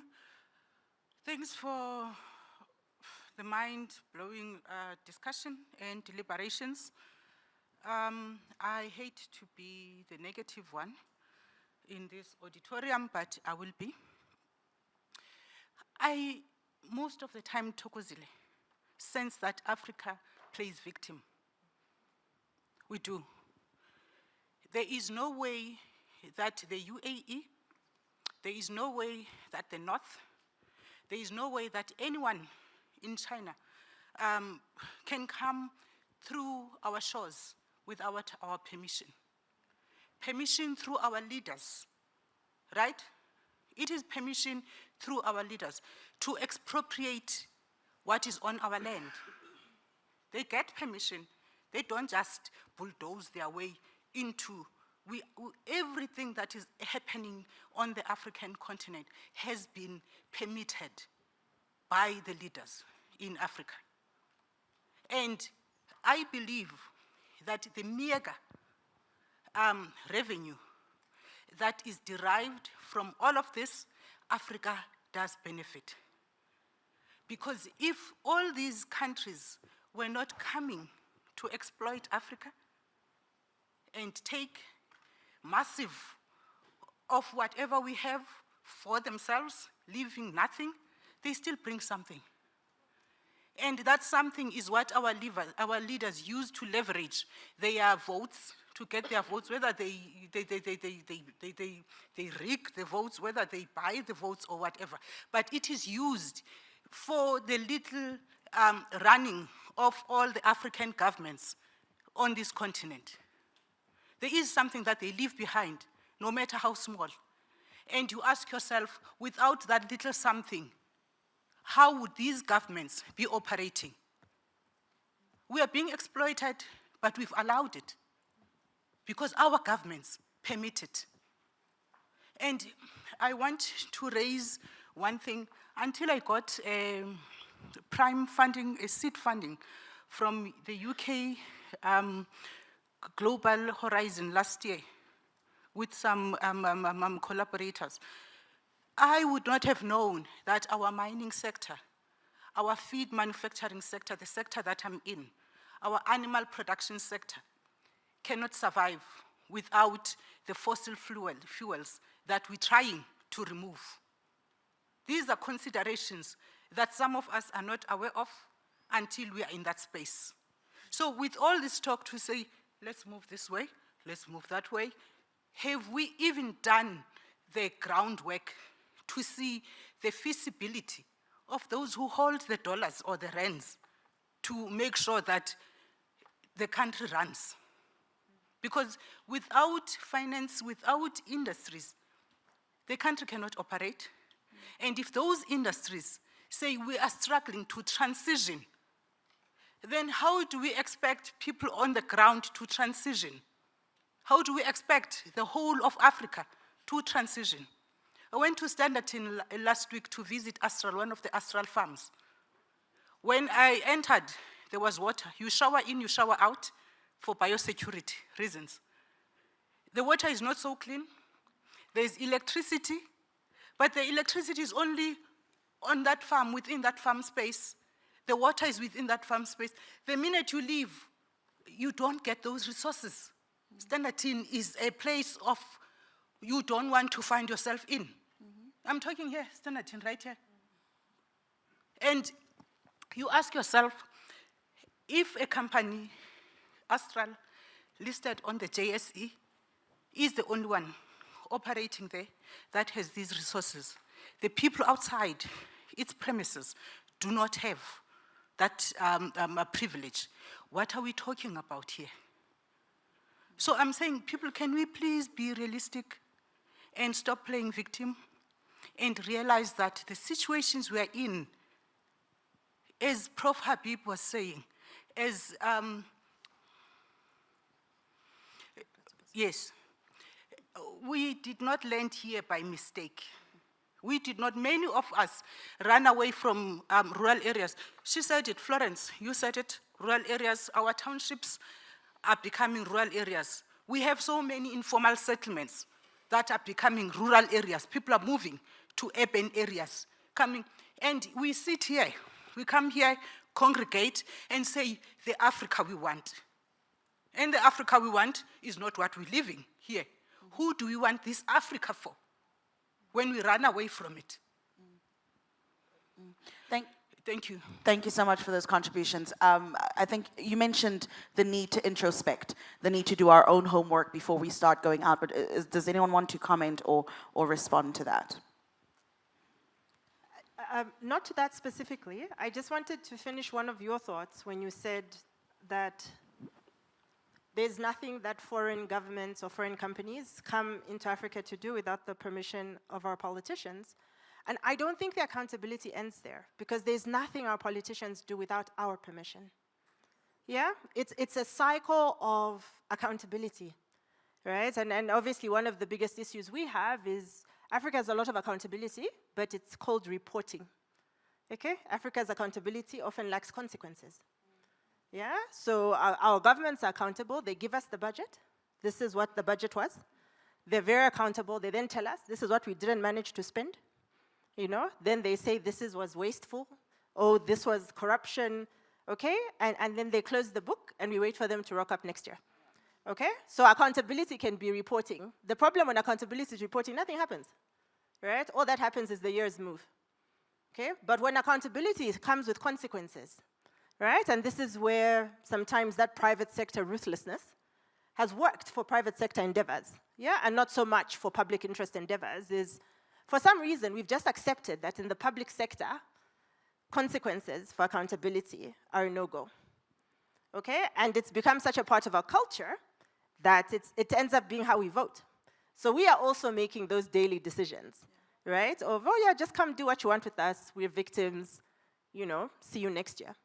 So I do think that there's an important part of your argument. It doesn't stop with government, yeah? It also stops with us, right? What are the consequences that we're willing or unwilling to apply to actually move the needle? So that was the only comment. Thank you for that comment. I think we'll get questions just now. I want to pivot the conversation a little bit and speak on insights from economic security. And this conversation, again, I'm going to come back to you, Dr. Thokozile. Yesterday, we just started discussing about how the African continent, we hear this often, the African continent is the youngest continent. We've got the strongest youth population. We've got the greatest potential. And interestingly enough, like I was telling you yesterday, when you worked with APSA, I think you still do, I was one of the APSA undergraduate scholarship scholars, so I'm a direct result of your scholarship, and I think you even gave me my scholarship, so I'm a direct result of what it means to invest in youth. But so often, organizations and governments wait till June 16th. Then come the posters, then come the youth discussion, youth dialogue, youth indaba. And as soon as June trickles away, the conversations end. There's a lot of conversations about youth. There are a lot of youth involved in conversations, but it stops there. How do we move it from that point? How do we move it forward to practical improvements with the youth being involved in decision-making, with the youth being involved in job creation, with the youth being involved in the economy? Gosh, you'd need at least a week to unpack that one question. I think I would like to point out one thing that I've learned, yeah? So I have been in that world of development and youth programs and interventions in South Africa as well as across the continent. I think one of my biggest learnings, and it actually came through an organization I had the privilege to work with recently, the MasterCard Foundation, because they do a lot of youth employment-related interventions across the continent.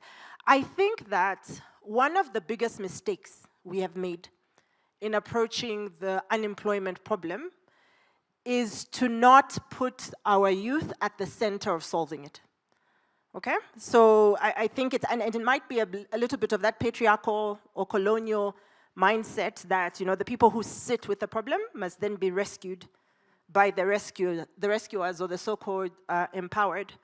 And one of the most effective models I've come across through the MasterCard Foundation's work is where when youth are engaged around in a particular context, right? Because we exist within a context, and the way employment works most sustainably is when you're able to harness what the context has, yeah? The opportunities of the context, and harness that is, frankly, it's something I wish universities would do more of.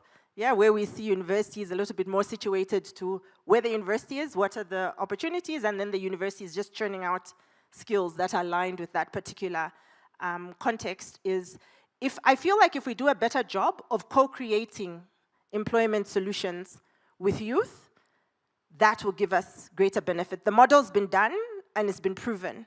Yeah, where I think we are falling short is where we come with big ideas, where it's this high level, skills, digital skills, let's do an accelerator, 5,000 youth with digital skills, and then they're trained, and then there are no jobs, yeah? Because you didn't take that sort of ecosystem view. So I think one of the things for me is we need to co-create more with the youth within their context.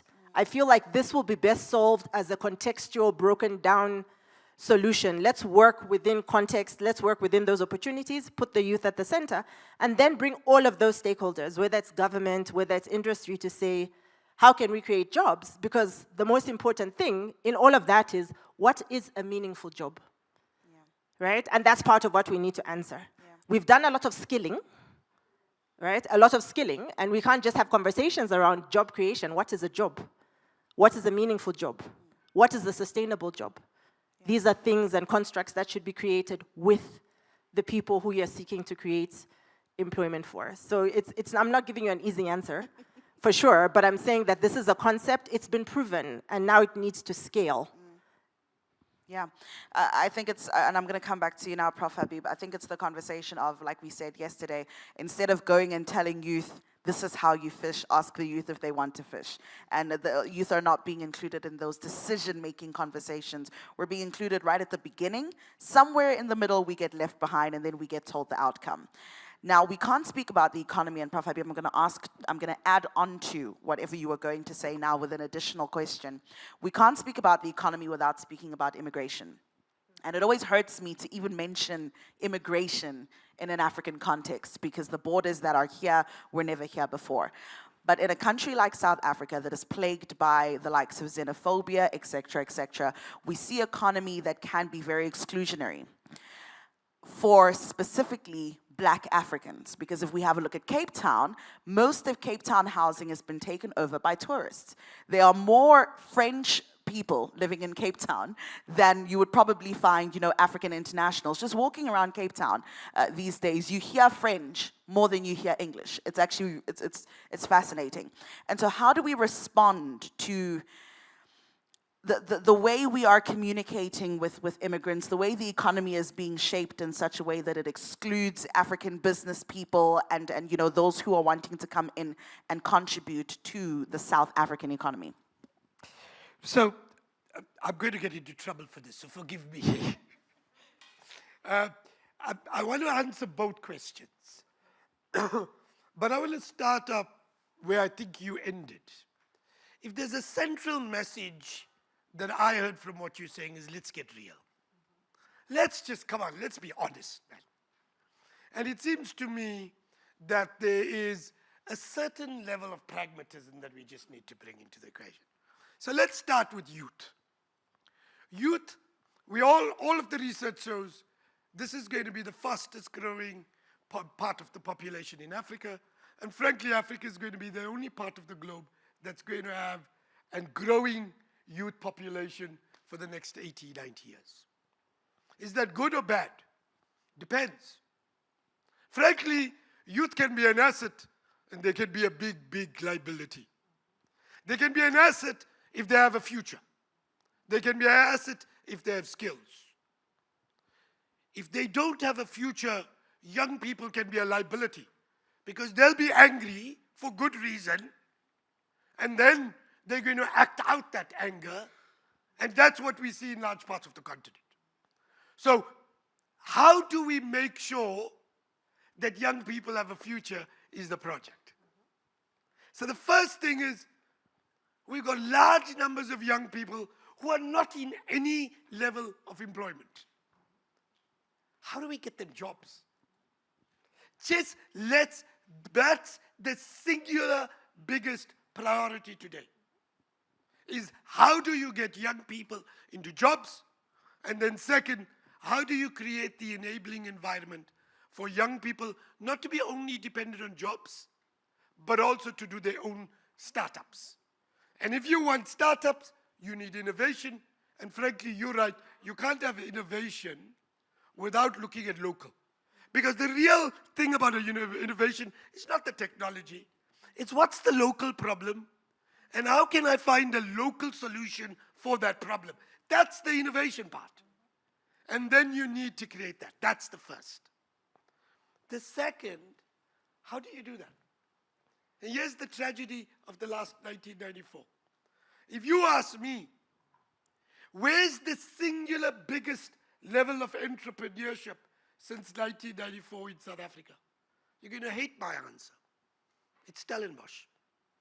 Stellenbosch has created more jobs, more companies in 20 years. Now the question is why? There are four things. That's how you create entrepreneurs. You need skill, you need networks, you need venture capital, and you need risk. You need all four. If any one of it's missing, it doesn't work. Why do they have skills? Well, for 40 years, white Afrikaners have got the best schools and education that has been built. Why do they have networks? They've built all of these social networks around Stellenbosch and other places. Why do they have venture capital? Well, they've got the Ruperts and the Capitec Bank and all of that. But there's the fourth that emerged, which is risk. For the Afrikaner community, because they were as entrepreneurial before, not at the same level. You know what happened? What happened is, if we don't make it, we out. If we don't make this work, we out of the game. It's that risk that's wrong. That's where ShopRite Checkers came. That's where Capitec came. That's where all of the AI companies are coming through. Why aren't they coming in other parts? Given the billions that we have spent, do you know how much on PE we spent? And so, in a sense, that's the second big element that it seems to me that you had. I'll add two other things. One is something that I think the second panel discussed, was we need to start thinking about new economic models. You know, it's true that there is, where's move of best advantage, where's your advantage, your trading advantage. But that doesn't mean Africa shouldn't have a capacity to produce vaccines. Because when we have a pandemic, everybody closed down and doesn't export the vaccine, and then we've closed down our production capacity. You know, in South Africa, we did have a production capacity under apartheid South Africa. Democratic South Africa closed it down because they said we could buy it cheaper. When COVID came, we had no capacity. Go to ESCOM in the 1990s in apartheid South Africa, we produced the largest number of builders, the largest number of plumbers, the largest number of all of those skills that are shortage today. Who produced them? Public enterprises. When did we stop them? In the democratic South Africa, because we were looking simply at the numbers without looking at the developmental consequences. And then finally on immigration. The real, by the way, the real people in Cape Town from this thing is not the French, it's the Germans and the Brits. They're the largest cohort. Why do they come? Because they have money. Why does Cape Town? They pension, if you retire in the UK, your pound doesn't go very far. Come to South Africa, it goes very, very far. Plus you get added good weather thrown in. You get sun that feels like a sun. You get thrown in for this. So the question then becomes, that's the context for it. And so if you want to deal with the immigration problem, let me tell you this. We're going to need skills. We have a shortage of skills in this country. Immigration is going to be necessary. Skilled immigration is going to be necessary to turn this economy. But if we do that, we also need to start creating our local capacities. Why aren't we producing daily, yearly? We have protests in our universities. Why? Because we don't fund the universities properly. How are you expect to create a new generation of layers? I'll tell you one final thing. A couple of weeks ago, I was walking in Bloomsbury, where SOAS is. And as I was walking down the street, somebody said to me, "Hi, Boad Munjani." At which point I kind of this thing. And so I spoke to her. She was a Wits graduate. She studied medicine. She was a scholar from Zimbabwe. She studied medicine. Wits, got 6 years qualified. Couldn't get a place in a hospital. What she did? She went to the UK, joined the NHS, did the public health, joined the NHS, and now will be there. Here's the thing. For every year we train a person in our universities for medical, it costs us $1 million. You only pay 100,000 in fees, but it costs us $1 million. We spend 6 million on a person, and when we train them, we handed them over to the UK. How clever is this? We say we can't afford them to go to public hospital. Go look every day between Pretoria and Joburg and see all of those bodyguards driving politicians. Stop those bodyguards, take the cash, and pay for the doctors in hospitals. You fundamentally change our game. That's the kind of pragmatic, hard conversation we need, and that's what we're not doing. Can we give that a round of applause? Whilst you were speaking, Prof, I saw 4 hands go up very quickly, so it's now become more than 4. There was one down here. Oh, it's a lot more than 4. And then I saw 2 over there. So let's do, and then 4, and then we'll do a second round. That's okay. Thank you. Thanks. Rajiv Kumar here. I was really, because it concerns us in India a lot, the whole issue of youth and employment. And because we are going through this process of whether it will be a demographic dividend or a demographic disaster. We are in the midst of it. So here are some practical suggestions that we've tried to adopt for you. One, for example, is that we've now given a very big push for internships. Because when you skill people, you don't take care of what the industry requires. But if you create internships and you make it mandatory for companies to have some percent, 2, 1, 3, 5, whatever, of interns there, that will make that they are going to add to the workforce which is required and which is employable. That's one. Two, I chaired the what was called the Atal Innovation Mission for 5 years.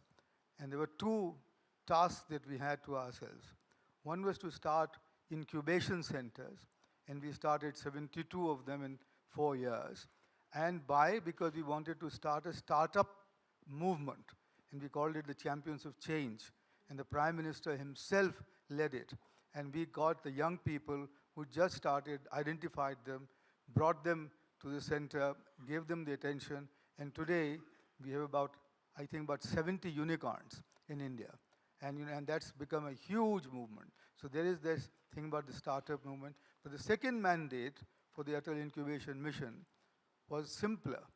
We set up what were called tinkering labs in secondary schools, in government secondary schools.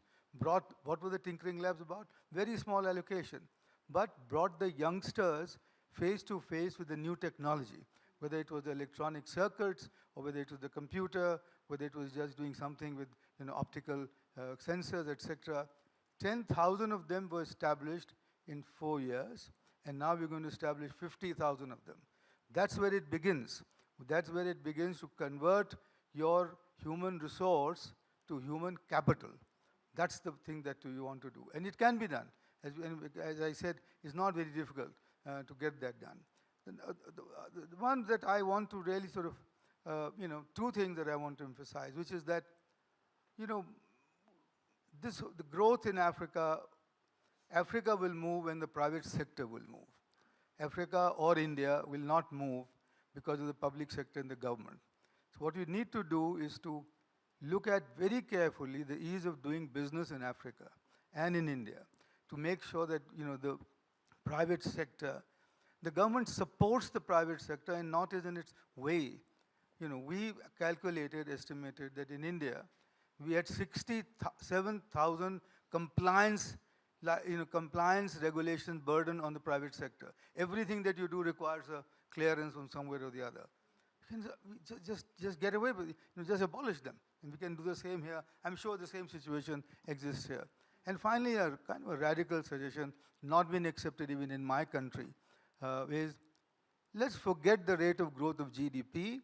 Let's start estimating the rate of growth of employment and make it the central focus of our economic policy making. You know why? Because if you grow employment, GDP will grow by itself because there is something called employment elasticity. So why not make that, and why not have the provinces, the states, the cities, the countries compete for that? Because we started that in Niti Aayog. We created about 10 rankings just to create that competition among people to try. And the last one, therefore, because that then creates accountability. Otherwise, there is no accountability, only long-term accountability. With elections, you can throw them out. But what about the short-term accountability? Yeah. What are you doing today, and what is its impact tomorrow? Thank you. Thank you so much for those suggestions. I think it's critical in South Africa where skills development needs to start right at the bottom. Our literacy rates are ridiculously low, and even with, the pass rate, I think, is it sitting on 30 or 40%, and it gets lowered. So we can't even compete in the global market if we don't have the skills to compete. Yes. Hi, Brian Chickson from the University of Pretoria. In terms of pragmatic solutions or suggestions, I think one of the critical things, because we're playing in complexity, we have to think about the idea of leverage. What are the things that we can do that will create potentially multiple sources of value? Now, I'll look at the university community itself, right? Because that's pretty much within our span of influence or even control, right? Now, if we connect that to youth, right? We have a very captive population of the country's best talent across the universities, okay? We talk about we want to build and strengthen global citizens, and it's consistent across all universities, right?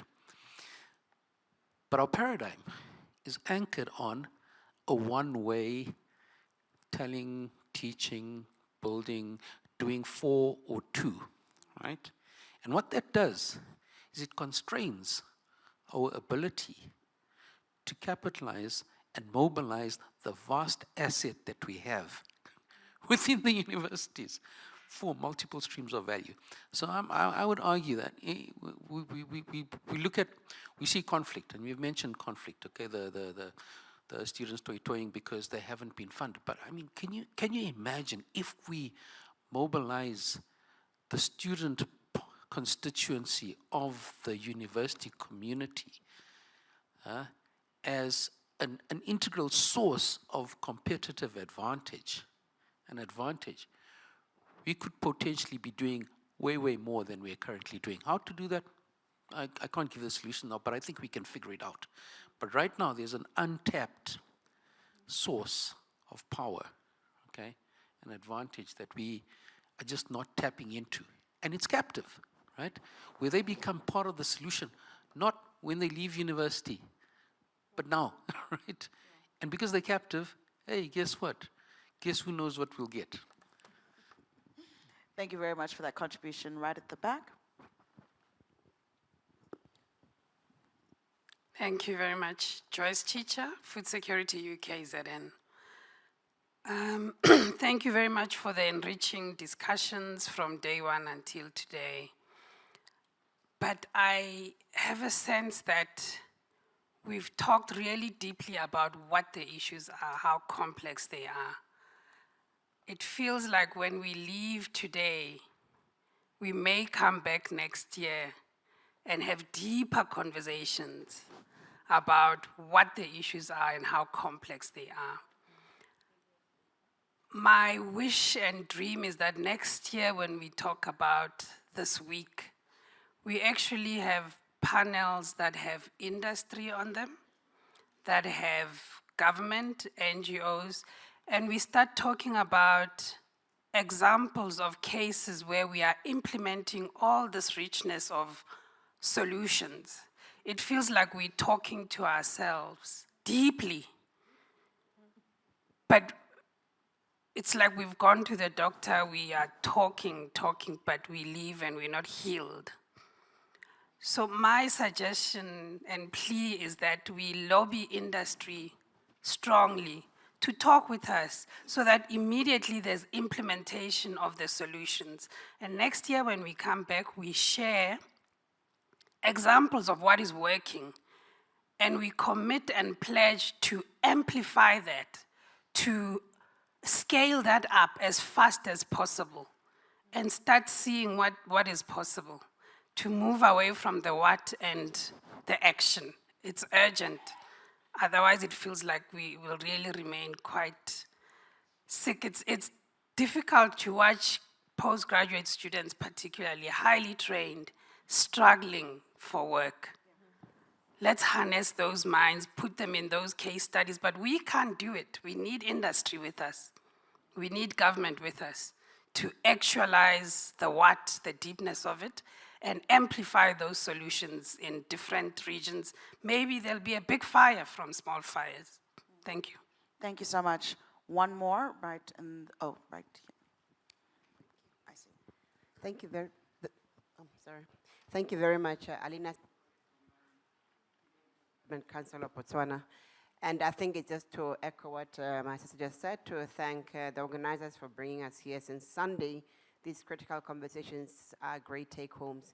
I was actually going to echo a point that Adam said, which Prof Rajiv just talked about anchoring human capital development in the conversations we take away, especially with youth as a target audience and population.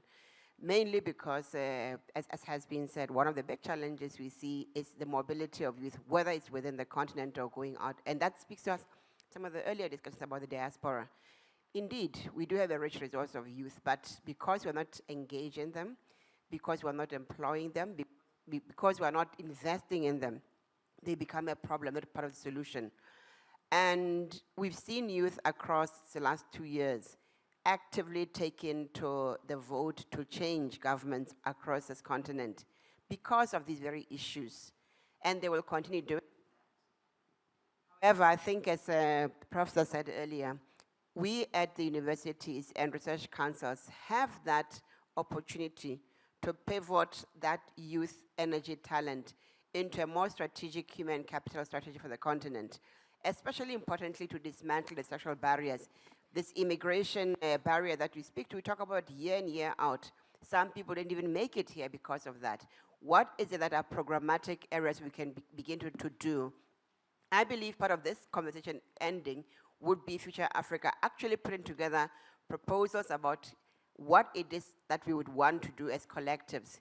One of those can be actually putting on the table the youth mobility program that should then drive the human capital strategy for the continent, for young people.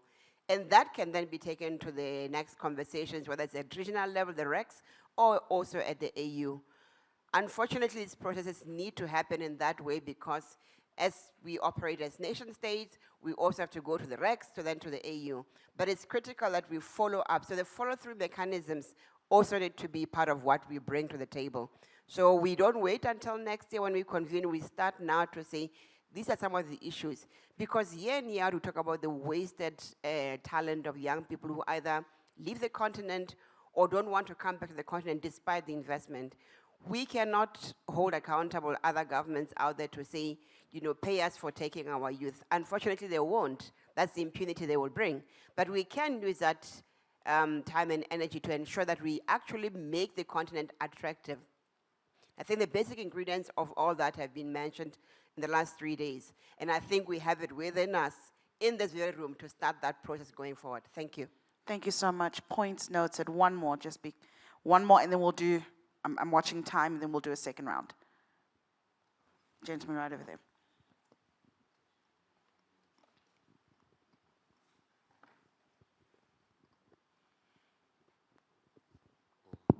Oh, thank you very much. It's David Tungubuka, resident researcher, mostly UNISA, UP, HSRC, before Jews. Yeah, my question was the issue of, Africa has been turned to a loaf of bread. For instance, last time we were launching the African Transformation Index, with the late Ntombini, I think in this right room. So the study found out that most countries in Africa, from the north or from the south, the north ones, they take advantage for the Eurozone. For instance, even if Brother Tettey could assist Brother Somalia with the drilling of oil and discovering of 20 barrels of oil, ultimately, eventually, Tettey is going to take 90% of the benefits, of the rewards of the oil eventually. But now, us as Africa, do we take time to slap at the small brother and realize to him that the trade-offs are selling us out in that regard? But the issue is that if maybe Africa, AU, could have an active role as a non-numeric member in the G20, then I think maybe Africa could try by chance to solve some of these problems they are facing. Other than that, I wonder if Prof also, would you mobilize the intellectual diaspora, even if there are 50 of them, to come back home just to normalize the realities of today? Thank you very much. Thank you so much for all of those contributions. We will have rounds. I'm so sorry. I've taken note of those whose hands are up currently. We'll get the first. Those who are holding mics, please take note of the hand so that they can get the first opportunity as soon as we come back. The contributions that we had from India, that's what we started off with. Thank you so much for that. Internships and having those tech innovator systems. I must say, as a victim of a UN internship back when UN internships were unpaid. I have a little bit of trauma when it comes to internships and how organizations are using that term internship to take advantage of young people and making them work for free, essentially. We had contributions about mobilizing the student community as a competitive advantage. We spoke about that big question that we've had, which is, what do we do now? And I think it's a conversation that's going to continue as this conference continues as well. And then finally, we had the comment about Africa being a loaf of bread and who holds us responsible? Who holds us accountable? What is the power of the African Union to hold the big brothers and the small brothers and sisters of Africa accountable? Anything you want to respond to at this very moment? I have a comment related to your point around universities and the role of universities. You know, the sad reality about life, right, is the problem you frame becomes the problem you solve. Yeah? And if you frame that problem wrongly, you can solve it very well wrongly. Okay? And I want to give you an example of academia, for example, and this is a pet peeve of mine. Yeah? I was an academic, I went into business, and now I kind of work across both worlds. Right? If we take the university space as an example, right? What are we asking universities to do? We're asking universities to produce graduates. This is how we frame the problem. So what have universities been giving us? They've been giving us graduates. If we ask universities a different question, and I say, I don't want you to give me a graduate, give me a fit-for-purpose employee, right? Universities will change what they're doing. Because suddenly, universities will realize, wait, how can I churn out employees without speaking to employers? Okay? How can I create a curriculum without the end user? Because I'll produce someone who's very good, but not employable. So it can be as fundamental and as simple as that, right? There's a role to play also in the space of academia. Does Africa need more graduates? Right? Or does Africa need more fit-for-purpose employees? And if all stakeholders ask ourselves this difference, how can we make sure we're actually producing employees? It will change the dynamics and the interactions. So just a little point there to come back to the university point. Can I? Please. So Thokozile, here's the problem. As somebody who's been in a university virtually all my life, as somebody who's been in multiple institutions all my life, there has never been a situation where people walk out from their school or their university, ever in history, and suddenly on the next day are brilliant doctors. It doesn't work like that. That's not how learning happens. Learning, the universities and schools are meant to do a certain set of knowledge transfer. Then there's a whole series of mentorship. When I came out as a young academic, I went through multiple years of being stewarded by elder scholars who corrected me, who worked with me, who published with me over a period of time. What we have to recognize, however good you are, you're never going to produce. Now that doesn't mean, I think you have a point in the sense that we shouldn't be developing a curriculum without consultation with the private sector. But if you went to the 1990s and asked every employer, what do you think the skills will be required in 15 years? I guarantee you 85% would have got it wrong. And I think 85% of academics would have got it wrong as well. That's because we have to start finding a role for where people are. Do we need a curriculum that's more responsive to our needs? Yes. Should the private sector be involved in the formulation of our curriculum? Yes. But I don't think we're ever going to be at a point where you're going to walk out and you're going to be performing 100% on day one. Wow. What you're going to be able to do is create an enabling environment where people walk out and are mentored, stewarded to become the people you are. That's where I think Rajiv has a point. If India says we need interns, then I don't understand why every single intern, every single graduate of a university in this country doesn't become an intern on day one if they don't get a job. Now you might say it's impossible to actually pay for. I'll tell you, you can pay for it without spending an extra cent. Redeploy the skills levy for the internship program of everybody. Overnight, you'll suddenly create an incentive structure where suddenly it pays people, they can only claim back through the tax system. If you employ 5 interns in your company, you can claim that back. CETA has been the singularest, biggest corruption agency in this country. You'll deal with corruption simultaneously at creating an internship program. Through those internship programs, you either create the entrepreneurial layer you need or the employee class you need. But a single rejig of the, what's it now, 2% or 1% levy could fundamentally pay for a skills internship program with pay across the system overnight. And you'll create a bridge between the private sector and that. So I think that's the kind of things we need to start thinking about. I'll tell you who you're going to get a fight from. The Department of Education and Training, because they control that budget. It's billions and billions. And they're going to fight back, because then comrades and cronies can't be appointed. But if you manage to shift that, you could get that internship program funded. And it seems to me there's that kind of practical element. How could we do this? Would that work? How do we finance it? And in 80% of the cases, it's not new money. Yeah. It's the redeployment of existing money for a developmental need.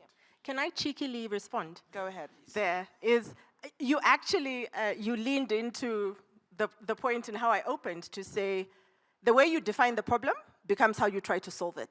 So what I wanted to, I guess, disagree with, respectfully, is part of the problem is, and this is a huge problem in academia, we can't keep propagating the narratives, yeah? There was one academic journey, it played its part, the world looked a certain way, right? I would argue, if we decide that we need ready-made graduates, we will find the way to produce them. And that's the point that I'm trying to make.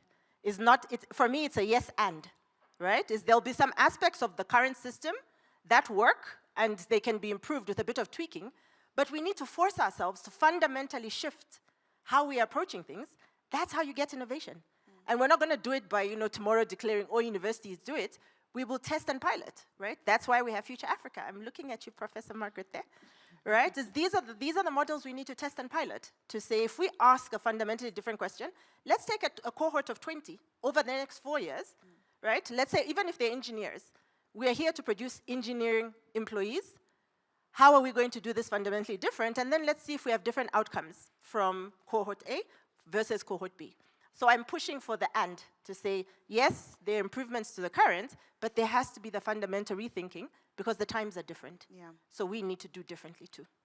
Before I let you respond to that, Prof, and before I make my own comments, I see that there are burning hands in the audience, and I'm here for you, audience. So the hand at the back, is it still up? Yes. Sorry. You can go ahead. Thank you.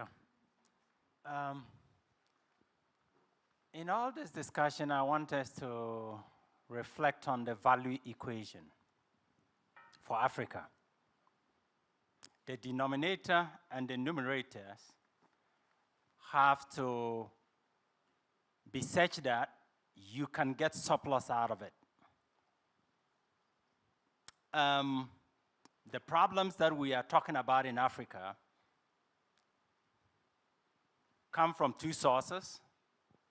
The lady there mentioned one, the African. You can put the African either the denominator or the numerator. But the second source is the spheres of influence that on a daily basis affect Africa. I don't know how many of us know that Africa is the chasse gardée of the world, particularly the West. The chasse gardée is a French term for hunting ground. Africa is the hunting ground.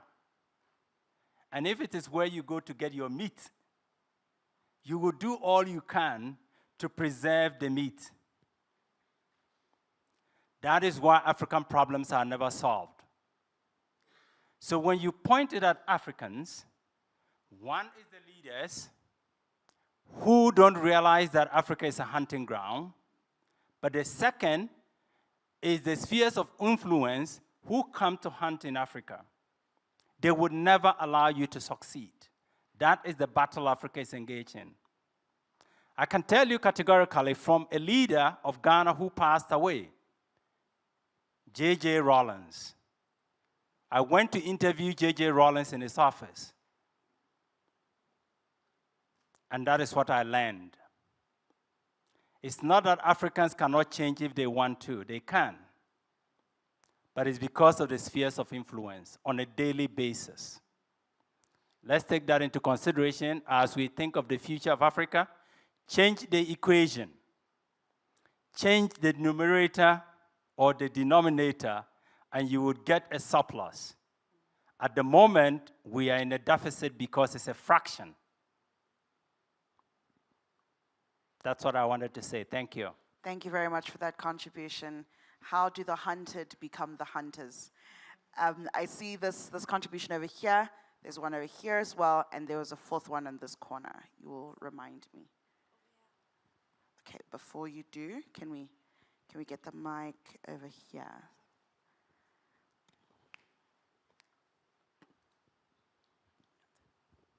Good afternoon, everyone. My name is Feris. I'm from the University of Pretoria as a postdoc in plant sciences. What about Africa? So you've been discussing, I've been compiling my questions in my head. So I'll say them. I'll share them with you. So Prof Habib, you spoke about compensation because we're trying to address climate change. We contributed less towards climate change issues. At the same time, we are suffering the most because we don't have the capacity to handle all these issues. I was wondering, do you think they can compensate us? More so that we are not united. I'm saying we are not united in the sense that we have seen the past leaders become victims and other countries suffering from that. Zimbabwe, for example. The Lancaster House Agreement stated out clearly that we're going to be compensated as Zimbabweans when we appropriate the land. When then that question was brought about, Zimbabwe started suffering. And the leader by that time said, I'm not Margaret Thatcher who signed the agreement, so look for Margaret Thatcher. Do you see them compensating us? And we see also the other issues that we are unstable, we as Africans, because we have influence from outside where they come and say, your leaders do not respect human rights. And because we are not informed as the public, we take that side of them. For example, Libya. The Libyans today are suffering more than they were suffering under Gaddafi. Gaddafi wasn't making his people suffer as much as they were saying, but he was a threat because he was talking about Africa being united. Right. Are we going to be compensated when we are not united? We have leaders like Julius Malema, he speaks, and other Africans says he is the enemy. We have Ibrahim Traore, now so many people have hired people that guard him to kill him. So do you think we have a voice to go and say, guys, we need compensation? We are not united. That is my point on compensation. Do you think it's going to be feasible? Let's talk of responding to climate change. We see that most of our issues emanate from poor leadership. We have a leadership where they cannot invest in its people and be able to capacitate their people to respond to climate change.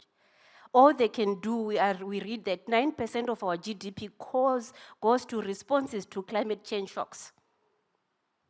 And we are all waiting to receive funding, aid. By so doing, when we receive aid, it comes with terms and conditions. We have to adhere to certain things, which are not Africanism. Because we are failing to really look deep into ourselves to say, what is it that we have as Africans? What is it that we can do as Africans to make ourselves better? We also talk about freedom.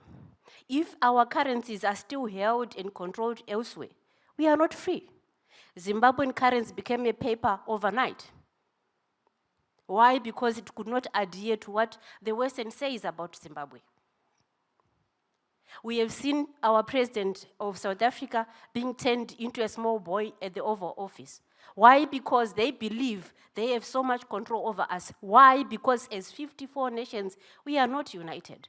We could have said, all of us, it's a no, because we are all sovereign nations, right? Then we talk about the youth not getting employment. Who is the problem? Our leaders. It's not the West, it's not the global North. We have a parliaments filled with people that are over 70, making decisions for people that are 25 years of age. What is it that can relate with us, the youth? Literally nothing. You spoke about internship, a way of exploitation, slavery to us as youths. Who is championing that? Those people in the parliament. They are the ones that are owning companies, and they would want free labor and actually collect more out of us. So we are on another side, we are our own enemies. So how then can we go ahead or go forward in making sure that Africa is a better Africa? We start by removing those in parliament. Can they get the package and leave? And can you also come from a point where we're appointing people that have a know-how of each ministry they are leading? You have somebody who is talking about agriculture, they know nothing about agriculture, they've never been to a farm. Do you understand the struggle of somebody who is a farmer? Zimbabwe cannot trade its agricultural produce since the whole issues of land reform started. So the Minister of Foreign Affairs, if he has never been a farmer, they will never understand what's going on. Yeah. And we actually here, we have AU, a toothless bulldog cannot call its fellow people to say, Mkabe or Mnangagwa, you're doing wrong by your people. We see them, they are so quiet. The instability in Africa actually leads us to being exploited by the West. DRC planes go and collect diamonds. The diamond that is supposed to develop DRC. And who say DRC cannot respond to climate change? No, they can. As long as we unite as Africans and not allow other people to exploit us. Yeah. So there's quite a lot. We are actually having a complex issues of problems. But as Africans, if we unite, we can do better. And we have seen that the social media, we're using it as Africans to destroy each other. You open and listen like somebody's against, no, this is a Zimbabwean, this is a DR Congo. But we're Africans and our problems are the same. Very leadership. True. Thank you. Thank you so much for that. I think your sentiments echo the words of many Africans. So I hear the passion in your voice.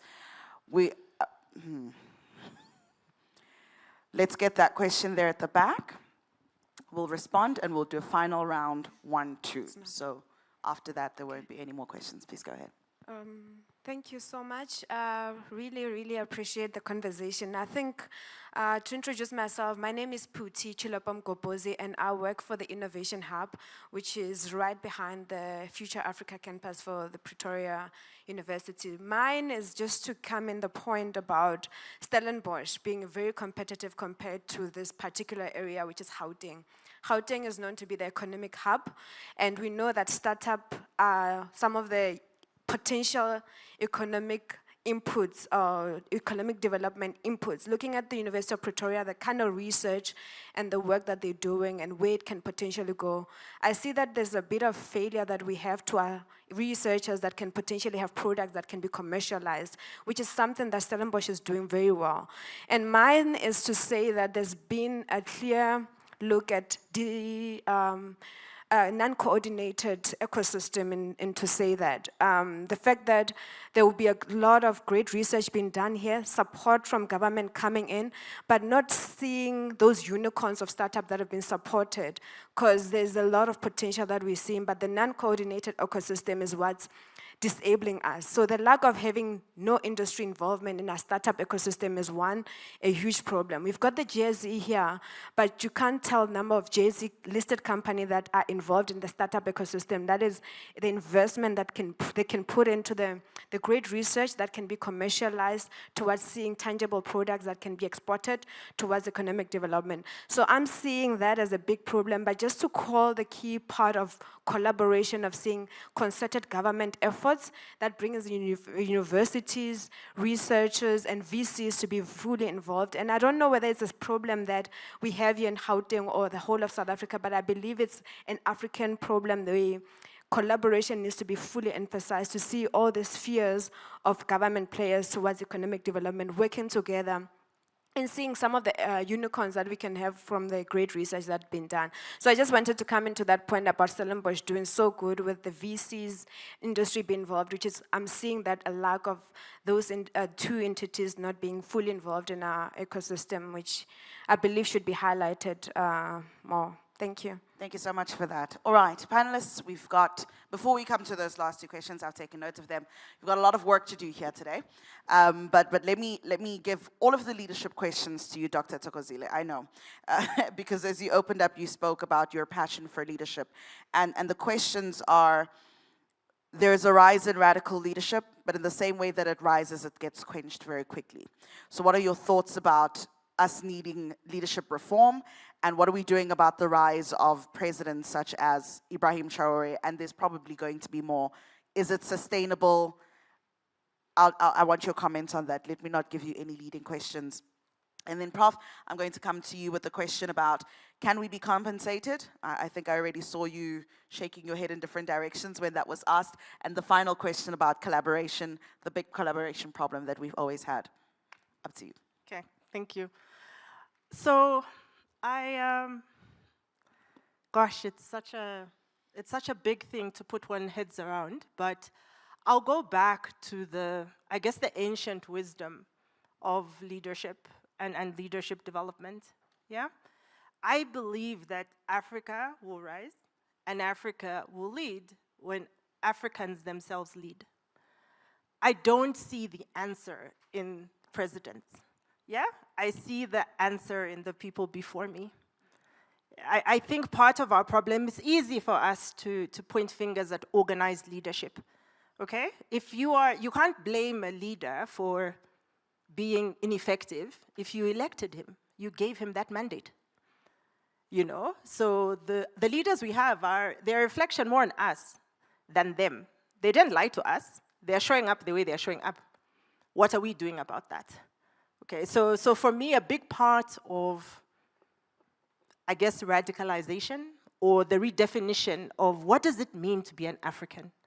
Okay, if you are a researcher in here, when you wake up tomorrow, are you going to wake up as a citizen of the continent that has all of the 4 IR minerals that the world needs? Are you going to hold that consciousness and say, what does this mean for me and my work? Right? If I show up, and I think we can relate it back to the earlier request around when we meet next year, what is it we're going to talk about? What's the type of conversation that we're going to have? Are we going to have, again, a problem-based, you know, highly theoretical, very interesting frameworks kind of discussion, or are we going to convene to problem solve, right? And actually create things here that have impact and move forward. For me, it starts with us as individuals. So I would throw it back to everyone who's here, either as speaker or as participant. How can you be more powerful, right, in your Africanness in this moment? How can you be less of a victim, right? In your job, in what it is you're studying, in the way that you're doing your research. How can you lead Africa? Is your research an interesting intellectual question, or is it a responsive leadership question? How you're tackling your research also speaks to whether you're leading Africa or not. Are you creating knowledge? Are you creating solutions? Right? How are you defining the success of your endeavors? Right? I'll go back to this because I know it's a largely academic audience, is let's not do the academic cop-out. Right? You're not here to generate knowledge. Yeah? You're here to advance decisions, advance innovation through what it is that you're generating. But are you giving yourself that level of accountability? Are we here just being smart? Or are we here framing our work, conducting our work, right? Interacting with stakeholders in a way that's actually going to take Africa forward? Like I said, the danger is the way we understand who we are, the way we frame our problems, the way we decide what the problem statement is, that's what we're going to solve. So I believe that the greatest leadership opportunity, particularly for us in this convening, right? It's like, yes, it's a, what about Africa? But Africa is you, right? So you should leave here thinking, what about me? How am I going to radically lead from what I am, from what I have, and with what I can do? So that would be my response. Thank you so much for that. Prof. Habib? So I want to come back to answer the question on compensation. And the answer is very simple. No, nobody's going to compensate us. I'll be honest with you. If you're absolutely right, we didn't create the climate change problem. Much of North America, Western Europe did. We are disproportionately affected, and it's right to say we should be compensated. We just have no way and no capacity to enforce it. That's the problem. And the only time they're going to compensate you is if you have a leverage that they need. And in exchange for that, whatever they get, they will compensate you and play. Now, there was an interesting comment from the back about the numerator and the denominator and the spheres of influence. People have always exploited Africa. They always will, unless we are capable of making sure they don't. If we are not capable of making sure they don't, they will. They exploited China during the Opium Wars. They exploited Singapore. They exploited India. Until China developed the capacity to make sure that nobody exploited them, they got exploited. So this idea that we're going to ask people not to exploit us and to be good human beings is something that we have to overcome. We have to develop the leverage to make sure that we are not exploited, or we have something that they need that they have to play. And then it seems to me that the answers were in what you said. We need ministers with skills. You can't manage and steward a portfolio you've not done. And that makes complete sense to me. Why is it that we do have people without skills running portfolios? Why you complain about the leaders? You're absolutely right. But as Thokozile said, who elected them? Forget the national. Look at the city you live in. The roads don't work. The lights don't work. The water systems have collapsed. And everybody talks about world-class city. With due respect, what do? We still elect the same people. Who's to blame? We are. Until we hold people accountable. Until we say enough is enough. I'm going to appoint somebody with skills who can do the job. That's it, period. Deliver, we'll vote for you again. You can't deliver, we won't vote for you. That's the thing, it seems to me. Now, let me end on Ramaphosa. So, I like this agenda because it highlights the dilemma. Is Donald Trump a bully? The answer is yes. No debate about it. But Donald Trump has a card. He says, I control AGOA, which allows your cars and your agriculture to be exported to the United States. I'll take it away from you. That's what he said. Now, what did the president do? The president went, and you and I agree, at least he was, I thought he'd be more badly humiliated. He was less badly humiliated, but he was still humiliated. He kept his cool. He took the humiliation. When you speak to the people close to the president, they say this. I accept I was humiliated. But if AGOA is protected and the motor industry survives and people don't lose your jobs, it was a worthy cost. Now, that's the call. Now, I'm not saying it is. My question, as you heard me in day one, was you should have been ready for this. You should have had more. But given where we are, if it was AGOA survival and the jobs that get saved, I don't know whether we will still survive with AGOA. But what they do say is the trade negotiations began again after that showdown, which the fact that a foreign leader requires us to humiliate ourselves before meeting the obligation is sad that we've come to that part of the world. It's sad. But in a world like that, we have to develop our own leverage. The Chinese didn't bend the knee. Why didn't they bend the knee? Because they were prepared for it. Why did we bend the knee? Because we were not prepared for it.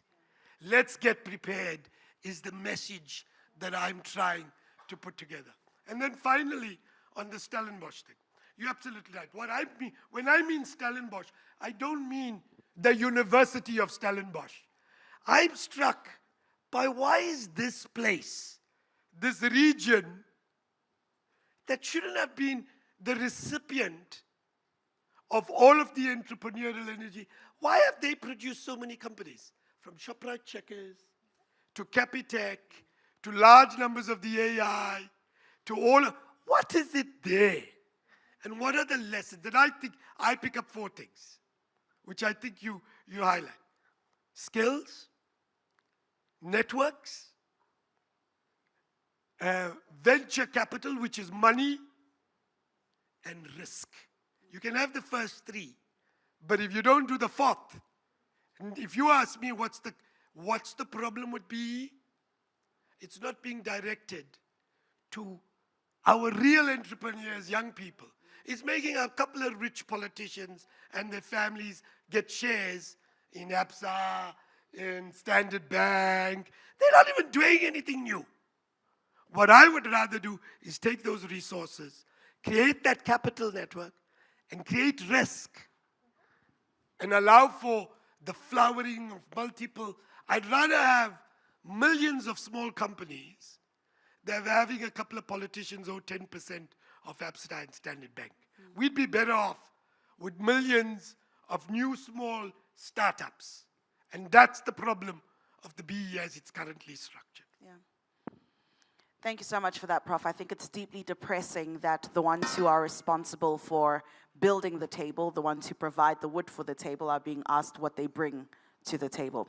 The last 2 comments, and then we're going to round up the hands that were acknowledged before, which is Prof and the gentleman with the green jacket. I'm so sorry, but we have run out of time. So after those comments, we'll have closing statements from the panel. Thank you, Program Director, and thank you for this very interesting discussion. And of course, Wanda and your team for future Africa's discussions on Africa Week. It has been really enlightening. I was just wondering as we were talking, and I want to ask both of you, and Adam also, including your daring for almost charging a tariff on some of our capital that we export in terms of doctors, accountants, and so on overseas. Why are we not charging the same tariff to our own industries in South Africa? How can we start these conversations? I don't know how many business people are here, but as you know, they pay, 27% in tax. You and I in this room pay anything between 30 and 42%. So they have, in some ways, spare capacity, in my view. How do we start to have conversations with our own local businesses in the face of falling international funding for research? I think it happens better in other countries. I was just curious to know what you think about this. Thank you. Thanks, Prof. And final question for the day.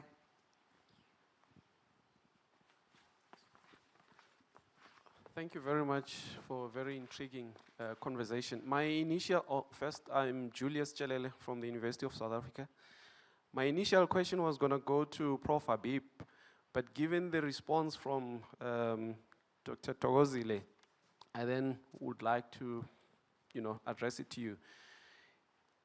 I like the fact that you said if we ask the university the right question, we're bound to get the right answers. But my question is, does the fact that we are waiting to be asked that question is part of the problem? I mean, we are in the autumn graduation and we're producing tons and tons of students. Are we waiting to be asked that question? For me, that suggests that we are part of the problem. But second to that is, are we also not asking the question too late? Because the problem doesn't start at a university level, it starts at grassroots.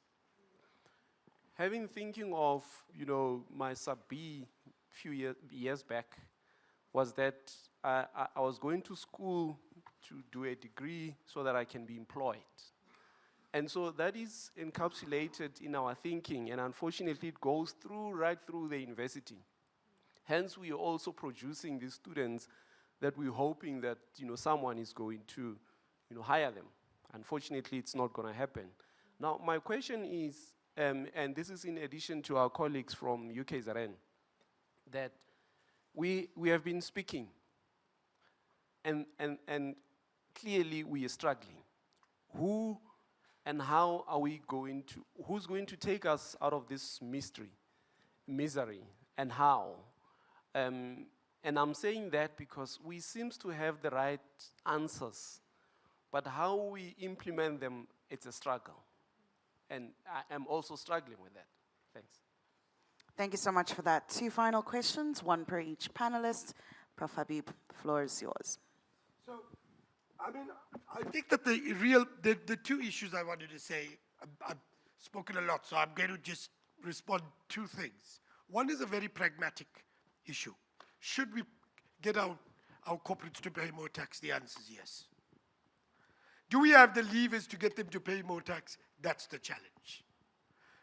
Whether you like it or not, I think US tax rates on corporates now is less than 17%. The question is, will you set up shop if we move it between 27 and to 35 or 40? That's the real question. Now, it is true that in other places, in Norway, you pay more tax. But you pay more tax in Norway because effectively you get much in return. From schooling to health to everything's paid for, and it's paid for by the national resource, by government itself. That's what we're going to have to. So if you ask me, if we can get them to pay more tax, I would be very open to that. The question is, do we have the leverage to get them to do that? And that, for me, is the issue. I want to end by making 2 points, which would be lovely for you to respond, but it does respond to what you said. In South Africa, do we have a graduate unemployment rate? The answer is yes. But I want you to be clear that those that come out with a degree from universities have a far lower unemployment rate than those that don't come out with a degree. Those with a matric come out with a far better, lower unemployment rate than those with standard 6. So education matters. Just let's understand this. Second, our curriculum here is no different to what it is in the UK. There's tweaks that we can. That doesn't mean there's the same debate happening in the UK about making our curriculum more responsive, focused on jobs, all of that. But in the UK, through the same curriculum, they have an unemployment rate of less than 5%. We have, of young people, closer to 40. I would argue it's probably near 50, 55.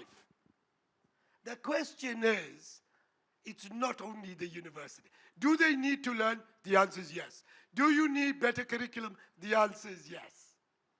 But the ecosystem is not working. That's the problem. You can produce the best graduates you are, But if there's no jobs, if there's no employment, if the economy is not growing, they're going to go nowhere. That's the dilemma. I do think we could try to train entrepreneurs. But you know, in the end, entrepreneurship is a learning experience. It's not taught, it's practiced. Ask any entrepreneur, how did I really do? I tried, I failed, I tried, I failed, and then I tried, and it worked. It's the ability to try and fail and not die as a result that makes the difference. That's why you get, where did, you know, this guy, everybody talks about the Apple founder, Bezos, and Steve Jobs, or the Amazon guy. Jeff Bezos. Why were they able to build what they did? They were children of middle-class kids that worked in the garage of their mother and father, and when they went home, they had food on the table. That allowed him to work 10 years in that garage without this thing. If you're a young person from our townships, if you had 10 years sitting in a garage, not only you, but your family will starve. That ecosystem is what we've got to correct for. And that's what we've got to think through comprehensively. Thank you so much, Prof. Dr. Thokozile, bring it home. Thank you so much. One quick response to Prof. Margaret on private sector engagement. I do think that one thing academics can do differently, and this is also related to your point, spend time with industry. You do not do it enough. Yeah? It's almost like academics believe that once they show up, industry must just be blown over by the brilliant value proposition that spews from their mouth and be so dazzled that take this money, goodness, go and do what you will with it. It doesn't work like that, right? When you are, it's almost like if you think about it almost in terms of warfare, right? When you are going to war, okay, if you think about it in terms of warfare, I'm not talking about warfare in terms of antagonism, but in terms of preparation, right? When you're going to warfare, you will make sure that you understand your enemy's plans 10 times as much as you understand your own, because it matters, right? It's exactly the same thing in my mind with the ecosystem, right? I don't think academia does enough to immerse itself in business. How do businesses work? Industrialization. One of our biggest problems, we don't have enough industries. They're not growing. Why? Right? Be part of that world, understand what's happening in that world. It could also fundamentally change how you engage with that world or what you bring to that world. So for me, that's just one very practical step that you could take, is just have Indaba, have business come here, like the so-called growing sector businesses, invite them to come here and just make presentations to you. Don't make it about what academia has, but make it about business and immerse yourselves in that world. Yeah, so that's just a practical tip. I think you will go a lot further in that way. On the second point, and I'll just make two quick points. The second point around your question around where do I start? Yeah, so there's a recognition that you're saying you have that actually we're part of the problem. Yeah, because no one's coming to save me. So what can I do? Right? She made the earlier comment is, how do you eat an elephant? Right? It's one bite at a time. Okay? What stops you piloting something? Right? That's how it is. You will never solve this stuff if we're all sitting here waiting for that big, grand, strategic national plan, blah, blah, blah, etc. Right? We have to test and pilot some good ideas. And like I said, it could be something as simple as the next time you have a cohort of students, don't define the success of your students by them graduating and achieving a pass mark. Define the success of the next cohort of students. Each one of these students must be employed. Okay? What will that force you to do? This will start to force you to, when you talk to your students, you're not just going to talk to them about, you know, the low mark they got. You're going to talk to them about, so what are the career options you're exploring? How are you thinking about that? What industries are you looking at? How can we get that information, etc.? You know, just frame a new problem, commit to it, right? And go the distance, but at a small scale. That's what I would say. And through that, they'll be learning in that for you. And then you might find a colleague in the department and say, oh, you know, I'm doing this, this is what's happening. And then that's how you start a fire, right? Every bushfire just started with one tiny spark, right? And then you can burn the whole bush down, right? So it can happen, but you just have to decide to go from being an idea to be a spark. Just do something, you know? Like in Nike's words, just do it. Yeah? Start, and then you'll figure it out, because you're all smart people. Like she said, we're swimming in doctorates and professorships in here. These are really smart people, yeah? So just start, I think. In terms of closing, one closing remark, and it's really been on my mind around this thing around leverage, yeah? Have you ever walked into a shop, like a clothing store, and seen like a beautiful piece of clothing? Yeah? I give my dress as an example, okay? Because I think it's beautiful. It is. Right? I went into the shop for this. I've admired this brand forever, okay? And so I went into the shop because I thought it's Christmas.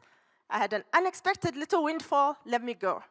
I went in this shop, and I looked at the price tag on this thing, and I was like, Jehovah, right? I was like, what is this man smoking? You know? And I looked, and I was like, my goodness. Of course, I left in a hurry. But when I went to bed, this dress was still in my mind, okay? And so then I sat down in my bed and I asked myself, wait, right? Especially as a leadership development practitioner, who am I to decide what he should price his clothing at, right? He has decided the price because he has determined his value. And it's up to me to buy it or to walk past it, yeah? Because it's above what I can afford, okay?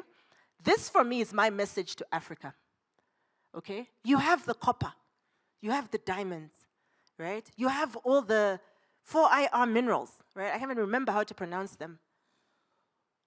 Who is deciding what you charge for them, right? Who is deciding for you who you actually allow to partake in that economy, right? I think that's our opportunity.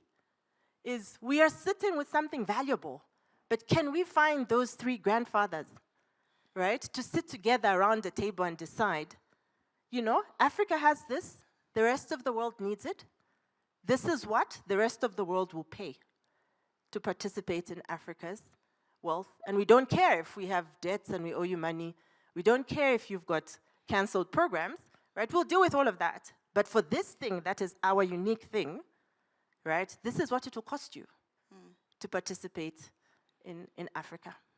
Thanks. Revolutionary insights from my panelists. We were given 2 questions to answer in this panel today. What now and who is responsible? What now? Prof Habib has provided a number of solutions. If you missed out on any of them, go and watch this session again. The only question is the people who are supposed to see these solutions are not here right now. And so we need to go find them and force them to listen. And who is responsible? If I could sum up Dr. Thokozile's remarks, if it is to be, it's up to me. And so with that being said, please give this panel an incredible round of applause for doing such a great job. Wow. We have gone over time, but luckily you're with the moderator, so I can decide that we do that, and you're in safe hands. I'm going to hand over to Prof Markotter, Interim Director of Future Africa, to do some closing remarks, because I also want to take a photo. Thank you. Thank you. And I'm now the one standing between you and a glass of wine and something nice to eat, but I think you all deserve more than one glass of wine and the best food that you can after all the inputs that you've given, also from the audience side. So you can really give yourself a hand, and thank you for that. I also have some other people to thank. Not all of them are here, but firstly, the University of Pretoria, who funded half of this event, and specifically the Vice-Chancellor. And maybe just a comment on all the industry comments. I think if he was sitting here, his hand would have been up, because Prof Peterson has really been driving industry discussions since he started in October, because he's really embedded in industry. So I think we're really working on those discussions, and I think you're going to see industry more in our discussions. Then also to our other funders, the DSTI and NRF, who also sponsored this event. And there I have to thank the previous director who actually wrote that proposal, Ida Ackman, and is also still involved in the program, although she's now with Stellenbosch, but also partly with University of Pretoria.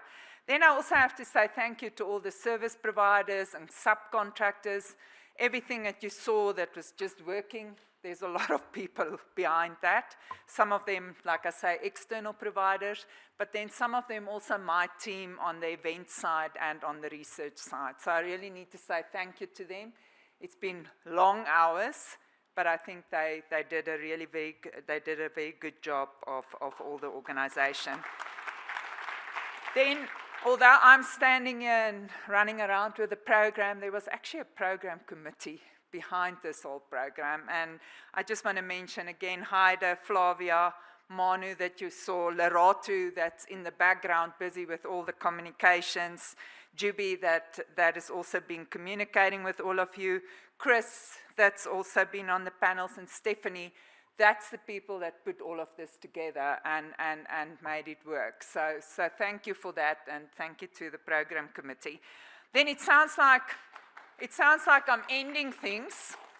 So I'm ending the 2 formal days, but there's a lot of side events tomorrow and for the 2 days after that. And it's to do with socio-ecological debt to Africa. You can see it in the program. Equitable and just climate action. We have 2 hours tomorrow to discuss that. So please also look at these events, empowering sustainability science, science diplomacy. You can see all the AI work of the students tomorrow that's exhibited in our research commons. African traditional religion, there's a big event going on around that. So really a lot of things still going on till Friday that you can still attend. And then maybe as the director of Future Africa, I was just listening to all the comments, you know, it became very clear that we never have enough time for true dialogue. I do think, looking back on the program, it was necessary that we set the stage with a lot of these conversations, and it was necessary to have these different panels on economic, climate, health, and all of that to get to where we are now. I don't think we would have gotten to that point without it, but it wasn't enough. So I think from our side, and we had some discussions in the program committee and also with my staff from Future Africa, I don't think we can wait till the next Future Africa event. We really need to find a mechanism how we're firstly going to get this message out there. And if you have any creative ideas, you're welcome to share it with us. We will do it in a written format. But I think it will also require more dialogue, for instance, with industry and government on some of these topics. And that should happen before the next Africa Week. So we will put a mechanism in place where we will facilitate this going forward and have these discussions. But then action, action, action. And I'm actually a person that likes action. I don't like to talk too much. So I do like all of these ideas that come out. And I always say there's always low-hanging fruit. I think Prof Habib also said it. It's not always about putting money into things. And I keep on telling this university also that. It's not always about putting in more money. It's just focusing in the right places and driving change and driving action. So I do think there's a few things that we can identify, and we've got so many young people that can drive this, and we will facilitate that process also, so that we can stand here or anywhere else in the country or anywhere else in the world and give a true example of action. So I think I'll end with that. There's nice wine, and I think you're going to say something about what's happening with the event, so I'll give up. Oh, and I didn't thank Alma. It is so nice. It is just wonderful to have a program director that can also moderate a session. She took so much stress off us. So thank you for that, Alma, and we really appreciate that. Thanks. And there's still a bank card in front. Thank you so much. I am standing in between you and a wonderful cocktail session that is starting at 4:30. So we know the hub very well now. Please make your way there at 4:30. But at 6 o'clock, when things get a little bit darker, it's going to get even more exciting. We've got Drum Cafe that will be joining us. And if you've never interacted with them before, I'm telling you, you want to stay back and see what it is that they have on offer. But thanks to you for being such a great audience and for participating. The questions, it's very awkward as a moderator to ask, are there any questions, and to see no hands being put up. So thank you for interacting with us throughout these sessions. For those who will be coming for the side events, we will see you tomorrow as well as the days to follow. The way I like to end events is to say, as you leave today, strive for individuality and not conformity, seek to dismantle superiority, challenge authority, and be the voice for the minority. It's been an absolute pleasure being your program director. Enjoy the rest of your evening and see you at the cocktail.